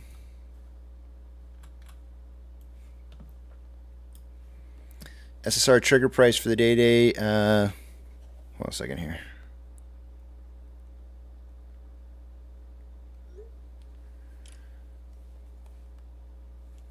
SSR trigger price for the day is at $8.87. Shares available to borrow showing at 4.6 million shares. That's been returned shares from earlier. They've returned about 600,000. Fees are at 0.7%. In total for the day, we saw about 4.2 million shares haven't been borrowed so far, which is quite a large quantity. Big bank movers for the day. We have FRC down 10.87. Silvergate down 18.42. PacWest is down 3.29. Other big movers, we've got the Douche Bank down 3.29. Coinbase down 3.39. Zion Bank down 2.91. US Bank Core down 4.08. Charles Schwab down 2.77. BlackRock is down 2.54. Morgan Stanley down 8.2%, and Northwestern Trust down 6.11. I want to look at Morgan Stanley real quick here and see what news is currently being reported. U.S. stock market changes. Q3 net profit shrank 9%. Their profits dropped by 9%. From $2.63 billion in the same period last year. Earnings per share were $1.38 higher than analysis expectations of $1.28 per share, compared with $1.47 in the same period last year. I just wanted to see that real quick. All right, taking a look at Ethereum Classic is down 0.34 and trending down. The US dollar is up 0.3 and consolidating. Oil is up 0.54 and starting a very small trend down. Mortgage-backed securities are down anywhere from 0.61 to 0.69 and consolidating. SPY is down 0.73 and consolidating a little, maybe a very slight uptrend. We've got VIX up 7.27 and finally breaking up and above, solidly above 19 at this point, and trending up still.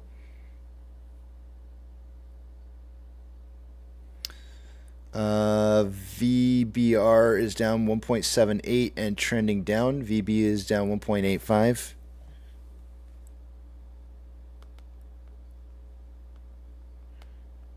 And trending down.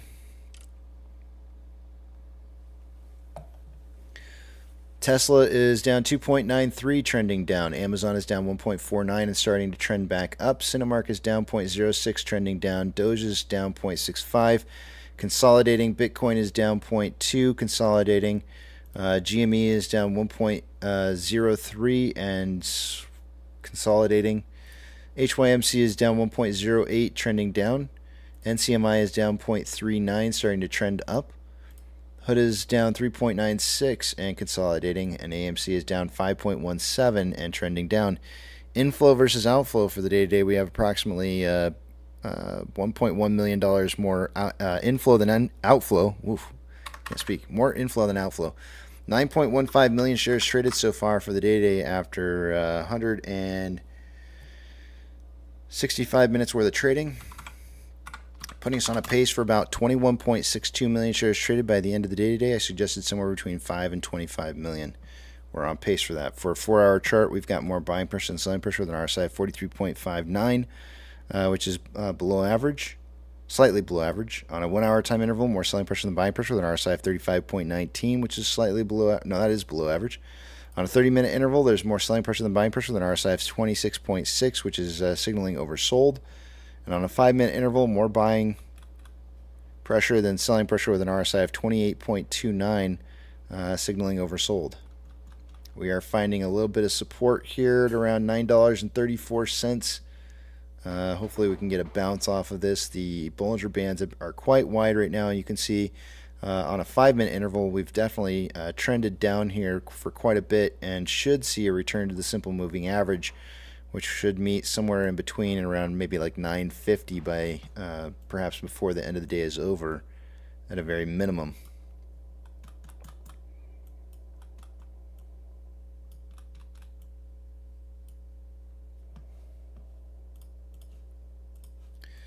And with that, I can see what it is you guys are writing again. Thank you, thank you. Raleigh, Vermont says, Casey, are they taking us down to SSR? I'm not. It doesn't look like that's what's currently occurring. But we couldn't see like a really sharp drive down to trigger it just before the end of the day is over. It's possible. Always. 1 second.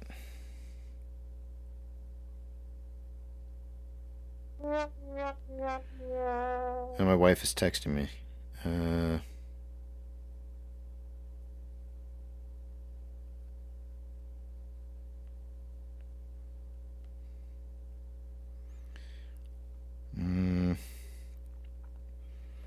I feel like something different from Taco Bell. She's grabbed me Taco Bell. What do I want? There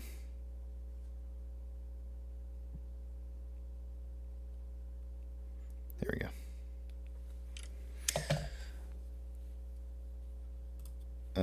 Let's see. Tom D. Ask for a pay increase and you need to be retrained.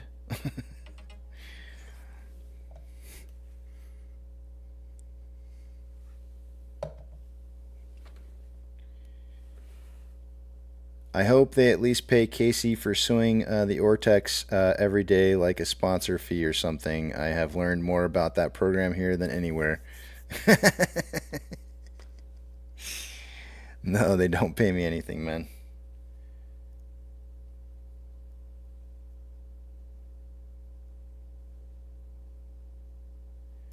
Yucca says, or Tom says, Yucca, I told him I need to take the rest of the day off to rethink my future with the company. He told me to get back to work. Yeah, get back to work. Remember Vic's at 42, Pepperidge Farm remembers.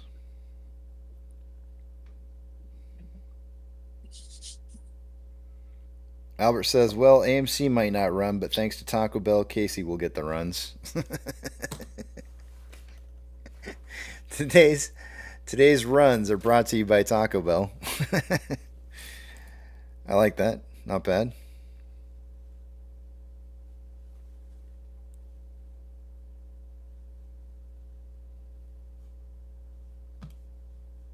Let's see here. Don't forget, tomorrow we've got Chairman Powell speaking to us. Powell's Bowels.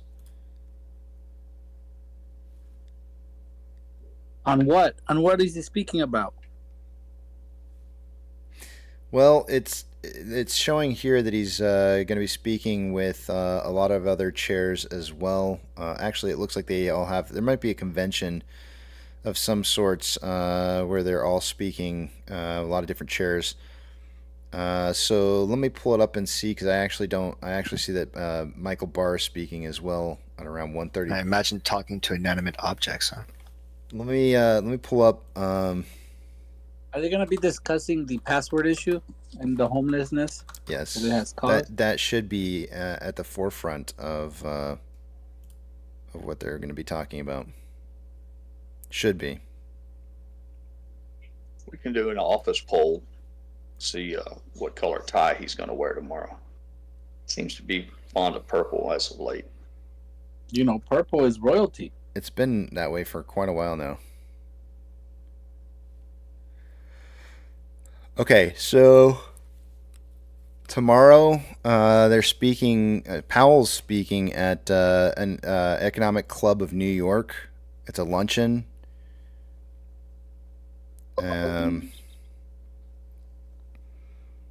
And all the rest of the speakers are actually speaking other places.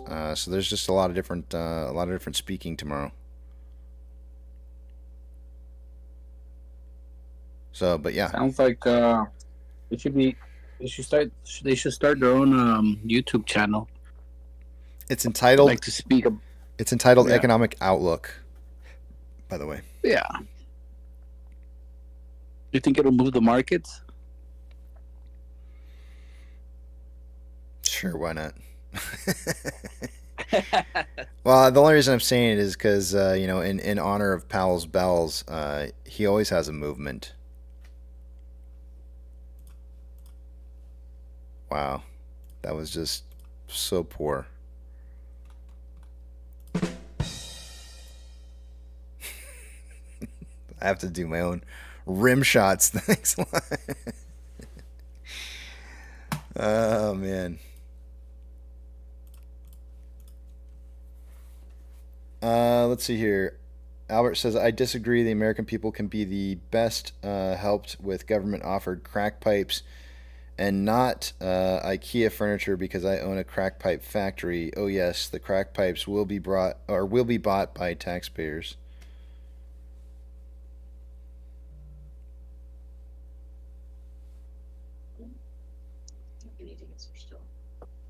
Hey, what's up, guys? Is that Danny I hear? Yeah. Oh, it is Danny. Hey, Danny, I got a question for you, man. We had this maybe about a couple of days ago. I want to say maybe Monday. I don't recall what date exactly, but since you're Chinese, I want to know in tradition. I don't shave my raisins. Is it true that custom to the Chinese culture? Yeah, is it custom to bleach your anal while getting your nails done? Only for the New Year. That's highly specific, but yeah. By the way, speaking of anal, didn't you guys have like an anal bleaching company you were gonna start up? Yep, Fu is under works. That's why he hasn't been here. He's been running it. Okay, explains it. Yeah. You're scarring me. Oh no. What the hell? Oh my god. By the way, Yucca, that was a pretty interesting video you put up yesterday. Oh, with the box. Oh, the box. Oh, the box. Yes. Yeah, that's been. I watched that. All that stuff. I know about all that. I mean, hey, a different perspective. I like it.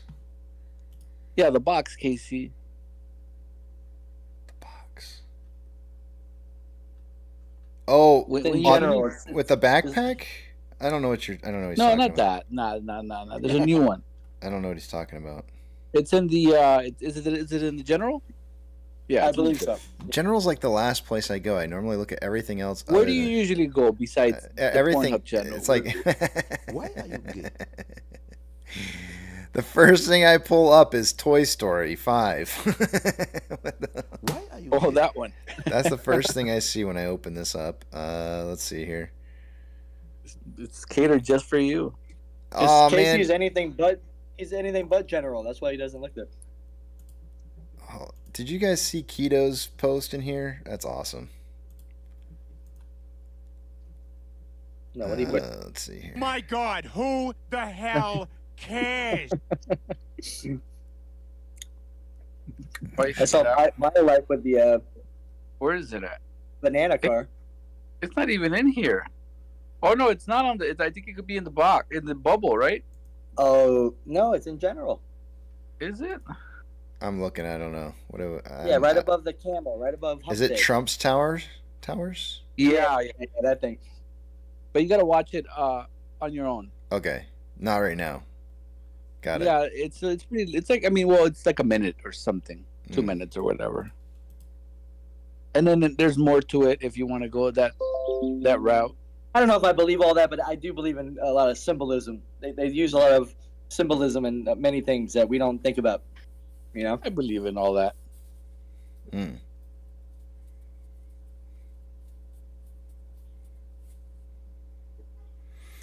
Well, there sure is a lot of buying on the way down. That's for sure.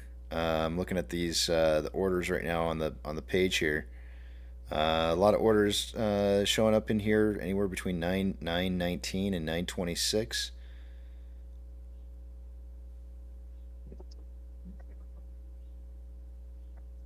Have we hit bottom? I will never ever say I think we hit bottom until again they're packing up their stuff in their bags, walking out of their business. We can't hit the bottom, but we play hell with the sides.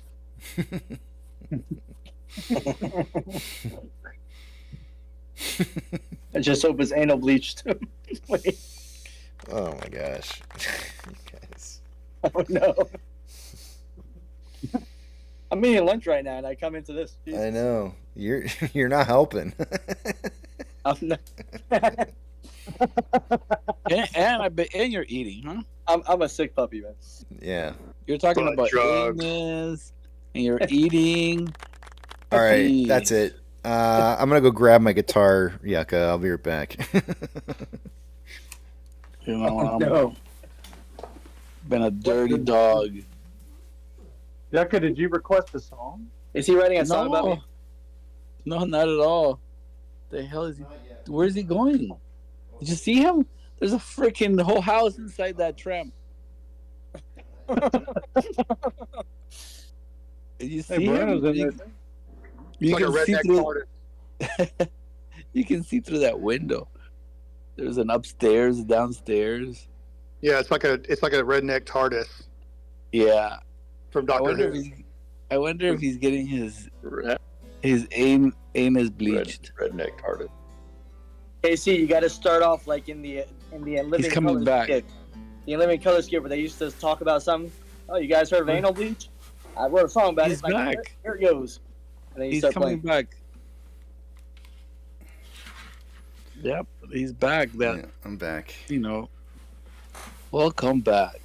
Yeah, it looks like you have a whole house in that tramp. I do. I Rooms do have. and everything. Yeah, big old house in this tramp. You gotta walk back pretty far. It's like Yeah. Pirate says, you can't get to the back. You only play in the sides. Oh no! I didn't want to start like this with Danny coming in, being all dirty and Wait a second. promiscuous. You're the one that brought up the bleaching. Come on. Danny's being promiscuous? Why are you gay? I think so. The only thing is that bleached is my Little Caesar breadsticks I'm eating. How's the music coming through today, Yucca? Did we fix it? Is it still coming through okay? I don't know what you're talking about. Oh, you can't even hear the It music? sounds great. Oh, you can hear it? No, it sounds really good. Yeah, it's coming through great. perfectly. When All you right, say we fixed it, I didn't do anything.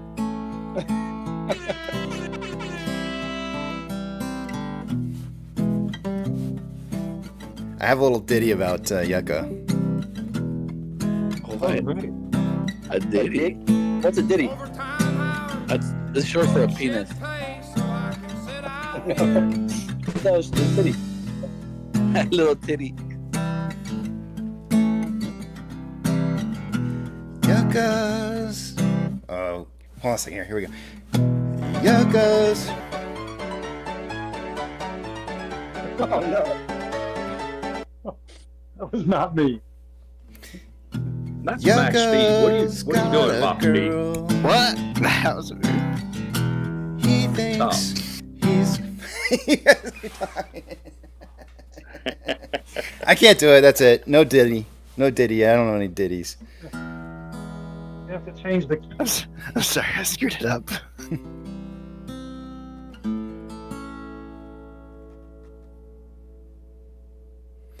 Nemesis says, "What is going on with AMC now? It's doing the same thing everything else is doing, going down." Well, it's obviously tied to the spy and everything else. Duh.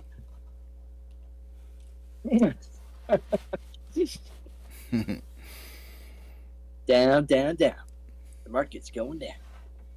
Bye, bye, bye. Yeah, but I've been a dirty dog, Casey. You've been a dirty dog. Well, my wife is home, and it's time for me to sign off so I can get some lunch here because she's got some hot Taco Bell, so I can go down. Downward. Oh no! She laughed as soon as she walked in. Yeah, It's gonna get spicy up in there. That's gonna get Cinnamon spicy. twist titties. If you want to leave the mic on, you can. You can turn off the stream, but we'll hear him crunching away. You may get demonetized, but Yeah, right. Yeah. All Well, right. enjoy your lunch. All right, we'll do. I'll see you guys in a bit. Later. Enjoy your break. Thank you. All right, let me put up the message for you guys real quick here, and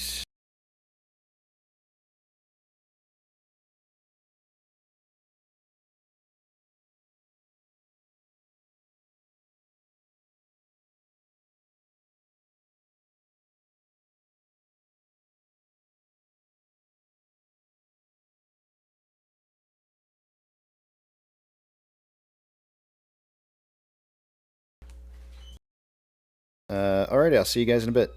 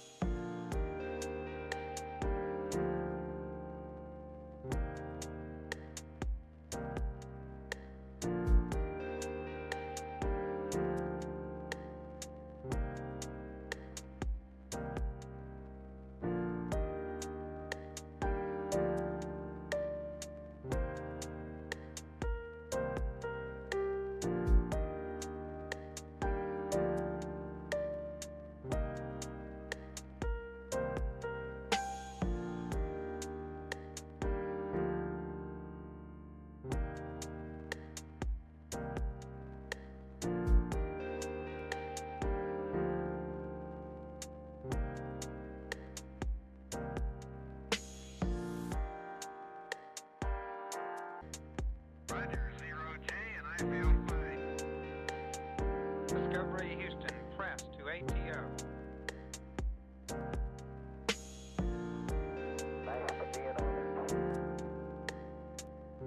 Liftoff of mission 41D, the first flight of the orbital Discovery, and the shuttle has cleared the tower.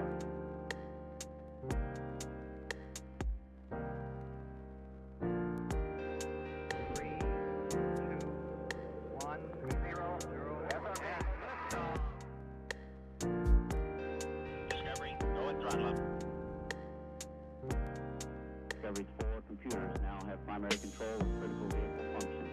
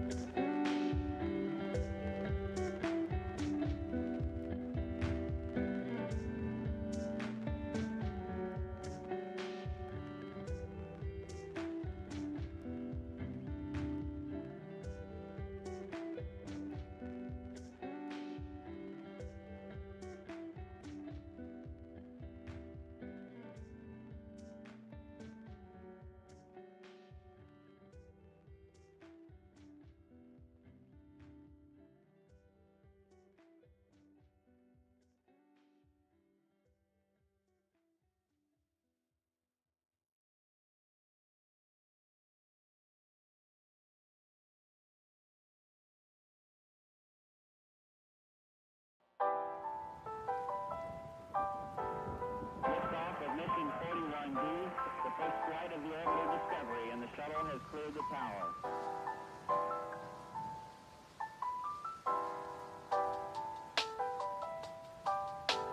Discovery's core computers now have primary control of critical vehicle functions.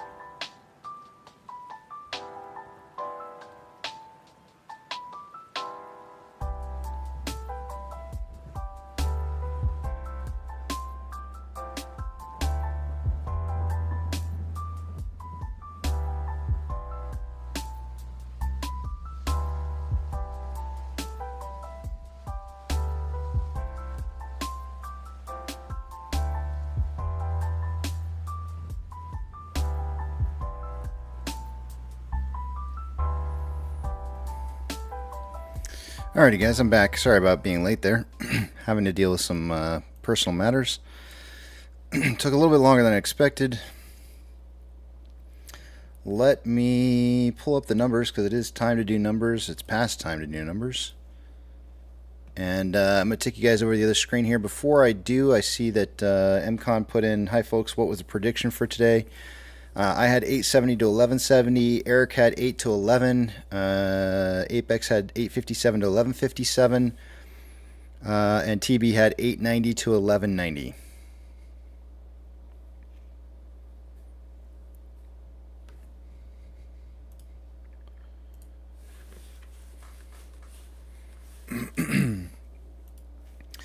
Two-factor authentication. Remember, I'm not going to be able to see what it is you guys are writing, so hold those personal thoughts, comments, questions, concerns until you see the Big Tramp back up on the screen again. Two-factor authentication, if you don't have it, you may want to consider getting it, as it could prevent somebody from getting into your account that shouldn't be in your account. When you do set that up, make sure that you put in a secondary device, if you can, to be able to receive that access code, as you never know when something's going to happen to your primary device.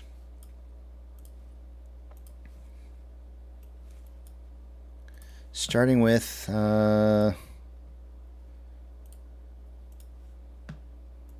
off exchange. By this time of the day, I would expect off exchange to be somewhere right around what time is it? 12:19. 63% going through off exchange and EDGX combined. We have 58.52% going through off exchange. EDGX is sitting at 8.52. The combined total on that 67.04%. That's about 4.04% higher than it should be by this time of the day. CHX volume is at 700 shares. Nothing unusually large there. GME CHX volume for the day is at 1,261 shares. Nothing abnormally large there either. Taking a look at Ortex. As of an hour ago, there was approximately 822,000 shares. Oh, no, sorry. 882,000 shares having been returned. It's now 1.22 million shares been returned for the day today. That's going to put us at short share interest of the free float at 8.01%. Customer mins at 0.82, average is 1.18, and max at 14.39. Shares on loan for the day today is at 24.54 million shares. That's 2.24 million shares more on loan today than there was yesterday, and Ortex is estimated about 881,000 or 891,000 of that was in new short interest. Taking a look at options, highest amount of call volume so far for the day today has been at around a $10 strike. An hour ago, there was 7.3 thousand contracts. It's now 8.7. And highest amount of puts coming in at a $9 strike. There was 10.1 thousand contracts an hour ago. It's now 11.5. Market still suggesting a closing price between $9 and $10. MMRI an hour ago was at 325.10, is now 322.86.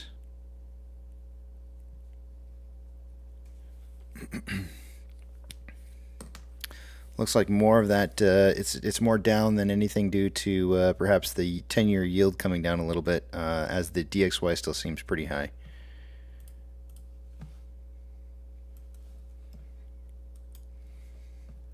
Orders by Fidelity customers. AMC and GME are the only two I'm looking for on this list, and GME's been the only one on the list for the day with an 85.32% buy to 14.68% sell ratio, looking really, really strong. We have not seen AMC on the list, and that's likely due to low volume today. Trigger price for SSR is at $8.87. Shares available to borrow is at 4.6 million shares. It does appear that they've borrowed another 100,000 shares this morning. Fees are currently at 0.6%. That's going to put us at a borrow rate of or a total amount of 4.3 million shares borrowed so far for the day today.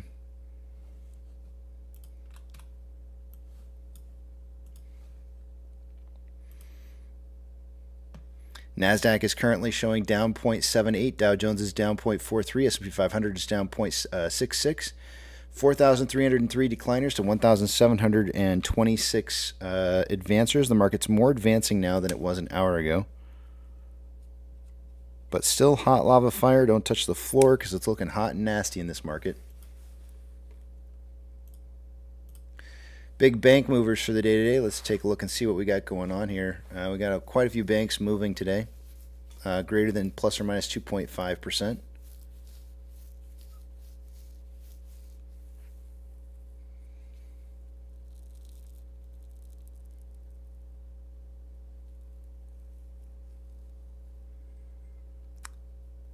Still waiting for the numbers update. There we go.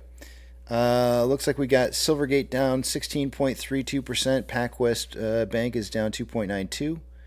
First Horizon's up 2.58%. Douche Bank is down 2.82%. Coinbase down 2.76%. US Bank Core down 2.94%. Charles Schwab down 2.93%. BlackRock down 2.54%. Morgan Stanley down 7.45%, and Northwestern Trust down 6.42%. Ethereum Classic is down 0.43% and trending down. The US dollar is up 0.15% and starting to trend down. Did drop below 106.53. Oil is trending up now and up 1.19%. Mortgage-backed securities are down anywhere from 0.39 to 0.43 and starting to trend back up. SPY is down 0.69 and trending back up. VIX is up 5.26. It finally did drop back below 19. VBR is down 1.4 and trending up. VB is down 1.6, starting to trend up. Tesla is down 3.6, consolidating. Amazon is down 1.57 and I'm going to call it consolidating. Cinemark is up 0.73, trending up. Doge is down 0.73, consolidating. Bitcoin is up 0.03, starting to trend up. GME is down 0.29 and trending up. HYMC is up 0.07 and consolidating. NCMI is down 0.65, trending up. HUD is down 3.8 and consolidating, and AMC is down 5.22 and starting to trend back up. Inflow versus outflow for the day-to-day on AMC, we have approximately $2.4 million more inflow than outflow. 11.33 million shares traded so far for the day-to-day. After 235 minutes worth of trading, putting us on a pace for 18.8 million shares traded by the end of the day today. I suggested somewhere between 5 and 25 million. We're on pace for that. On a 4-hour time interval, we have more selling pressure than buying pressure with an RSI. No, I take that back. More buying pressure than selling pressure with an RSI of 43.43, which is slightly below average. On a 1-hour time interval, more buying pressure than selling pressure with an RSI of 37.11, which is below average. On a 30-minute interval, more buying pressure than selling pressure with an RSI of 30.53, which is almost signaling oversold. On a 5-minute interval, more buying pressure than selling pressure. A little bit of whipsaw kind of going on right now on this, but actually now it's an equal amount of buying and selling pressure with an RSI of 38.84, which is below average. And with that, I will head back to the back of the Big Tramp.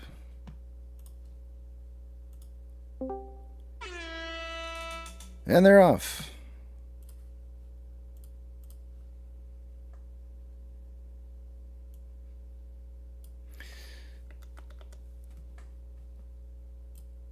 I'm going to check real quick here. Thank you. Thank you very much. I'm going to check to see real quick here if Adam Aaron's got any new tweets out, and I don't see... Yeah, no new tweets.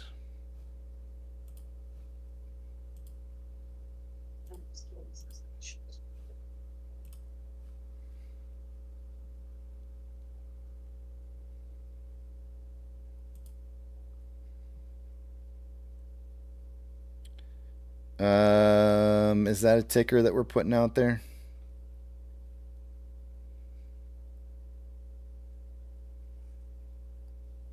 Sure looks like one.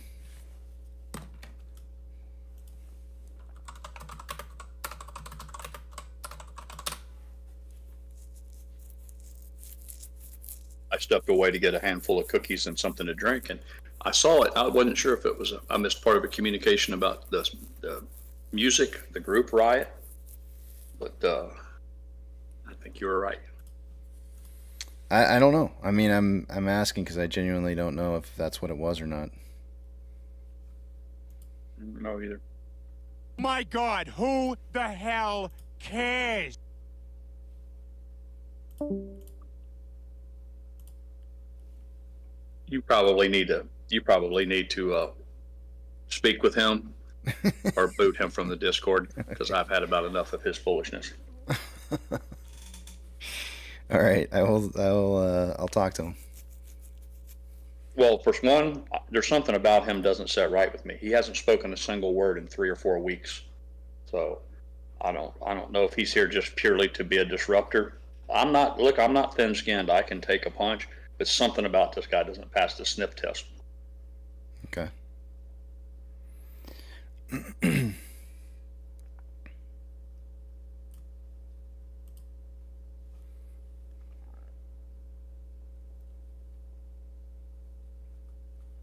Oh my gosh. Hold on a second, I gotta answer this. I got a message here.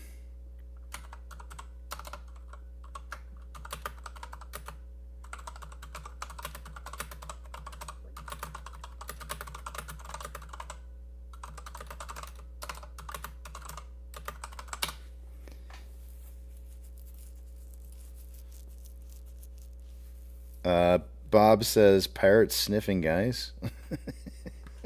Only in the back of the big tramp. What I do, man. Exactly. it's the best place.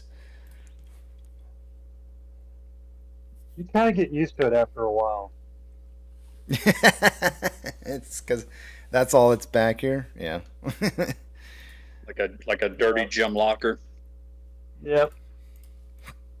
It's yucca breathing in your ear, whispering stuff to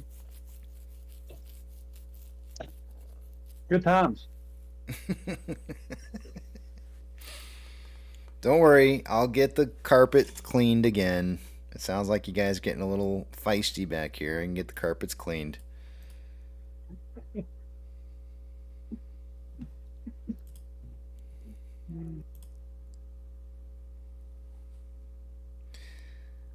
I'm just checking to see if there's anything specifically being said right now. I feel like there's a lot of just in general kind of overall. I know it's quiet on here too, but I feel like it's more than just here. Let's see here.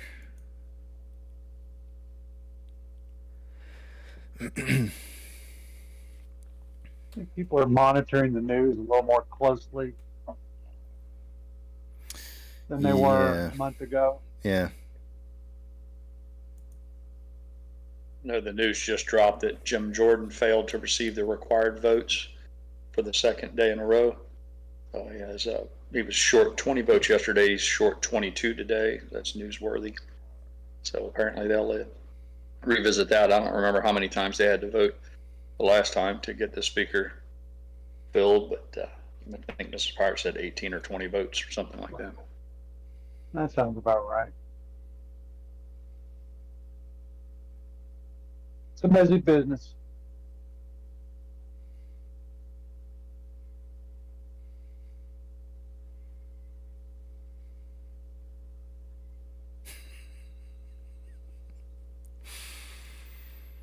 I'm sorry. I'm watching something right now. It has nothing to do with what you guys are saying. And it almost kind of goes hand in hand with what we were talking about earlier.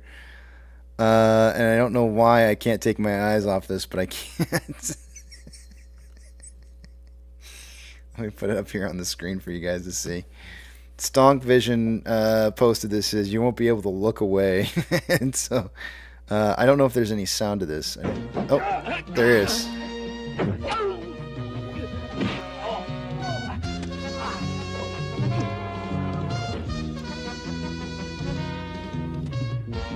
Oh man. Oh, he's dressed in an Elvis outfit as well.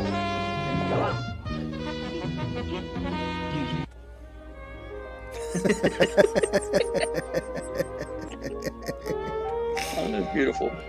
That is beautiful. That is funny. Did you play that on YouTube? Yeah. Maybe there's hope. Maybe comedy lives after all. Maybe there's hope for this world. All comedy truly is not dead.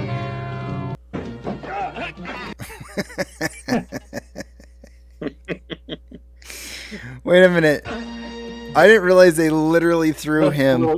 They literally threw him down the stairs for them to catch him because there's no spliced in this. I don't see any splicing going. They literally threw this guy down the stairs for these guys to catch him. He gets up. He gets up and kicks the shit out of him. Yeah, that was all done in one. That was all done in one take. This is way too old to have been spliced at all. They literally threw this guy down the stairs. I wonder if somebody chucked him. I wonder if did they chuck him or did they kick him down the stairs? What did they do? Well, you see, he went all spider monkey in midair. If you it's hard to do, but right in the middle, you can see he went all spider monkey. Yeah, definitely. Oh, that's great. Oh my gosh. That made my day right there. Oh. Cheers to you. Cheers to you, Stonk Vision. Wherever you are, thank you, sir. Well, we salute you. We'll say this this made the stream. Thanks for not crossing the streams.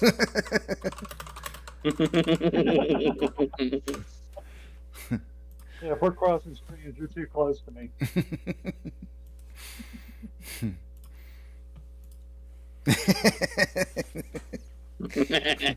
Joe's like, they just threw him. I know. It's what it looks like. It looks like they just literally chucked him down the stairs. It doesn't even look like he jumped. It looks like literally got thrown. Yeah, that's the worst part. It's not like like he lurched at them from the second step or something. I mean, he was up a full 5 or 6 flights of stairs and just leaped from that landing. I hope you can understand why. I mean, because earlier when you guys were talking, Projular, when you said what you were saying, it wasn't really a laughing matter, and all of a sudden I just started giggling. That's I hope we can. Hope you can understand why I was trying to. What I was trying to do was look for actually some good content to talk about. As I was scrolling through Twitterverse, and that's what I stumbled upon. So you found it. Found it. Well, in our defense, as far as humor goes, we have like the intellectual maturity of like a 6-year-old. Yeah. And I don't see that as a problem. Yeah, no, I make no apology for it. No. Yep.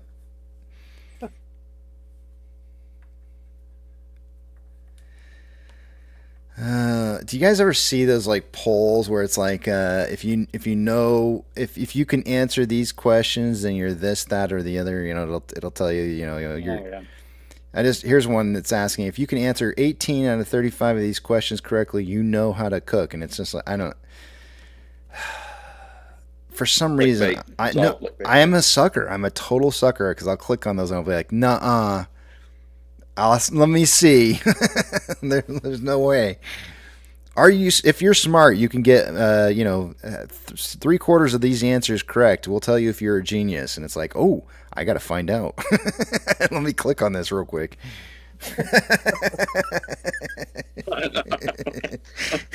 I get suckered into those all the time, and I go like, I know exactly what's happening, but I can't help myself. And I go like, Casey, don't you do it. Don't you dare do it. It's all like this like inner dialogue. Confession. If this is confession hour, I'll go ahead and fess up.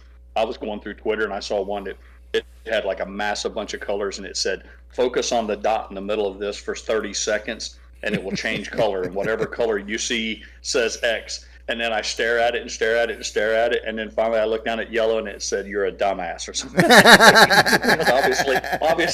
obviously it didn't change. The color didn't change. But man, I sure expected it to. Oh man. I'm like, yeah, you got me. You got me on that one. But you know, meanwhile, there's some rocket scientist over at NASA clicking on the same link yeah. that you're clicking on. Yep. More than likely. I think that do you know why it is that we get suckered into this kind of stuff? I'll tell you why. This is like back in the day. We actually used to get positive reinforcement for doing stupid things like this. You remember back in the day when there used to be those like a Pavlovian response. We've been trained like dogs. Yeah, we have. I mean, seriously, think about it. Where's Waldo? You found him. He was in there somewhere. You were trained to go looking. You're like, oh, go, be a dumbass. Go look for Waldo someplace in here. And it's like, if you try hard enough, you find him. Right? And then we also used to get these pictures where it was like, oh, stare at this picture, make yourself go cross-eyed, and then you'll get to see the hidden image in here. 3D. See the 3D image will come. Yeah. What does it say? And it's like, and everybody wants to know what it says. We have literally been trained to make dumbasses out of ourselves to now where we get these things and they say like, hey, dumbass, go do this. And we're like, okay. Let's see what this does. My best friend, when I would try to entertain him when he'd be stuck in Afghanistan because frequently there was nothing for him to do. But so we would send each other videos back and forth. When sometimes when that shit's loading, it's got the little, I don't know what they call it, circle of death, whatever. But it's the little spiral thing that goes around that visually indicates that something's downloading. I don't know what the terminology is for it. But he sends me a message. He's like, check out this video. And then I look down and there's that little spinning circle on my phone. So I watch it for like, I don't know, 6, 8, 10 minutes. And then finally he sends me a text. He's like, hey, dumbass, are you still staring at that? And I'm like, oh, okay. All right. And that was his thing. He was like, and he knew, man. And I'm sure someone got him with it. But yeah, I felt pretty stupid. He's like, you were just sitting there patient, wasn't you? I said, yeah. He's like, how long would you have sat there? I'm like, I don't even want to talk about it anymore. Can we just move on?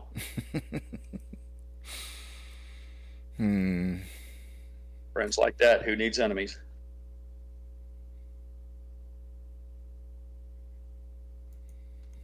I'm gonna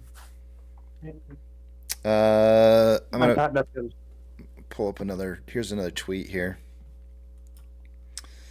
Let's check in on Prosper, Texas, which I've never even heard of. I've lived here for 10 years now. Never heard of Prosper, Texas once. While this sits Prosper is Prosper's north of Dallas, north of Carrollton, near Denton. It makes sense why I've never heard of it then. I haven't ventured that far north. While this sits unsold, neighbors believe they have $1 million homes. When this bad boy sells, neighborhood comps drop to at least 20%. Meet my economic friend. His name is Price Discovery. This is posted by Amy Nixon. Thank you, Amy. Texas Runner DFW. Yep. See Amy Nixon for your next home that you want to buy that's going to kill all your neighbors' value. She's got a home for sale for you.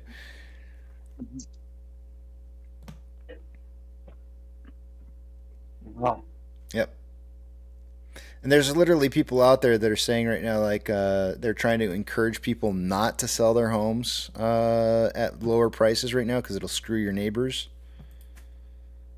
Like, I don't know about you guys, but most of my entire life was spent going where the work is. I moved between 3 different states in my lifetime going where the work was, and if the work was someplace else, I packed up my shit and I left and moved. And isn't that misleading though, Casey? That little thing she just put up there, because isn't it price discovery? They pull sales of houses. It's called a comp. So yeah, but she's implying that it's only price discovery when it's a 20% haircut. So it's not price discovery when your neighbor's house sells for 20% premium and then you list yours for even more money. I mean, that axe cuts both ways. Yeah, it's still price discovery, right? They discover that their price isn't 1 million anymore. Exactly. Yeah. Yeah. It could be price discovery that it's 1 million too. So that's again.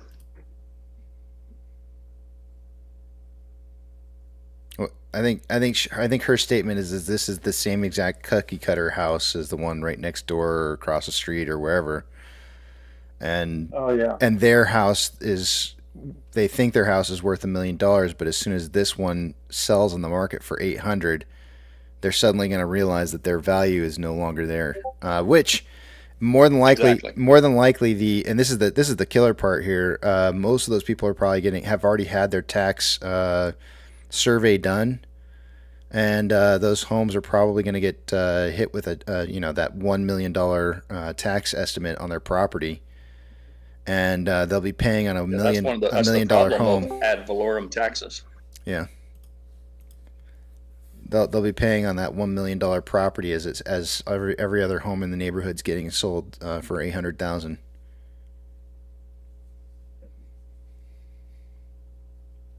Yeah. That's one of the best ways to have your tax liability reduced. I did it. I can speak for personal experience on this. We had a house that was for sale for a year, did not sell. Mrs. Pirate took the documentation showing the listing dates and what have you, and went straight to the local tax board. Showed them that the house was over evaluated in terms of valuation for taxes, and they said no, that's what it could sell for in a reasonable amount of time. And she was able to refute that, despite her not having a legal degree in law and all that. In terms of real estate, she understood that the very litmus test that they used was how long it takes to sell in a reasonable amount of time. So if your house sits on the market for an extended period of time, it doesn't sell, carry it straight in and show it to them, and they have to reduce it. Mm-hmm. Is that what you guys did? She showed that, I assume? Yeah, and it worked. Yeah. Yep. Yes, we worked. We went in, sat down. You tell them you're there to petition them to have it reevaluated, and then you show them the current value that it's estimated at. You show them that it's been on the market for an extended period of time. And at that point in time, historically, you could sell a house in about 6 months in the United States as an average. But if it hasn't sold, and more importantly, hasn't even had any close offers, they review all that and they say, "Yep, you're right." They lower the price of the house for your tax basis.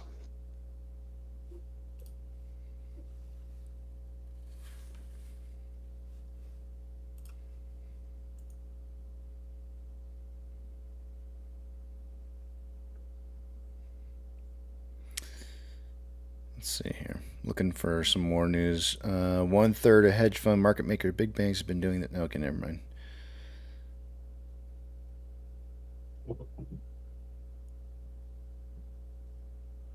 Today seems to be a really dead day today.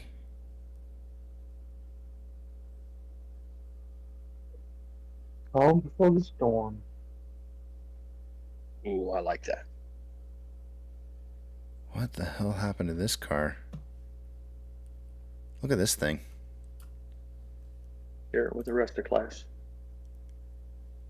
What the hell happened?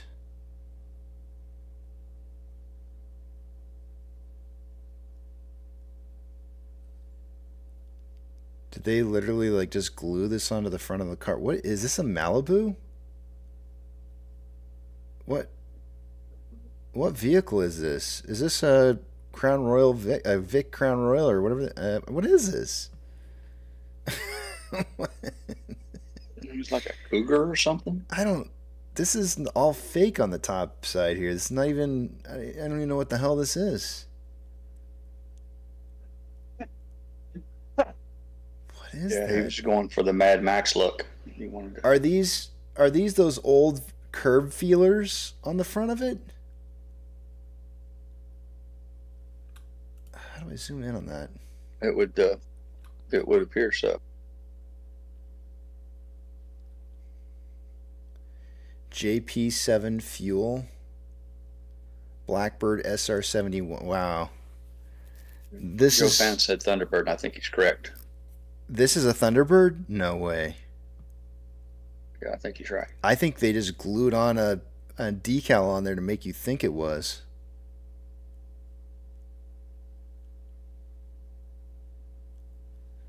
I don't know. The boneyard now. you think those modifications made it go any faster? No, but it sure looked good. He spent time and effort on that. He didn't do that in like 10 minutes. I just love the fake decal He bullet used holes. some of his time on Earth in that endeavor. Those fake bullet hole decals, like all over the place. Those are those are priceless. And then I don't even know what this is. This is probably a part that fell off of like his interior, the interior dashboard, and it just fell off. And he's like, "Oh, I'll just put that up here on the front of the car." he's got all kinds of. The bullet holes are right up there with the barbed wire stickers. Have you ever seen the barbed wire stickers? It looks like. Oh yeah. Those are on here. Pinstriping is barbed wire. Those are here. Oh yeah. Oh, how could he not? Yeah, he's got the Fast Flying Freddy on the front of this thing. Is that a boot on the front of it? A boot? Wheel there? A boot? What's that? Yeah, bra. It's called a. Oh yeah. No, I think that's just an extension cable wire that's just hanging out of there. But someone was pointing out in chat that he has a bra on the front of it to keep that fine paint protected. Yeah. Oh yeah. That is something else. What a work. I met this school teacher one time. She was friends with my next door neighbors when I first moved here to Texas, and we were all heading out to the pool to hang out. And we walked by her car in the apartment complex that I was staying at the time when I first moved here. I stayed in an apartment for a couple months while I was waiting for my house to get built. And she had I want to say it was like little baby dolls and like knickknacks glued, like hot glued onto her dashboard of the passenger side of the car. And there wasn't like a spot that was left that was like from the normal version of her dashboard. It was like little baby dolls and knickknacks like all over the place, just glued together. I've never seen anything quite like it. It was very artistic, but also something I would never, ever in a million years think to do on a vehicle. Is it too much trouble to go back to that? I don't want to create any undue labor for you, but we didn't get to see the rear. I couldn't help but notice on the fringe, it looked like there was another picture of the rear of the car. I do not believe there's... Yeah, I don't believe there's another picture here. No, there's no other picture. The money shot was probably the front. Yeah, what's that on the right-hand side of the screen there under Damien? Oh, that's a completely different car?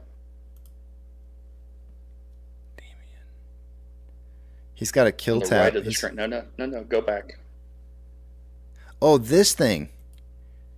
You're right. There is a follow-up picture. Oh my gosh.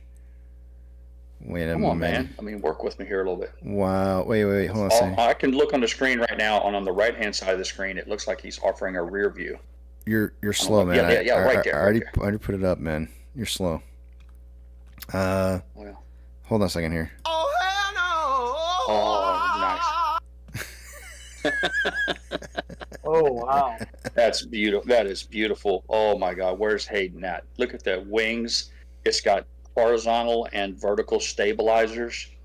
This what are you guys talking about? He's up to date on all of his aerospace technology. Man.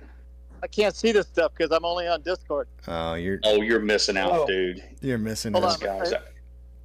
on, okay, I'll go back to YouTube. I knew we could bait him in. He heard a horizontal stabilizer, and it's like it's a Pavlovian response from him. He can't not. It's like a dog. He has Wait. Are these button snaps on the top?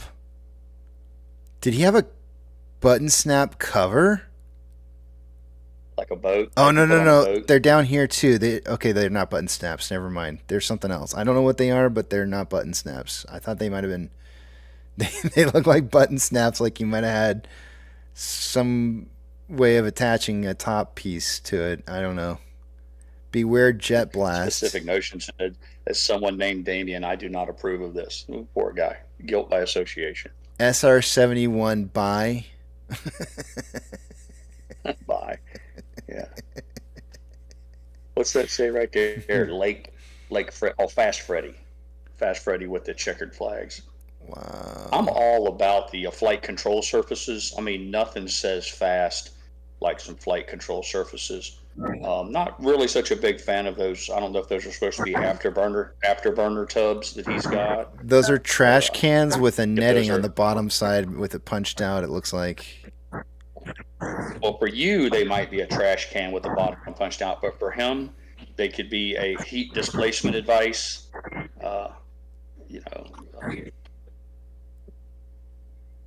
Afterburner. Y'all are missing something here with all this afterburner and these wings and stuff. He must not been going too fast because somebody shot him down. Look at all those bullet holes in his back. Can you see this right here? The I'm pretty sure these are LED lights that he's got taped across or glued down to the back right here. So he's got some kind of LED system set up. Hayden, I'll give $1,000 to the charity of your choice if you'll buy this car and get it running and drive it every day for a year to the airport, to all your meetings when you have to show up to the meetings. But you're not allowed to tell people you're doing it for charity. You got to just do it with a straight face, like you're proud of it. I think I'm literally more. The Ray-Bans left. I'm literally I'm having a difficult time deciding whether the front or the back is better, and I'm leaning towards the back. Oh, without exception, the back. Without exception, the back. He's the only thing he gets a A. He doesn't get an A+ because he doesn't have a parachute. That is something else. KC, next time I text you earlier so we can hook up. Yeah, definitely, please. I'm gonna have to. What do you call it? This whole place is just packed with the F1 crowd this week.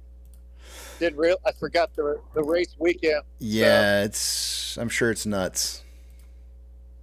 Yeah, they're selling shirts all over my hotel. I'm making my walk right now to the Pickle Ranch. We'll see what this is all about. Make sure you make sure you hit my my favorite backyard patio loading zone. Because they have that loading taco. Zone? Yeah, that taco truck that's over there in the backyard where you can board your flight from. The B side of the airport. Oh, I sent the picture. I had my FO take a picture when we were taxiing in because we landed on the right side. I sent a picture. I put a picture in General. Oh, did you? Yeah. Right. Of my special loading area especially for me. Yes, I did. Okay, let me see. As a matter of fact, you said in general, right? Yeah. Let me see here. Casey, the general section is the front page of this newspaper. This is a digital newspaper. The general section is the front page. So why you immediately go to the naughty room is beyond me. I mean, we all eventually wind up in the nut house to see if there's any naughty pictures, but you immediately go to the front page of the magazine, and that's the general section. You missed your buddy missed the best part of this, which is all sitting over here on this side. This is literally the area that he should have been taking the picture of. Nobody cares about this. He missed the best part. That's like the poor person hangout right there. He didn't take care of taking a proper picture of the poor people. That's the wrong. Is that the wrong side of the tracks? Yes. Yeah. Yep. Yeah. He was a little busy at the time. I told him, I threw the phone at him. I said, "Take a picture." He's like, safety. Like, I'm busy. I said, not busy. Yeah, exactly. Safety. Yeah, you don't mind if I land this airplane first, do you? Hey, just like I got that under control. Just take the goddamn picture. It was my landing. This was the taxiing. That guy's going places. Yeah, I didn't get a picture of the thatched roof.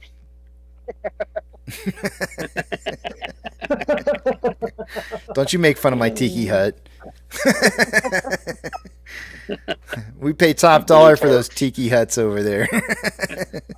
Yeah, as I was walking out of the hotel, I guess I'll be slumming at Cooper's today.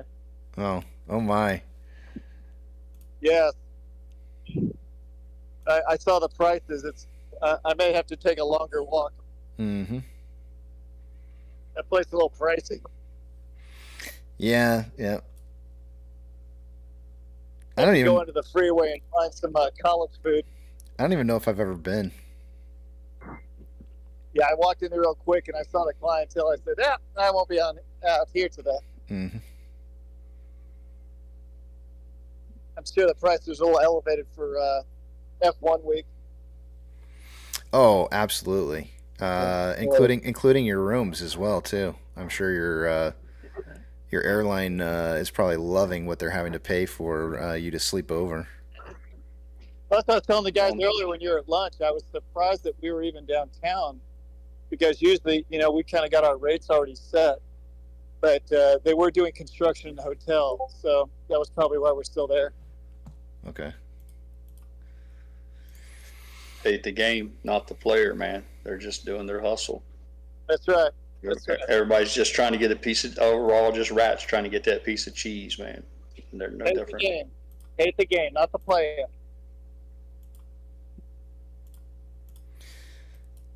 We have what appears to me like an ascending or descending broadening wedge forming on price right now, and typically when that breaks out, it usually breaks up to the top side and usually touches the secondary touching point. In this particular case, which would be around $9.44, and then usually has about a 62% chance at going higher. In this particular case right now, usually the second touching point's a lot sooner than what I'm seeing right here, so I'm not real satisfied with this as TA at this point in time, but that's what it kind of looks like as of right now. I'd need to zoom out here and probably see if there's maybe another potential signal occurring. I don't see anything that's standing out to me. So I'd watch. The only reason I drew this box right here is oftentimes what will happen is this price will move down this a wedge like this, and it'll find a level of support like this, and then this level of resistance, and it'll tend to consolidate a little bit, and then get the breakout inside that before it reaches into the end of the tip of that level of support and resistance. Doesn't necessarily mean this has to be where it's going to break out at. Could be down here. Who knows? It's hard to say. I'm just giving like a recommended potential spot.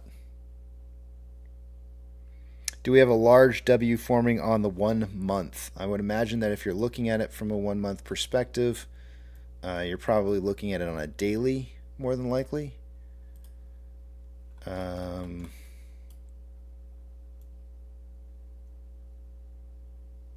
Maybe you are looking at it in 1 month.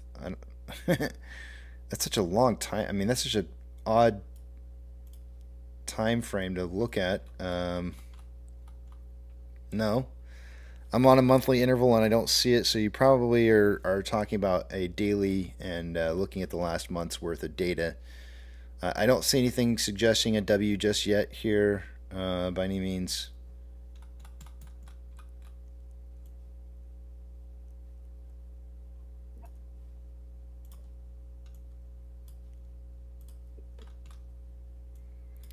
But it is numbers time. Don't forget, today is movie trivia is going to be on sports movies. Should be some good sports movie quotes that are out there.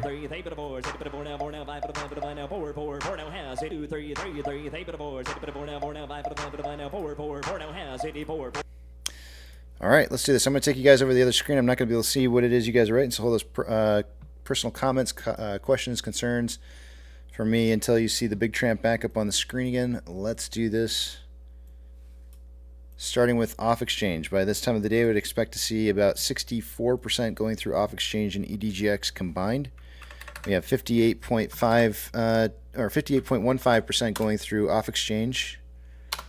EDGX is at 8.53. The combined total on that 66.68%, which is about 2.68% higher than I would expect it to be. CHX volume for the day today is at 700. Nothing unusual going on there. And GME's CHX volume is at 1,261 shares. Nothing unusual there as well. Taking a look at Ortex. As of an hour ago, Well, this is turning into be. Mike Jeweler.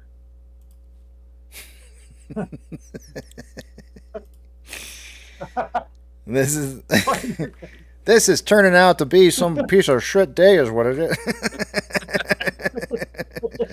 See, I'm not the only one who's got a hot mic moment to interrupt numbers. That's cool, man. God, I knew somebody else would. Eventually, somebody else would fuck it up just as bad as I. It's okay. And it was me. Don't worry about it. All right, no biggie. Numbers, take two. Currently on Ortex, the amount of shares having been returned an hour ago was 1.22 million. It's now 1.95 million shares having been returned. That's going to cause the estimated short share interest of the free float to drop to 7.88%. Cost to borrow mins at 0.82. Average is 1.16. Max 14.39. Shares on.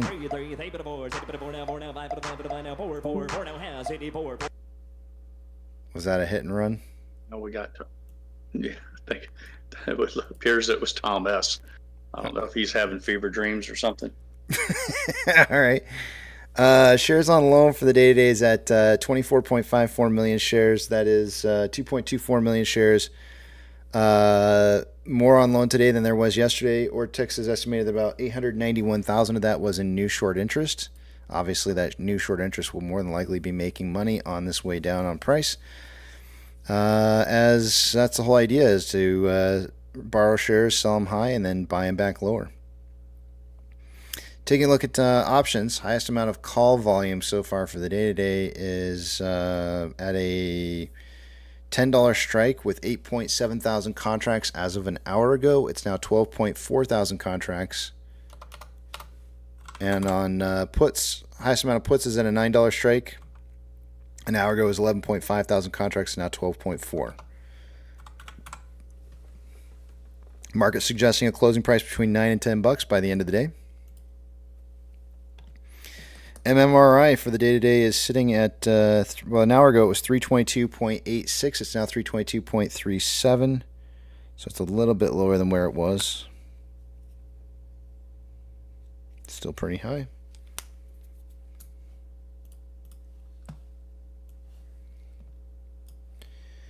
Orders by Fidelity customers. AMC has not been on this list all day today, but GME has, and they have had some stellar looking buy to sell ratio. 82.82% buy to 17.18% selling ratio. Looking really good. AMC has had low volume and has not been on this list. Trigger price for SSR is at $8.87. 4.6 million shares having been borrowed so far for the day today. No changes in the last hour. Still the same. Fees at 0.6%. So far, we've seen about 4.3 million shares borrowed so far for the day today. Taking a look at the NASDAQ, it's down, actually, let me refresh this. 1.12, down 0.5% on the Dow Jones and down 0.87 on the S&P 500. 4,366 decliners to 1,673 advancers. The market is more declining now than it was an hour ago.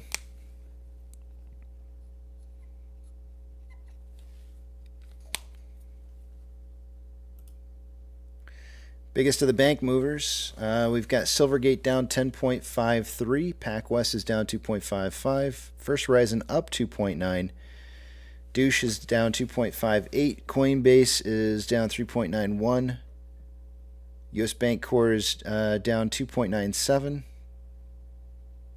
Charles Schwab down 2.7, Morgan Stanley down 6.6, and Northwestern Trust is down 6.54. Ethereum Classic is currently down 0.58 and trending down. DXY, or the US dollar, is up 0.15 and consolidating. Oil is up 0.75 and consolidating. Mortgage-backed securities are down 0.45 and trending up.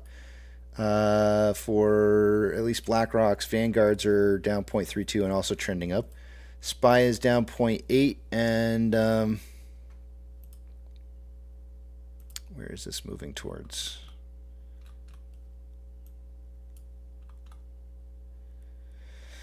The overall trend is down. To me, it looks like consolidation. VIX is currently up 7.21, back up above 19 temporarily anyways, at 1917. VBR is down 1.39 and slightly trending up. VBR is down 1.63, consolidating. Tesla's down 4.06 and consolidating. Amazon is down 2.14, trending down. Cinemark is down 0.27, trending down. Doge is down 0.89 and consolidating. Bitcoin is down 0.22 and it looks like it's breaking the trend up a little bit. So I'm going to call it consolidation. GME is down 0.28 and consolidating. HYMC is up 0.03 consolidating. NCMI is down 0.65 consolidating. Hood is down 4.22 and trending down. AMC is down 5.78 and getting a test of the top side here. It may break out a little bit sooner than I anticipated. Look for a retest of potentially somewhere right around 944 before potentially having a possibility at breaking to a higher high than that 644. Or I said 644, 944. Let's see here. What else? Inflow versus outflow on AMC. There's been a substantial amount more inflow in this last hour. We've got about $3.7 million, $3.8 million more inflow than outflow. $12.66 million, 12.66 million shares having been traded after 279 minutes worth of trading, putting us on a pace for 17.69 million shares traded by the end of the day today. That is within the 5 to 25 million I predicted in the pre-market.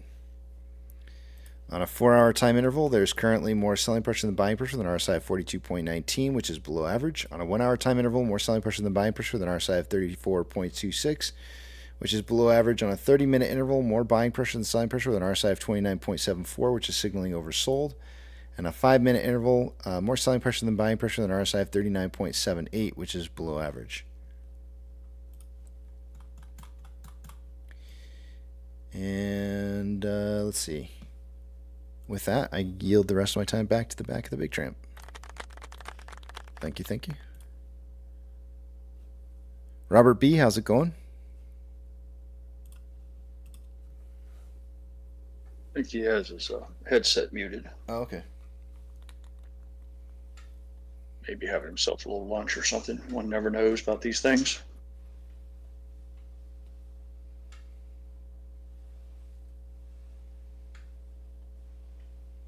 Joe Pounce was commenting earlier about the guy who made that car being such a genius. He owns his own airplane. I was thinking, man, you know, that's a real advantage when you're in the meat market and the bars trying to pick up the girl. If you ask her if she wants to go for a ride in your plane, or if she'd like to go to lunch tomorrow, and I'll take you to lunch tomorrow in my plane. You know, I mean, you're going to reel in some gold diggers, but hey, fishing's fishing. I'm not sure. Did you ever see Napoleon Dynamite? Oh yeah, big fan, big lover of the Dynamite. Yeah. Yeah. Do you remember the what was their uncle? Was it their uncles? It was uncle, right? Yeah, the one that could throw the football over the mountains and all that. Yeah. I think that was hilarious. I'm not sure what's like. I mean, I feel like he might have been like, you know, 1 mil of change on his van to potentially being that guy who would have dressed his car up to look like a rocket ship or something. Didn't he have a van though? I thought in that movie he had a shaggin' wagon. It was. That's what I'm saying. I feel like he was like one, you know, a couple changes on his shaggin' wagon away from being that. What the hell am I talking about? Oh yeah. I'm gonna be that guy. I mean, if I really build a big tramp, I'm gonna be that guy. I don't know what the hell I'm talking about. I'm gonna be that guy. Vote for. I've seen so many of them who've taken those old hoopty cars and super glued anything from baby doll heads, which are kind of kind of spooky in and of itself. Two little army men. But the best one I've seen, hands down, was a guy that coated his entire car with that spray-on yard mousse. They make like grass seed that's mixed in with a surfactant that you can spray on like a specific area, and it kind of glues the seed down until it becomes moist and germinates. He sprayed the entire car. Yeah, and the entire fucking car grew grass, and when it flushed out, it was beauty. It was a thing of beauty, man. It was like 4-inch tall grass, and I don't know how long it lasted and whatever, but I can only imagine the work it took to put all that on. Wow. Chia Pet car. Is there a bobblehead Ross Chia Pet? There needs to be. Let me look it up and see. I feel like there is. I feel like I've seen it.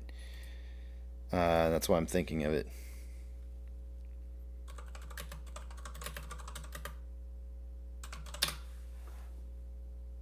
Oh, yep, there definitely is. And you can get yours now, right this second, for only $26.72.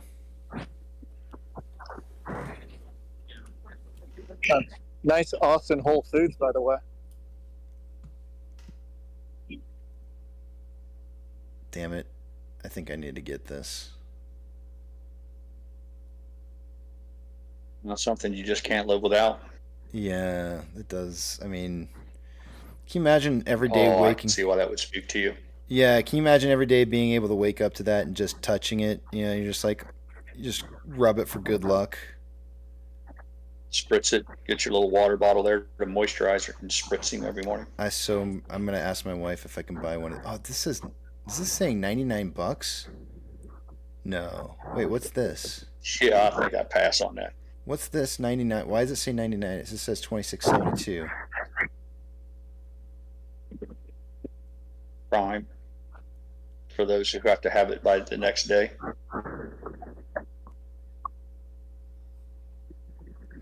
I'm getting this.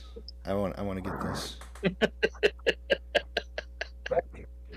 Wait a minute. Did I hear you say you were going to ask the wife for permission? Yeah. Is that what I said? I'm throwing the flag right now for an evaluation for the man card. But I'm the one who got his man card taken away. Wow. I really don't need to. It's just Hey, I always have this? You already know what to know. I already no. It's actually she hates it when I ask, and so she's like, you just get it. She hates it when I ask. You have to understand, like herbs and those. If you're like you guys who like to cook at home and like fresh herbs for cooking, could you plant like herbs on that? Have like a herbal garden for your kitchen? That would be something. You could eat Bob Ross's hair. I gotta let you guys know that I had my first marriage was like that. It was truly and honestly like that, where I had to ask to buy things, and so that there's obviously problems when that's the case, and so because I was married for so long, I was like 17 years. And my wife now, Melissa, she's like, when I ask her, she's like, why the hell are you asking me if you can buy it? Just go buy it. Like, just do it. You're a grown man.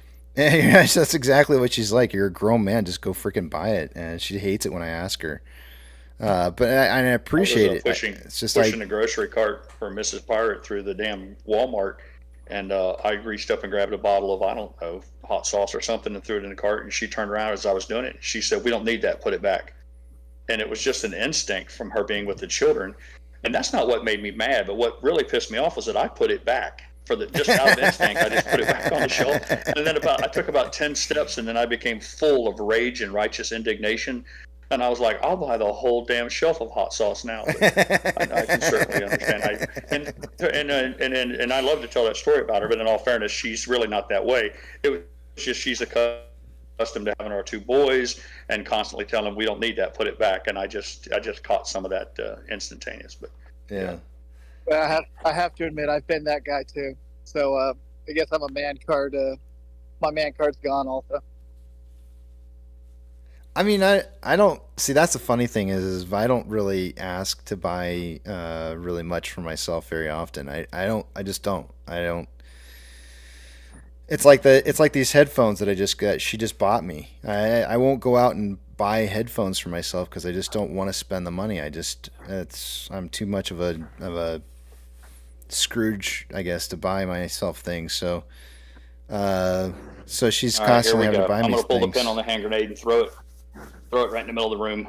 How much are you allowed to spend, KC, before you have to have quote unquote the talk? There is none.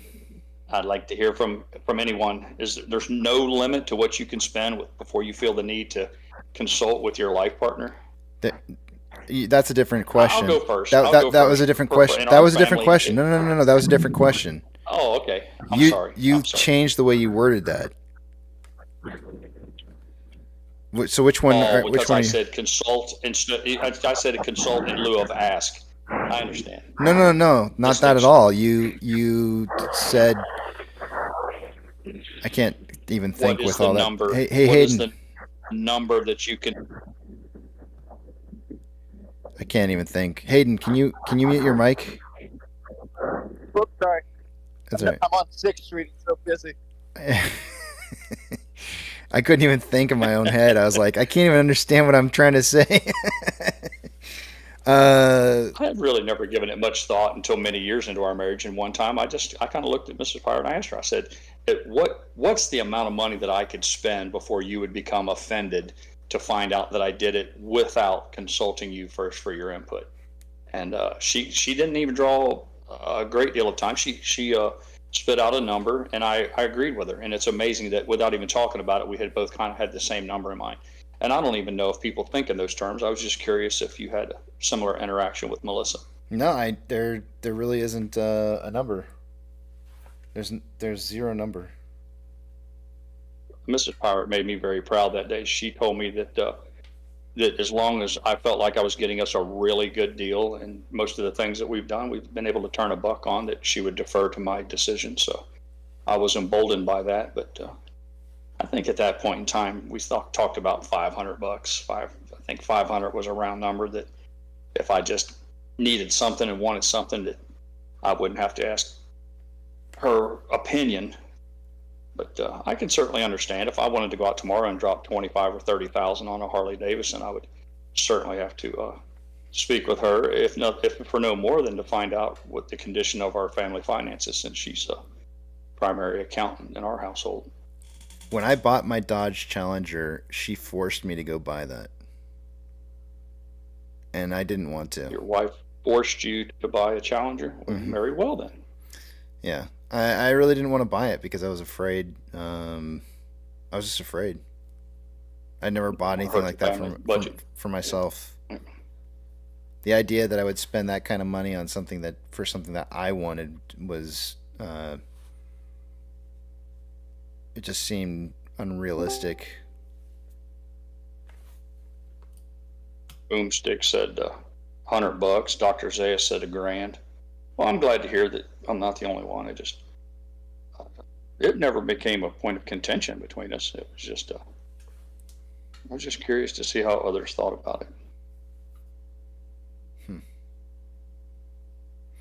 gonna go to break. Another one? I just got here. Yeah.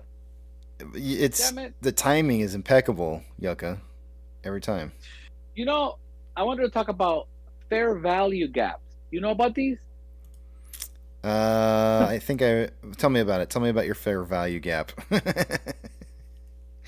You know, like if you see the chart, you can check the chart on the 15, on the daily. You know, if you see a gap maybe like 3 days ago, that will eventually play out. Like if you see it kind of coming down, let's say for today's. So you don't ever hear me talk about filling the gap ever? Yes. So that's pretty much the same thing, but it doesn't have to fill as long as it touches a little bit, depending on the gap. If the gap was on a uptrend or a downtrend, you can play that trade that day. I just didn't understand it. Okay. Until today. Okay. I'm excited about it. Yeah, you can make money now. So a lot of people ask me about these gaps, the gap fills, And I think it's really, you got to be really, really careful about some gap fills because I think that a lot of times people seem to think that a gap has to be filled at some. So let me ask you a question: at what time frame do you feel that a gap fill has to occur? I know this is a new concept. I know it's a new concept for you, but that's the most important question. Well, at what time frame does that gap need to be filled? So the way I see it, the way I understand it is, it needs, if it's, let's say you see a gap that's maybe a month ago, but there's a new gap right now. The new gap right now that was maybe like a week ago, it needs to be filled before the gap that was maybe a month ago. Mm-hmm. So I see it. I'm looking at the 15-minute. Okay. But what do you think? So it does matter on what time interval you're looking for, because obviously the larger the time interval, the less gaps you'll probably see. You're going to see more gaps at lower time intervals. I just put my screen onto a 15-minute interval in here, and are you suggesting? Are you looking at this gap up that was happening back here, and that there's a fill for that gap? Is that what you're looking? Are you looking at? Are we looking at AMC, or are we looking at AMC? Spy. AMC. Okay. Let me go to AMC. AMC.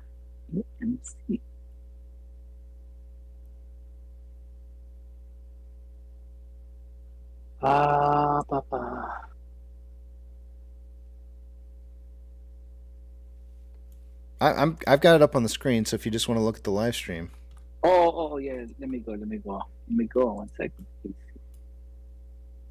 And then that gap that you have, is that the one where you have it highlighted? Right here. Do you think this is a gap that needs to be filled? Hold on a second. Oh wait. He can't see your cursor on his phone. That there. Hold on. Okay, hold on a second. No, that's not a gap. Is that a gap? No. It's not? Is that no, that's not what I meant. Okay. But yes, it will run up again. Yes, at that. Yes, I agree. Okay, you agree that's a gap. Yes. Okay. Yes. So that's a gap that needed to be filled. Okay, so now what I'm gonna do is I'm gonna scroll back here just a little bit further, and when you see all of this price movement in here, all the way from essentially this price range, these tops right here and these bottoms right here, would you not say that was actually the gap fill for this price run up that occurred? So that we just had over here. Wasn't that showing me? Wasn't that gap already filled by this price movement downwards? Which is why we gapped up. Could be, yes. Right. So why would we need to be gap filling? Why would we need to be gap filling that gap on the forward side of this if that gap has already been filled? So I'm seeing it different. Okay. You want to? I don't see any gaps. The way I see the gaps, it's space in between the candles. That's what I mean, gap. Okay. Like a fair value gap. So you have to go to the SPY so I can show you. All right, hold on. I'll go to SPY. Do you still want the 15-minute? Yeah, that's fine. All right. Just so you can kind of understand what I'm looking at, and then you can let me know because I'm just found this out. You're talking about these jump ups that happen in the pre-market morning hours. Yeah. So there it is. Do you see it right there? Yeah. Right here? See that little gap? Yep. Yeah, that empty. So that got filled right now. Like it barely hit that. It doesn't have to completely get filled.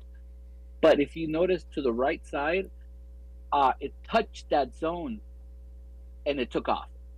And it took off because it was already taking off. It was already a green candle.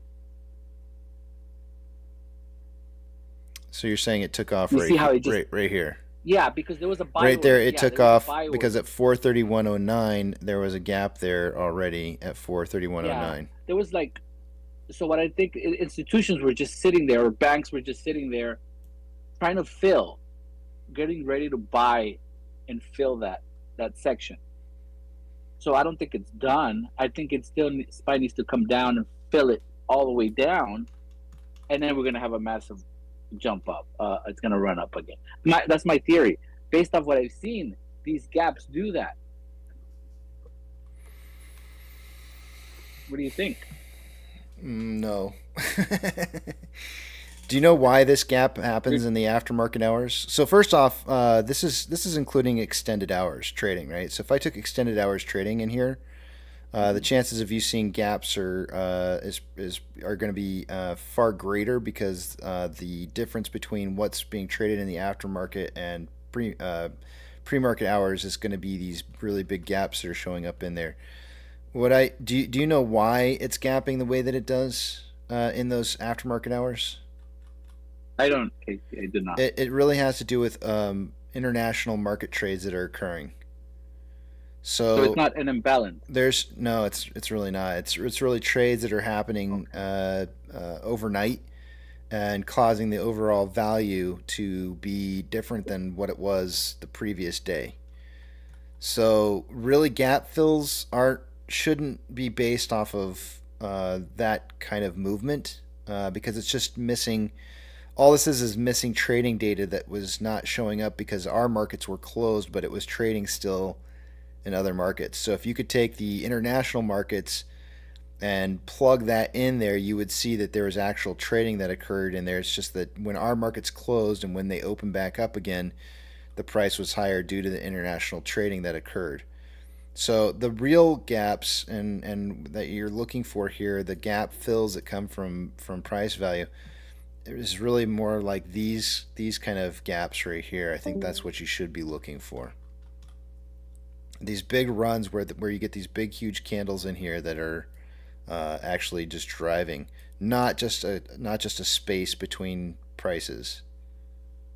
Because you can see here, look at this gap fill, or look at this gap right here from the closing of the 6th going into the 9th, and you look how big this. I can't see any. Oh wait, hold on. I need to hit live. Look how big. Look how big this is. Oh right yeah, here. yeah. Right, and then you have a bunch of price movement upwards, and then it takes off a little bit. But there's still if I draw it out here, let me see if I can put this in here. I know there's a way to do this. Give me a second.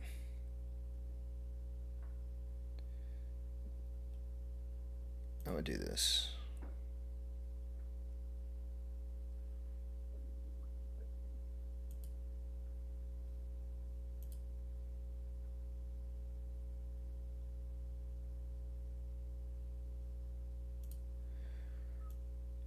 Notice the price ran. It filled. Let's say suppose for a second here that all of this was fill for this gap down. Yeah. Right. All of this was fill, but it hits a certain point here where it's underneath, and it starts taking off. If you go forward in time in here, there's never once been a point where we've seen this fill back up again. Like it never filled. There's price gap in there that never ever got filled. So then this is where I always say, like, well, how do you know that the gap fill is always looking to the right and has to be filled to the right? Was it filled to the left? Look at this back here. We got some trades in here that were happening before in the past where there was some filling of that price movement. Oh, and lo and behold, instead of me just putting a ray to the right-hand side, maybe I should be looking in the past and putting a full horizontal line in here instead, and saying, okay, right around this price range right in here. Oops. Now, was there a period in the past where that was filled, potentially? Is there trading that occurred at any given point in the past that would have filled that gap? And the answer is yes. So that fair price has been filled. It's It's no longer needing. This is why I think it's really difficult when I see people that are talking about is there a gap to be filled. They're oftentimes going back to the most previous gap that they're seeing and only looking left to that point and saying, "Oh, we haven't filled that yet." But it's like, are you looking beyond it? Look beyond what you can see. You know what I'm saying? Because there may be actual price movement that occurred, and the reason that I'm saying this is because if you look at AMC right now, there's plenty of reason to suggest that part of today's movement would have been to fill this gap up from yesterday's trading, right? And I say no, not necessarily. We had all of this price movement over here. That was 2 days worth of price movement, all inside of this gapped area in here. And it's like you got to look back. You got to look at both directions on this. You can't just look back from where you're currently at and say, oh, here's a gap that needed to be filled. It filled. Now we're going to run. Because this gap was already filled. It didn't need to have this downwards momentum. It's important for people to remember that a gap is nothing more than a period of time where no trades were executed at that given price. That's all it is. It's just an absence of activity at a specific point in time at a specific price point. And it's nothing more than that. But they've seized on this idea that that's somehow a link of a chain that's missing. But it's like you said, if you go back in time, more often than not, if you go back far enough, you'll find a place where activity did take place in there. So there is, in fact, no gap. Or if you go forward, it stands to reason that at some point in time, a trade will occur at that price point, quote unquote, filling the gap. But is that next week, next month, or 5 years from now? So when they say all gaps must be filled, I just kind of roll my eyes. Yeah. So I don't put it nearly the stock into it that people do, because they tend to look in terms of see this as some sort of like pipeline and like something was missed. Like, oh no, the market overlooked a little section back here and it needs to be addressed. That's not the case. It's just a case that at that moment in time, there was no activity at that price point. It either leaped up a dramatic amount or down. And I also have a theory, Casey, that it's one of the most easily recognizable things on a chart for new people to find. So they find interest in that. Well, I find interest in it as well. I mean, there's. I'm not trying to discredit gap fill. I don't think that's.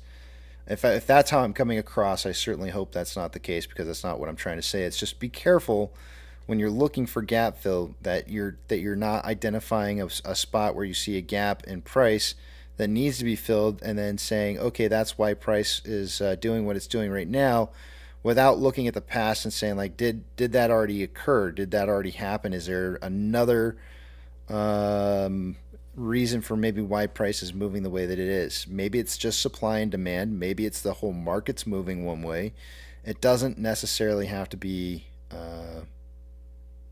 There's many different reasons, right? It's not just, oh, it's doing this because of that one particular gap and that's why it's doing it. End of story. There's a lot of other reasons too. It could be. But a lot of people like to take AMC to a daily. I remember before a reverse split and conversion occurred, people used to draw out the daily on this and said, oh, well, we gapped up. I remember back a long time ago, they were like, well, we gapped up all the way from, and of course these numbers are not relevant because of the fact that the reverse split and conversion happened, but we gapped up all the way up to the $72 range, $77 range, and this is all gap fill back down to these numbers. And so when we hit these numbers, everybody's like, oh, this is it. This is a run right here that occurred, and everybody's like, oh, we're taking off for sure. We filled the gap. We're taking off. And it's like, well, not yet. I mean, we did move up, but we didn't really take off then. So, yeah, it really, I don't know. I'm not a huge subscriber. Another way to look at this too is somebody could say like, okay, well, we have filled all of this gap right there now, and now when we do run on this, because all that price gap was filled on the way back down from our 70 some odd dollar high, this now gives us the ability to be able to see more potential on a run to newer and higher levels, because we'll skip through the first, and in this case we'll skip up past 393 no problem, because we already filled that gap, right? And then that's going to be where that gap theory comes in, is like, well, we filled it. We filled the gap. There's no need to fill it up. We'll run past 393 on the very next run. A lickety split, no time at all.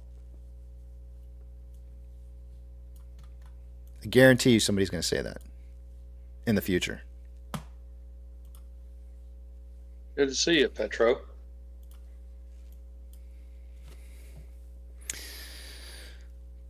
Petro's in here? Nice.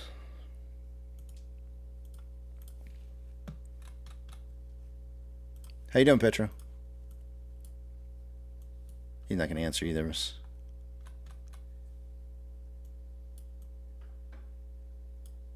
Didn't quite. Maybe having a connectivity issue or something.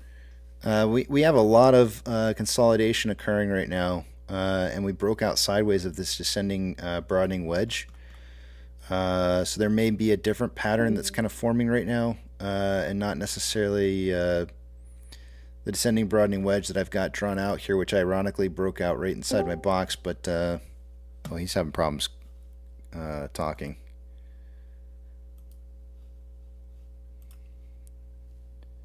All right, I got to go to break. We have permission to pretend we can't hear Petro if he finally gets it all resolved while you're gone. Can we make fun? Can we have fun at his expense, or should we let him off the hook?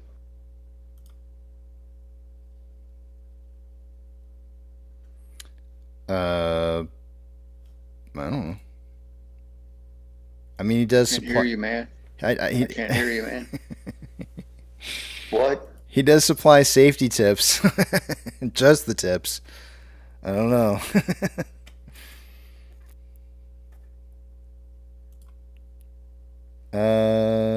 Let's see here.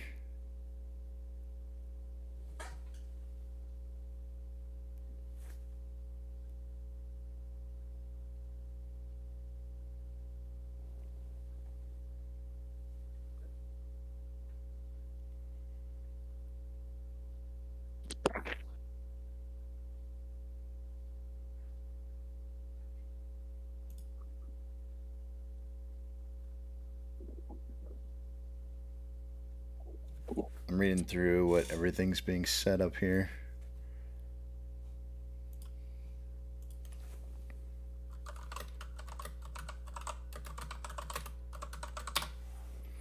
Good afternoon. There he is.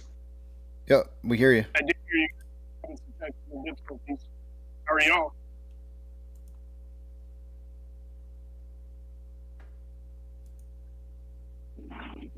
We can barely hear you. Can you hear me now? Yeah, it's a little bit better. Okay. Sorry. Sorry for my walk.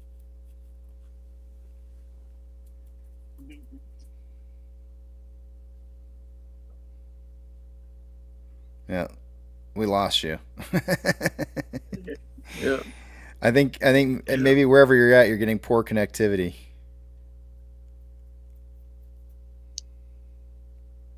Can you hear me now? Oh yeah. Okay. Sorry, I'm having some technical difficulties. Apparently my AirPods aren't working real well. Hey, I know. I've been through it. So, looks like TLT dropped off the face of the earth. Oh, did it? Yeah. It plunged big time.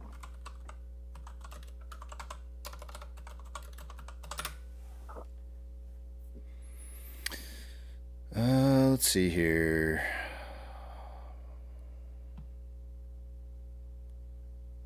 All right, I'm seeing down 0.91%.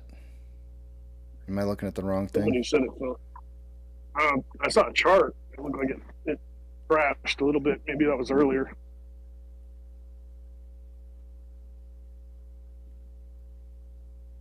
Nope.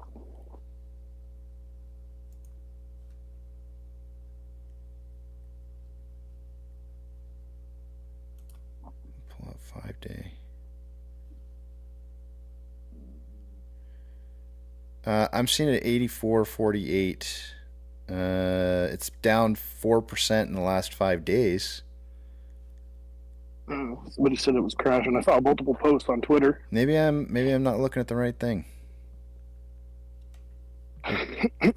You're talking about BlackRock 20-year plus year Treasury bonds, right? ETF. Whatever the TLT is. Yeah. I don't see it. Bonds. Well, let me try. Let me try Bond something. market. Let me try something different here. Hold on a second. 10-year still going up. It's at 4.889.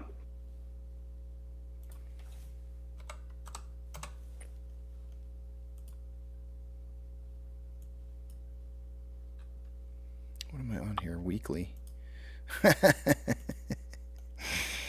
Yeah, the week I had my chart. I had my chart on the weekly still because of what I was looking at earlier when I was somebody was asking me to check out some stuff, and I got to show you what it was that I pulled up. When I pulled it up, I was like, "Oh shit, it did change." I'm like, "What am I on here? This is not the minute." I was looking at this like, "Oh shit, it did it did dump out of nowhere," but no, it's not, I'm not on the minute. So give me 1 second here. Yeah, this is the same thing I was looking at on the other chart I was looking at. So, I mean, it's trending down for sure. Yeah. Last 5 days, pretty big trend down.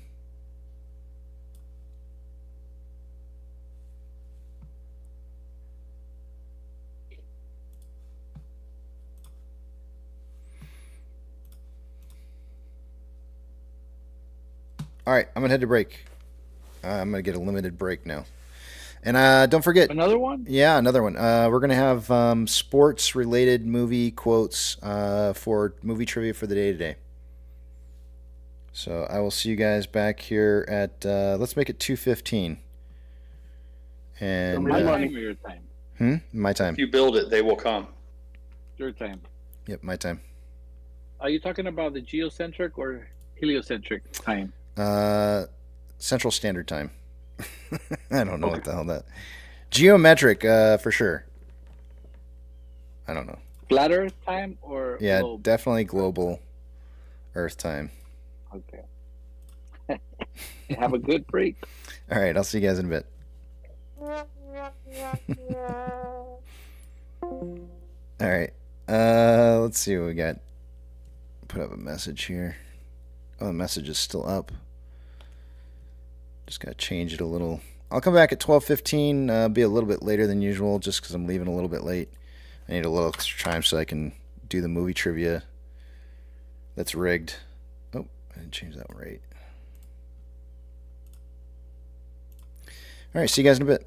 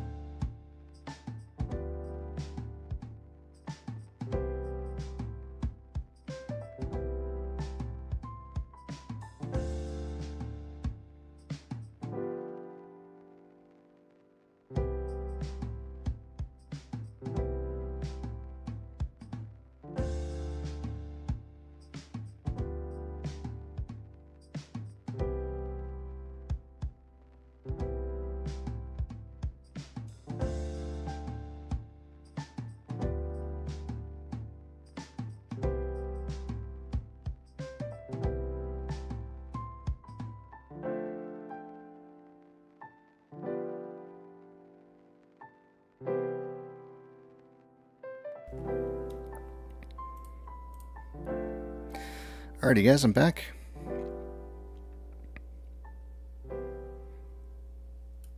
Let's take a look at the numbers and see what we got going on here. I'm going to take you guys over the other screen. I'm not going to be able to see what it is you guys are saying, so hold those personal thoughts, comments, questions, and concerns until you see the big tramp back up on the screen again.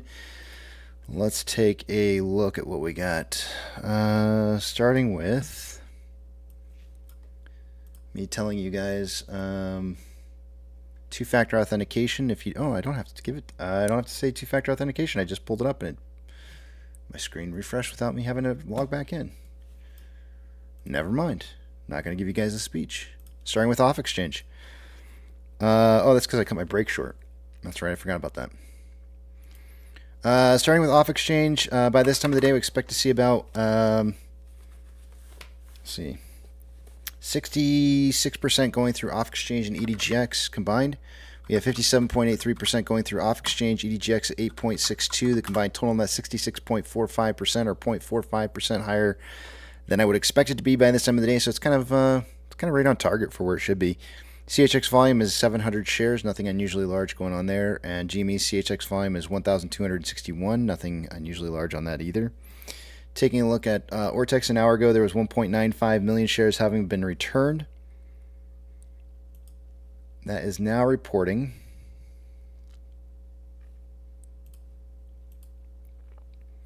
1.72 million shares having been returned, so it's gone up a little bit. That's going to cause the estimated short share interest of the free float to rise back up a little to 7.91%.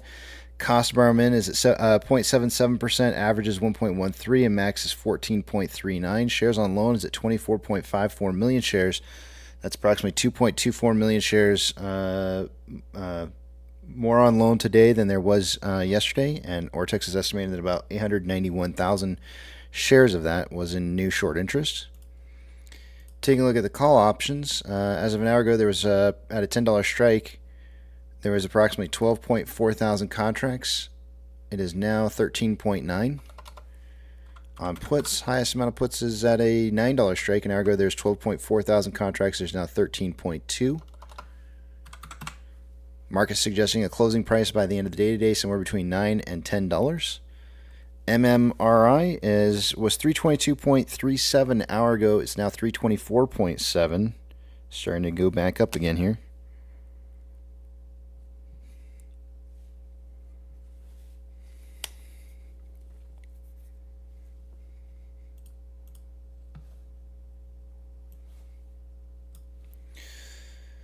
Orders by Fidelity customers. Let's see here. AMC has not been on this list all day long today, but GME has, and they not only have they been on this list, but they've actually had a really good buy-sell ratio. They slipped down to the very last position, but they're still on the list with an 81.11% buy to 18.89% sell ratio, looking really strong. Definitely a lot of buying going on by retail on GME. SSR trigger price for the day-to-day would have been at $8.87. Shares available to borrow is at 4.3 million shares. In the last hour, let's see, what is it, 2? I know they borrowed more shares. It looks like they borrowed approximately $200,000 more. Yeah, I don't think I tracked. I'm pretty sure. 4.3. I don't think I tracked any of the 300,000 shares since 14/16 that were borrowed. So I think an additional 300,000 shares have been borrowed since I last saw a change on this. Let's just call it 200,000 in case I'm wrong. So 4.5 million shares haven't been borrowed so far for the day-to-day. Fees were last seen at 0.6%. No, you know what? I'm sure. I'm almost sure of this now. Looking at the timestamps, I'm sure I didn't catch that 300,000 right there. Let's make it 4.6.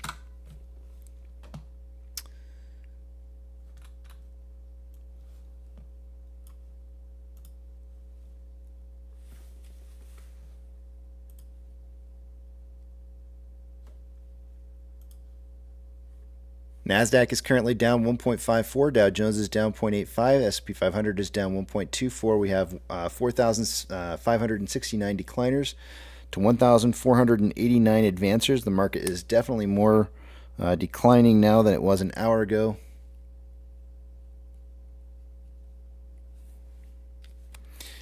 Watch out. That market's looking like hot lava. Don't touch the floor. It'll burn the crap out of your feet. Taking a look at the big bank movers for the day today. I'm only going to read off anything that's plus or minus 2.5% or greater of a change.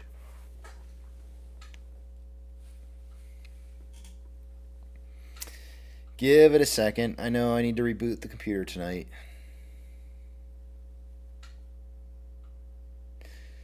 All right. Silvergate's up 5.26. PacWest is down 3.41. Douche Bank is down 3.24. Coinbase down 4.21. Zion Bank is down 2.61. US Bank Core down 4.03. CIBC is down 2.64. I haven't said that name in a while. Let's see here. Schwab is down 3.44. BlackRock down 3.11. Morgan Stanley down 7.05. And Northwestern Trust down 7%. Ethereum Classic is now down 0.67 and still trending down. The US dollar is down 0.3 and starting to trend up, still above 106.53. Oil is up 1.69% and trending up. Mortgage-backed securities are down anywhere from 0.55 to 0.62 and trending back down again. SPY is down 1.16 and as it did break that trend earlier. Let me go back out here just for a second here. I'm going to get rid of the Bollinger Bands. Going back out to a 30-minute interval. This is kind of a suggested time box here that I said that we might break out of. It looks like we're breaking out a little bit earlier than I would have anticipated. Once it did break this level of support here, there's two different levels of support that I was looking for this to break past. One of them being 433.47, and this other one was this rising level of support. And once it broke past that, there was a good chance that it was going to be retesting this next level of support here at 430. I mentioned this earlier this morning about a potential drop here down to that 430 and retest of that value before potential breakthrough on this. Very, very strong that it does break past this time.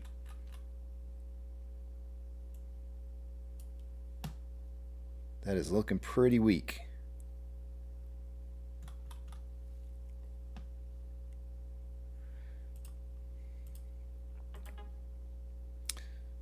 Hold on a second.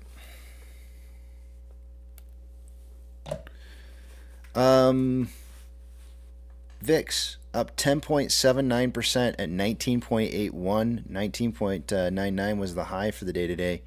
is absolutely trending upwards pretty massively.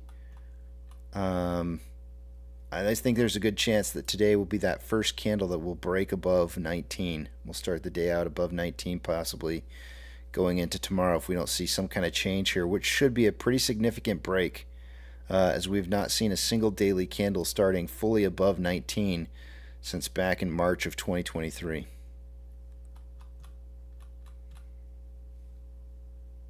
You're like, 2020, that's this year, you bastard. What do you mean 2023?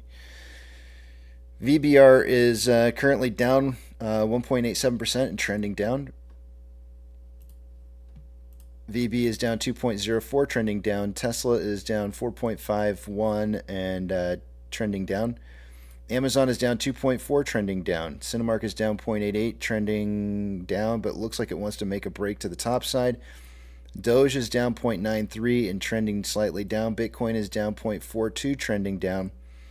GME is down 1.52, trending down. HYMC is down 0.3, trending down. NCMI is down 0.39 and consolidating. Hood is down 4.48, trending down, and AMC is down 6.34 and consolidating.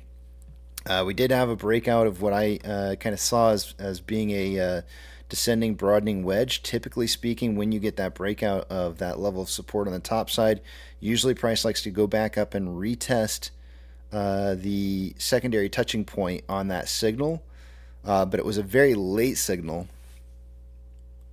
I feel like normally you see a touch a lot earlier than this. I feel like there might be a little bit something more going on here than what I'm seeing, and it doesn't. I mean, it certainly doesn't appear like that's going to end up being the case where we may go back and retest something around like 944. But if the whole market's dropping out right now, we're going to go with it.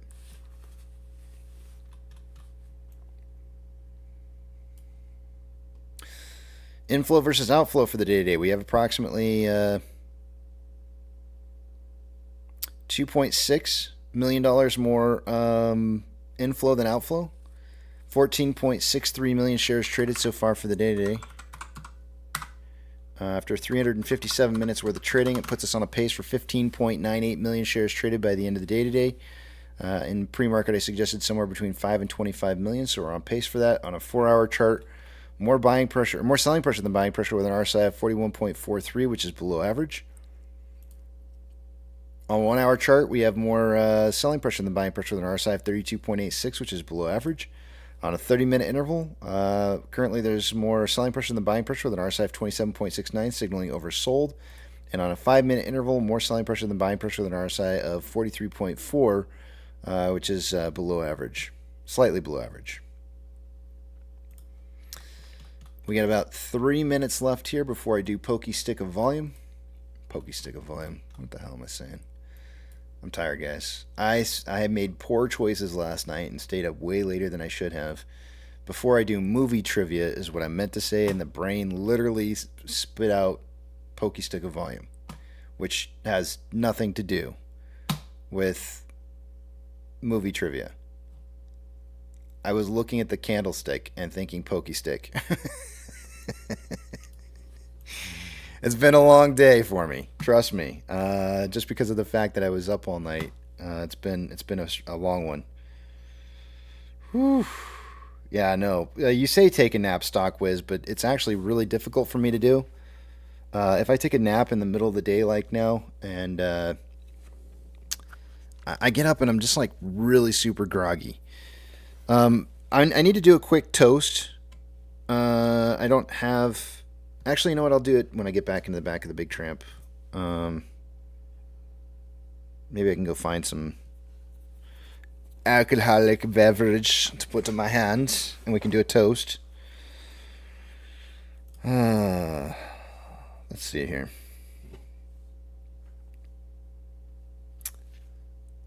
What was I doing again? Oh yeah, movie trivia. Hold on a second here.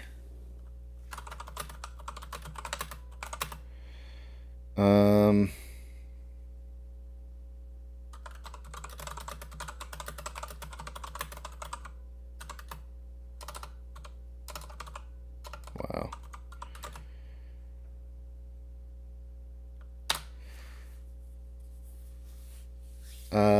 toast the fact that I didn't throat punch a coworker.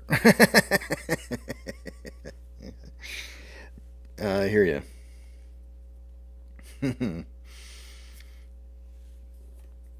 All right. I want to be fair warning to you guys. What I tend to found was when I was searching for movie quotes for sports movies, a lot of them tended to be somewhat of comedy movies as well. So I would almost label this one sports/comedy. There is just straight up sport quotes that are in here, but some of them are going to be comedy ones as well.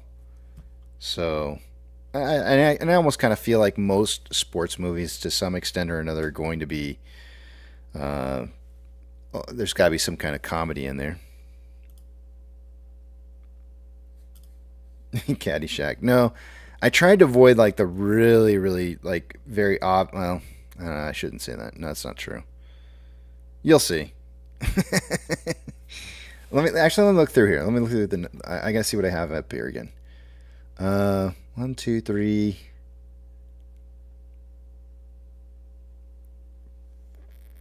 3, 4, maybe 3.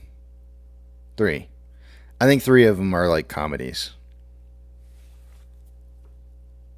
So there's not that many. But here we go. It's time.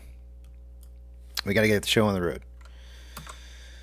All right. Watch the chat, or here we go. First one. Heroes get remembered, but legends never die.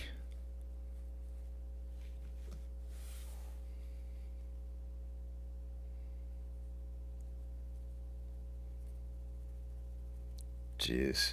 This is bad right off the bat. Those aren't even close. The Sandlot is correct by Jay Choa. Jay wants his name. Jay's like, what did we get out of this? Jay's coming in ready. All right, next one. You guys, we have a new contender here.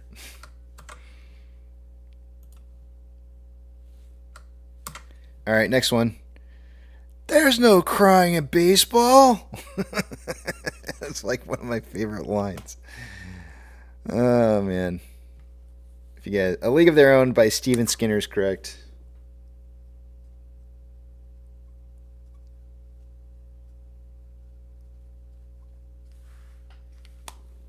All right, next one. I have to say, like, all of the comedy ones are kind of next to each other, so now I kind of gave you guys a little bit of a hint. Now, that's what I call high-quality H2O. This is 3 of them, guys. Just 3 of them. Waterboy is correct. I'm going to give it to Steven Skinner.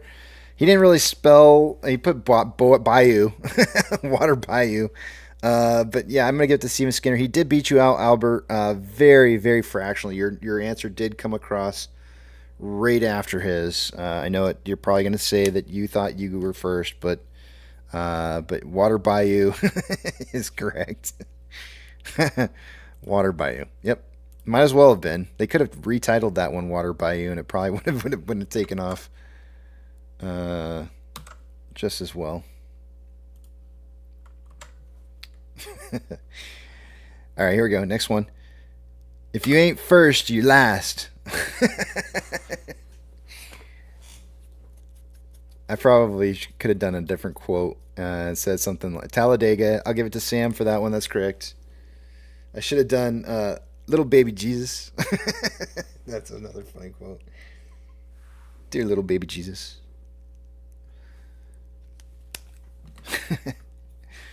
Talladega Nights. All right, this next one's kind of a long one here.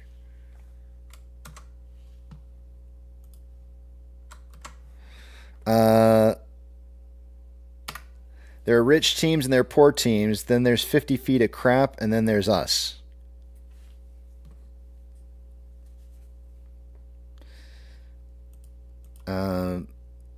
Moneyball is correct. The first person to put that was Preacher. I love that movie, by the way. It's one of my favorites because it's all about doing it by the numbers. I love that. That's the way I like to think outside the box and use statistics to get you the win. Love it. Love that movie. All right, next one. It's not on my top 5 though. It's not even in my top 10, but I still do love the movie. It's a good movie though. Our deepest fear is not that we're inadequate. Our deepest fear is that we are powerful beyond measure. I have a feeling this one might get you guys a little bit. I'm pretty sure I've never seen this movie. Coach Carter by Steven Skinner is correct. I know I have not seen the movie, so that quote's like way over the top of my head.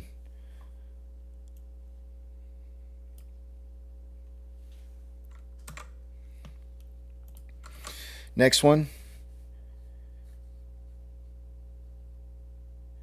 You know what we get to do today, Brooks? We get to play baseball.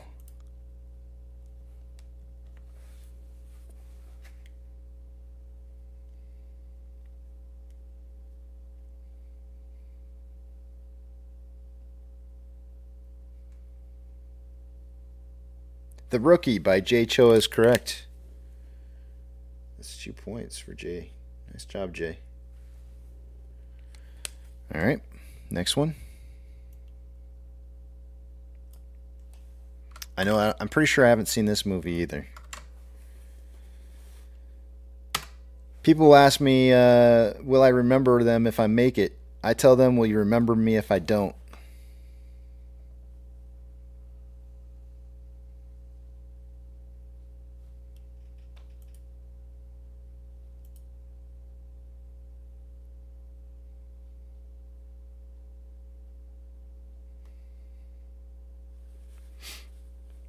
Blood sport.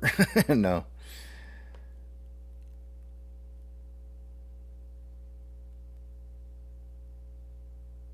I think it's so funny, like none of y'all remember the quote. The movie sucked. I'll give you a hint. It has to do with basketball. People ask me, will I remember them if I make it? I tell them, will you remember me if I don't? We might get a no point here on this one.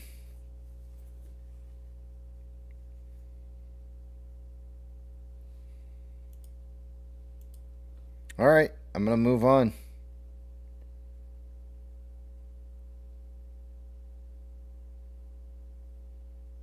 Yep. Okay. No win. The answer to this was oh shoot, Dr. Zayas put it in just as I was getting ready to say it. Hoop Dreams is correct. Dr. Zayas.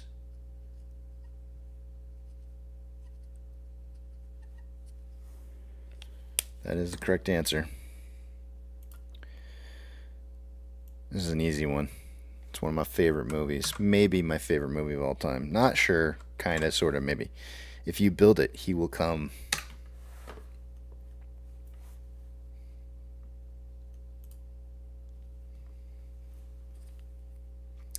Field of Dreams by Joe Pounce. I was going to keep that the last question, but I thought this other one was more funny.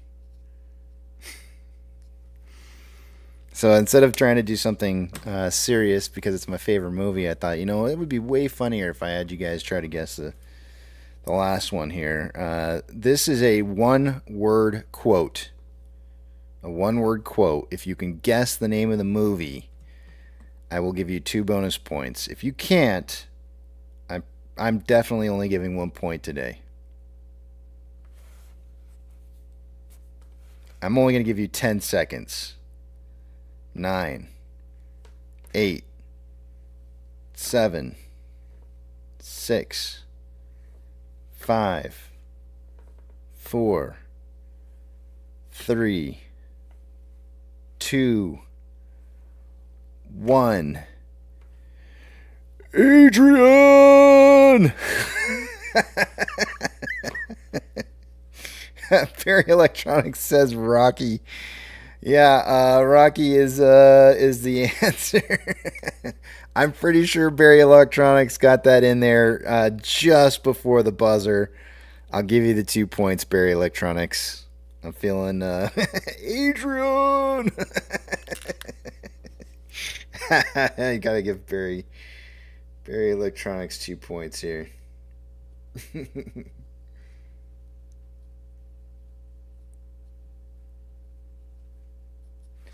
Alrighty. Let's see here. I gave you 2, Barry. You can pat yourself on the back. I think you had that in before I started saying Adrian. Let's see here. No points for Parrot for the day today. Surprisingly. Let's see what we got. We got Jenna got a point today earlier without doing movie trivia. I gave her a point. She's got she got a point for her son's Happy Trail. I hope she's here to hear that. Jay Choa, congratulations on your first points ever and joining the list of contestants.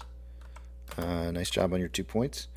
Steven Skinner, congratulations. I think you added to your points this week, didn't you? No, this is your first time on the list this week. Nice job. Way to make the list.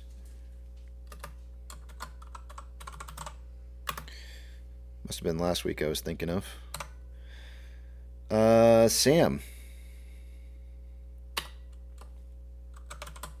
Congratulations on making the list. Preacher, first point of the week. Congratulations. Dr. Zayas, who has points already. Congratulations on adding to your points. Joe Pounce, who has points already. Congratulations on adding to your points. Barry Electronics, first points of the week. Congratulations.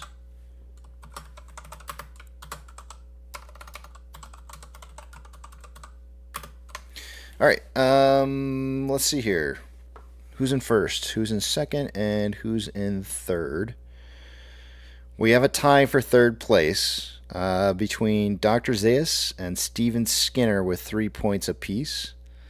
Coming in second place is Joe Pounce, and one of 2 of our complete reigning champions here on AMC with KC is Frank Lehman with 5 points. Not adding any points to his list today. Still managing to maintain the lead with all 5 of the points that he got yesterday on a day where we did movie trivia about gangsters. From now on, Frank Lehman will be known as the wannabe gangster because we've all seen him behind bars as before. So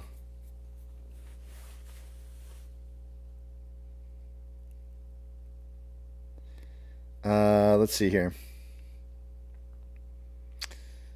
Tomorrow will be the last day for movie trivia to try and steal away the lead away from Frank Lehman for the week to get your name for Friday onto the live stream. I'm going to head back over to the back of the Big Tramp. We just got Robert B in there right now. Robert B's in here. And they're off.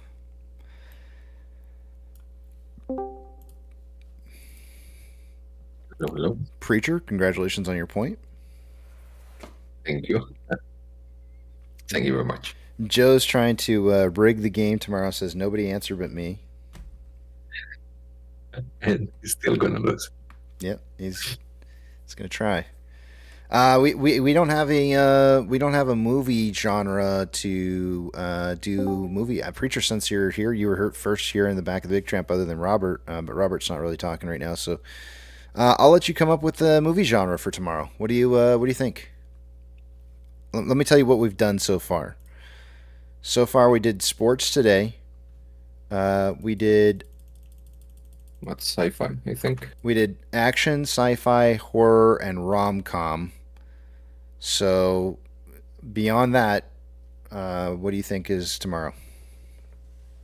We already did action, sci-fi, horror, and rom-com. So is comedy too much, too wide of a? I mean, no. I mean, I did romantic comedies before, but we could just do straight up comedies. Yeah. How about war or history movies, military or history? Is your name Preacher? No, I just got my microphone turned on. I missed that first part. I'm sorry. My apologies, Preacher. That's all right. So let's go with. I'll do this for my friend Pirate. So let's go with war. No, history. please don't do it. I'll be guilt-ridden. No. I was really not. Well, I wasn't really like comedy is too big of a genre. So I was thinking something about like autobiography, something like this. But then I'm also into like this war history. So yeah. War. I'm I'm done going to with see that. a bill for this. I'm certain this is going to cost me some money or something. War movies it is. I will write that down right now so that I can remember. War movies. Okay. War movies quotes for tomorrow. Because, everybody's all excited about war movies. Good timing.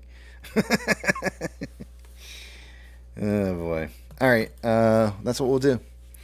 $9.20. We're down 6.64% for the day today. But it's not just us, guys. It's pretty much the rest of the market.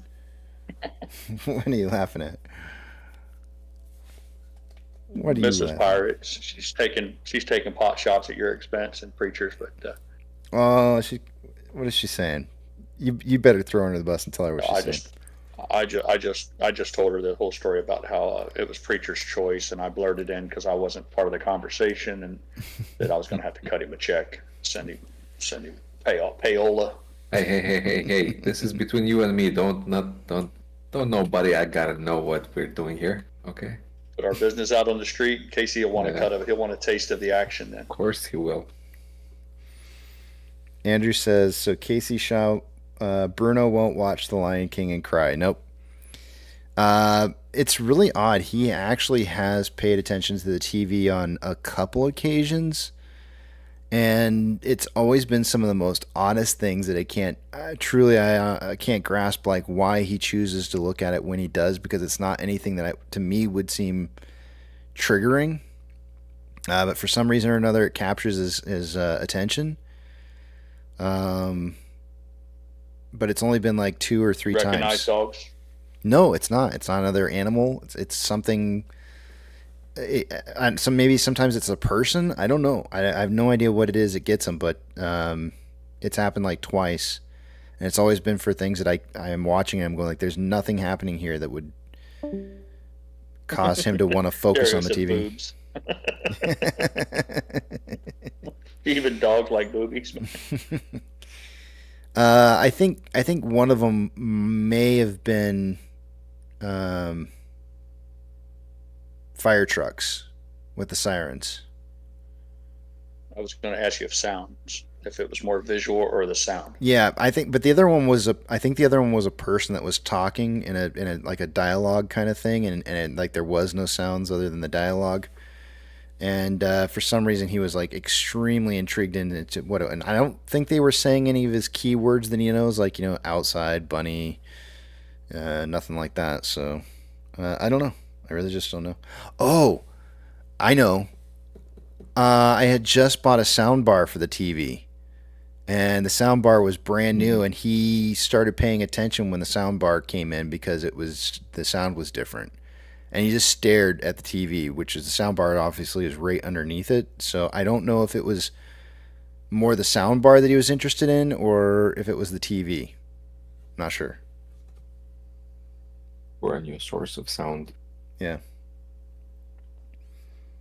But the fire trucks definitely do get him a little bit. There's no gunshots. Have you ever taken him out while you were target shooting? Does he haul ass at the sound of a gun going off? Dude, I feel like I've shown you guys the pictures of 4th of July. The dude he fears no boom sounds at all. None. Well, that's right. You did share that. My bad. That's on me. I should have remembered that. You told us that fireworks doesn't bother me, so it follows that the gunshot won't either. Yeah, he runs out there and loves it. He thinks it's the coolest thing ever. And like I go out and I light the fireworks, and he looks up in the sky and watches the fireworks. He gets really excited when it's 4th of July or New Year's. He's like, yeah, yes, let's go out and do some more fireworks. He loves it. Never seen a dog quite like that before. Not in real life. I've seen it in videos, but not in real life.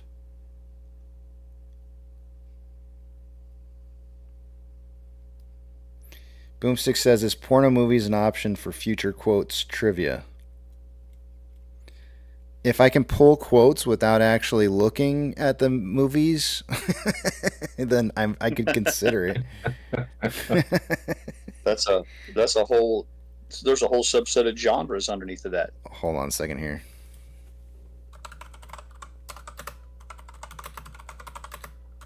I'm looking to see right now.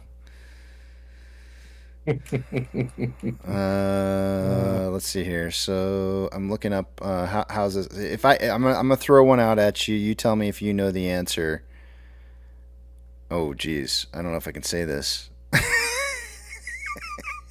It's like, oh, geez, I don't know if I can fit this.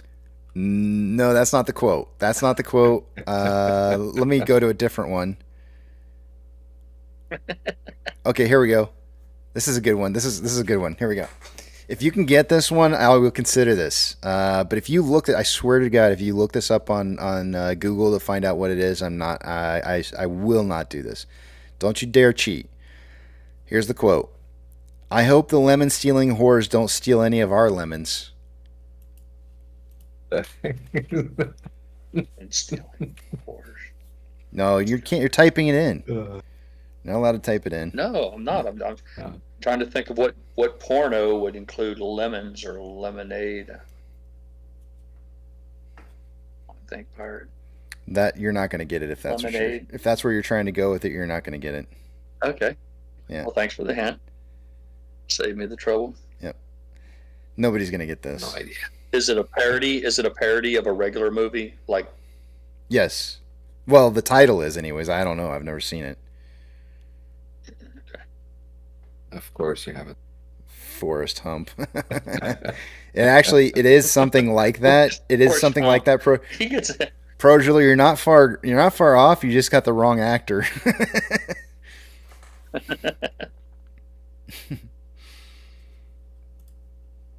Where the motto said, "Revenge of the lemming stealing horse."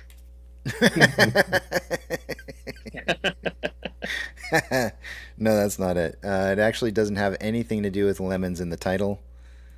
Yeah, no, nothing. You ready? Should I just name it? Yep, let us have it. Ferret Bueller. Go for it. Ferret Bueller. Ferret Bueller. Oh, man, that just sounds disgusting. It's the title of it. I don't know. I don't know what to tell you.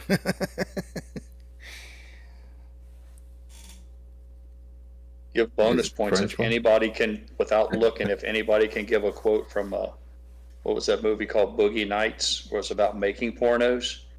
So yeah, it was a movie about making pornos. Boogie Nights. I'm a real big star. The one that comes to mind to me was when Marky Mark said, "I can do it again if you want," and he just got through blowing a load. And it was that giant third leg of his, and there, I think the director was Burt Reynolds or somebody, and they just like, "Did you get it on the take?" And he's like, "Well, I can do it again." And they all looked at him like, "My God, this guy's he's a sexual monster." I love the last quote in the movie. This quote is the best one. I'm a big star. I'm a real big star. That's the best. It's the best quote in the whole thing. Dirk Diggler.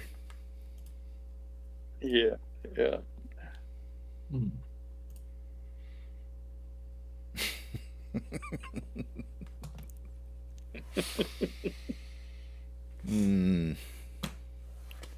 You missed the conversation last night, Boomstick. You really did. In the back of the Big Tramp, you would have laughed your ass off.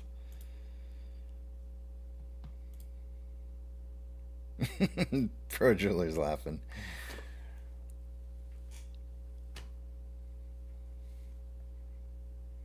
We are at $9.21. The VIX is up 10.79, almost hitting 20 in 1981.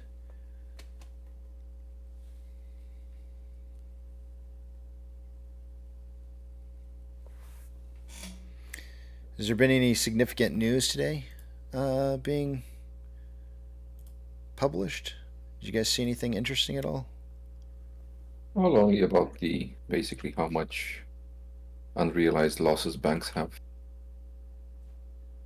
Basically hundreds of billions, so.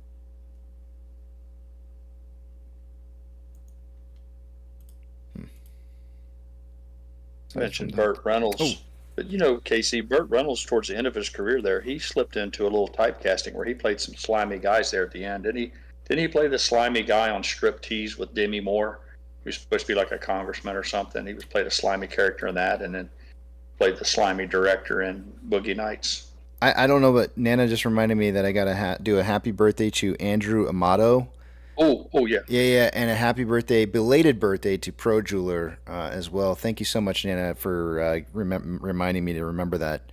Nana's always looking out for us, guys. Cheers to you guys. May you guys have much health and wealth in the future ahead of you in this next year.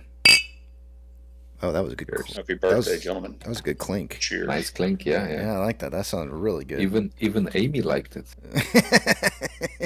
Boing. Look at Ames. Green candles. Adam Aaron tweeted, "I'm in a non-ISDA bank."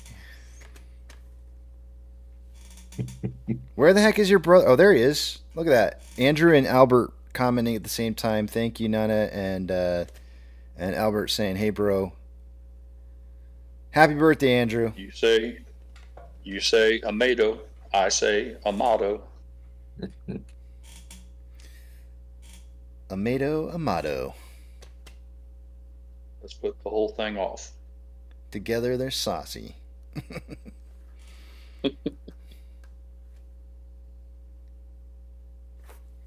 Did you do anything fun yet, Andrew? Andrew, I don't think you ever answered my question about where you're going out to dinner. I never saw an answer on that.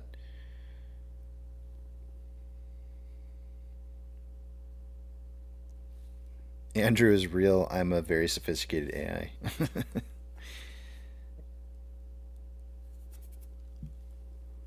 Hopefully he's going someplace. I don't know. I'm kind of a steak kind of guy. I like steak a lot. Steak's a good one for. It's hard to beat. It's hard to beat dead cow, man. Yeah. No, it's not. It's there laying down. You just beat it. Come on, guys. I know you're old, but not that old. Yep. Parrot knows what it's like to beat a dead meat all the time.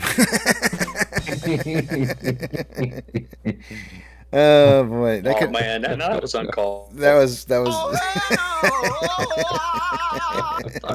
Beating dead meat. I thought Kick Pirate in the Balls was on Monday. I guess it just got moved. Oh man! All right, yeah. Guys, it's been fun. It's been dead meat. it's been a long day today. Andrew says I'm going to Bull Valley Roadhouse in Port Costa, California. That's awesome, Andrew. Have a wonderful time.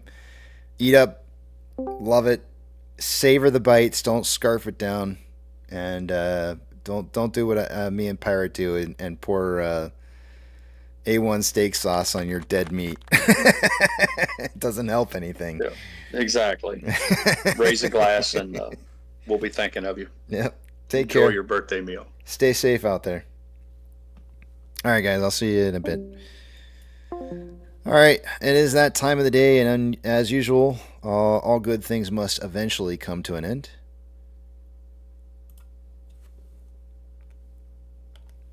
Eat, sleep, drink, get plenty of rest. Tomorrow is another trading day. Spend time with your family, spend time with your friends. Take your pets out for a walk because they like getting outdoors too. And for crying out loud, go see an AMC movie. After all, that is what we're here to do, is support AMC. But above all else, don't have a good night. Have a great night. Beep, beep.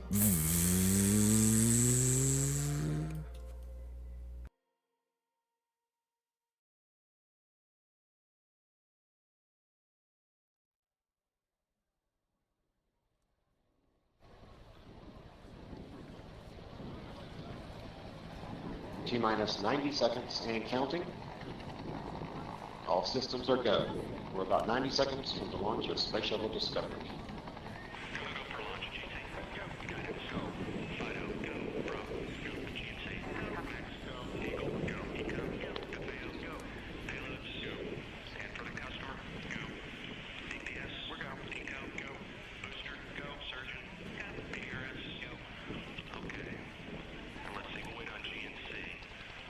T-minus 60 seconds and counting. We are transferring to orbiter internal power at this time. Discovery is now running off its 3 onboard fuel cells. Coming up on a go for auto sequence start.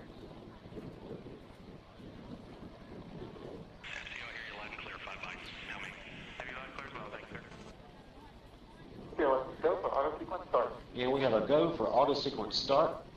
Discovery's onboard computers have primary control of all the vehicle's critical functions. T-minus 17 seconds and counting. 15, 12, 11, 10, 9, 8, 7, 6,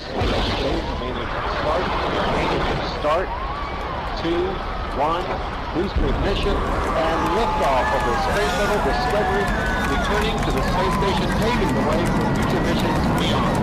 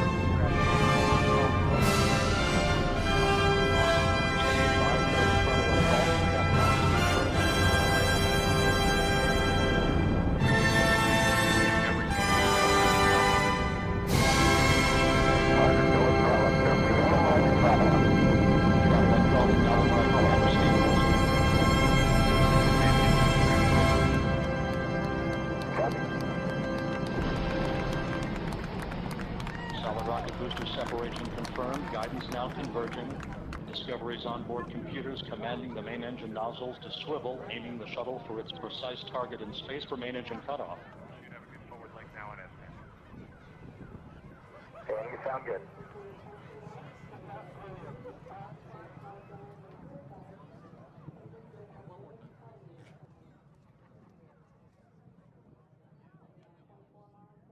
Discovery Houston, negative return. Copy, a negative return. My, it's a beautiful world. I like swimming in the sea. I like to go out beyond the wide breakers, where a man can still be free, or a woman if you are one. I like swimming in the sea. My, it's a beautiful world. I like drinking Irish tea, with a little bit of lapsang souchong. I like making my own tea. My, it's a beautiful world. I like driving in my car. I roll the top down, sometimes I travel quite far. Drive to the ocean, and stare up at the stars. I like driving in my car. All around is anger, automatic guns. Death in large numbers, no respect for women or our little ones. I tried talking to Jesus, but he just put me on hold. Said he'd been swamped by calls this week and he could not shake his cold.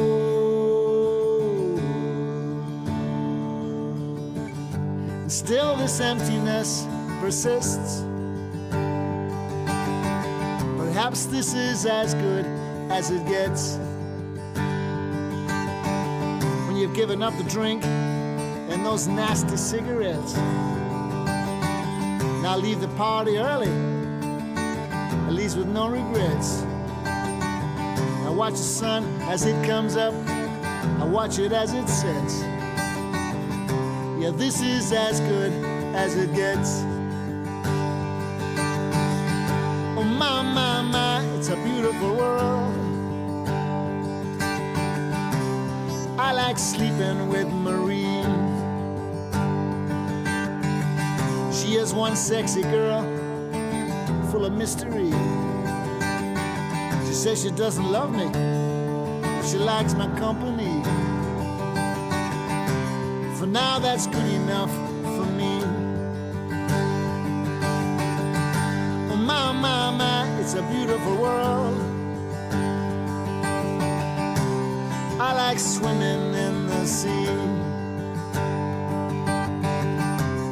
I like to go out beyond the wide breakers, where a man can still be free, or a woman if you are one. I like swimming in the sea.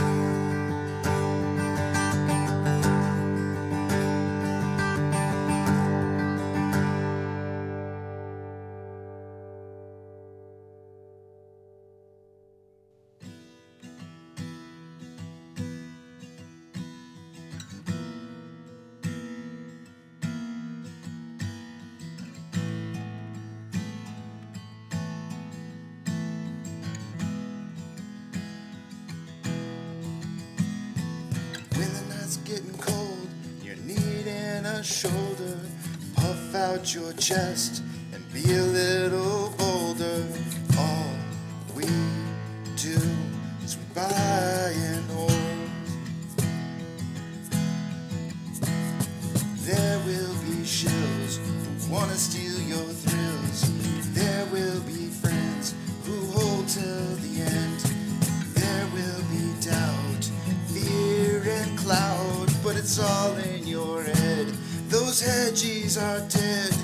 Panic and fear really are near, but it's not ours to own.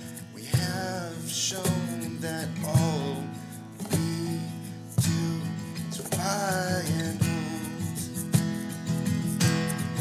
Oh, there will be shills who wanna steal your thrills, and there will be friends who hold till the end, and there will be doubt, fear and cloud, but it's all in your head. Those hedgies are dead. So when the night's getting colder, you're needing that shoulder, these apes got your back, we got each other. All we do is we buy and hold.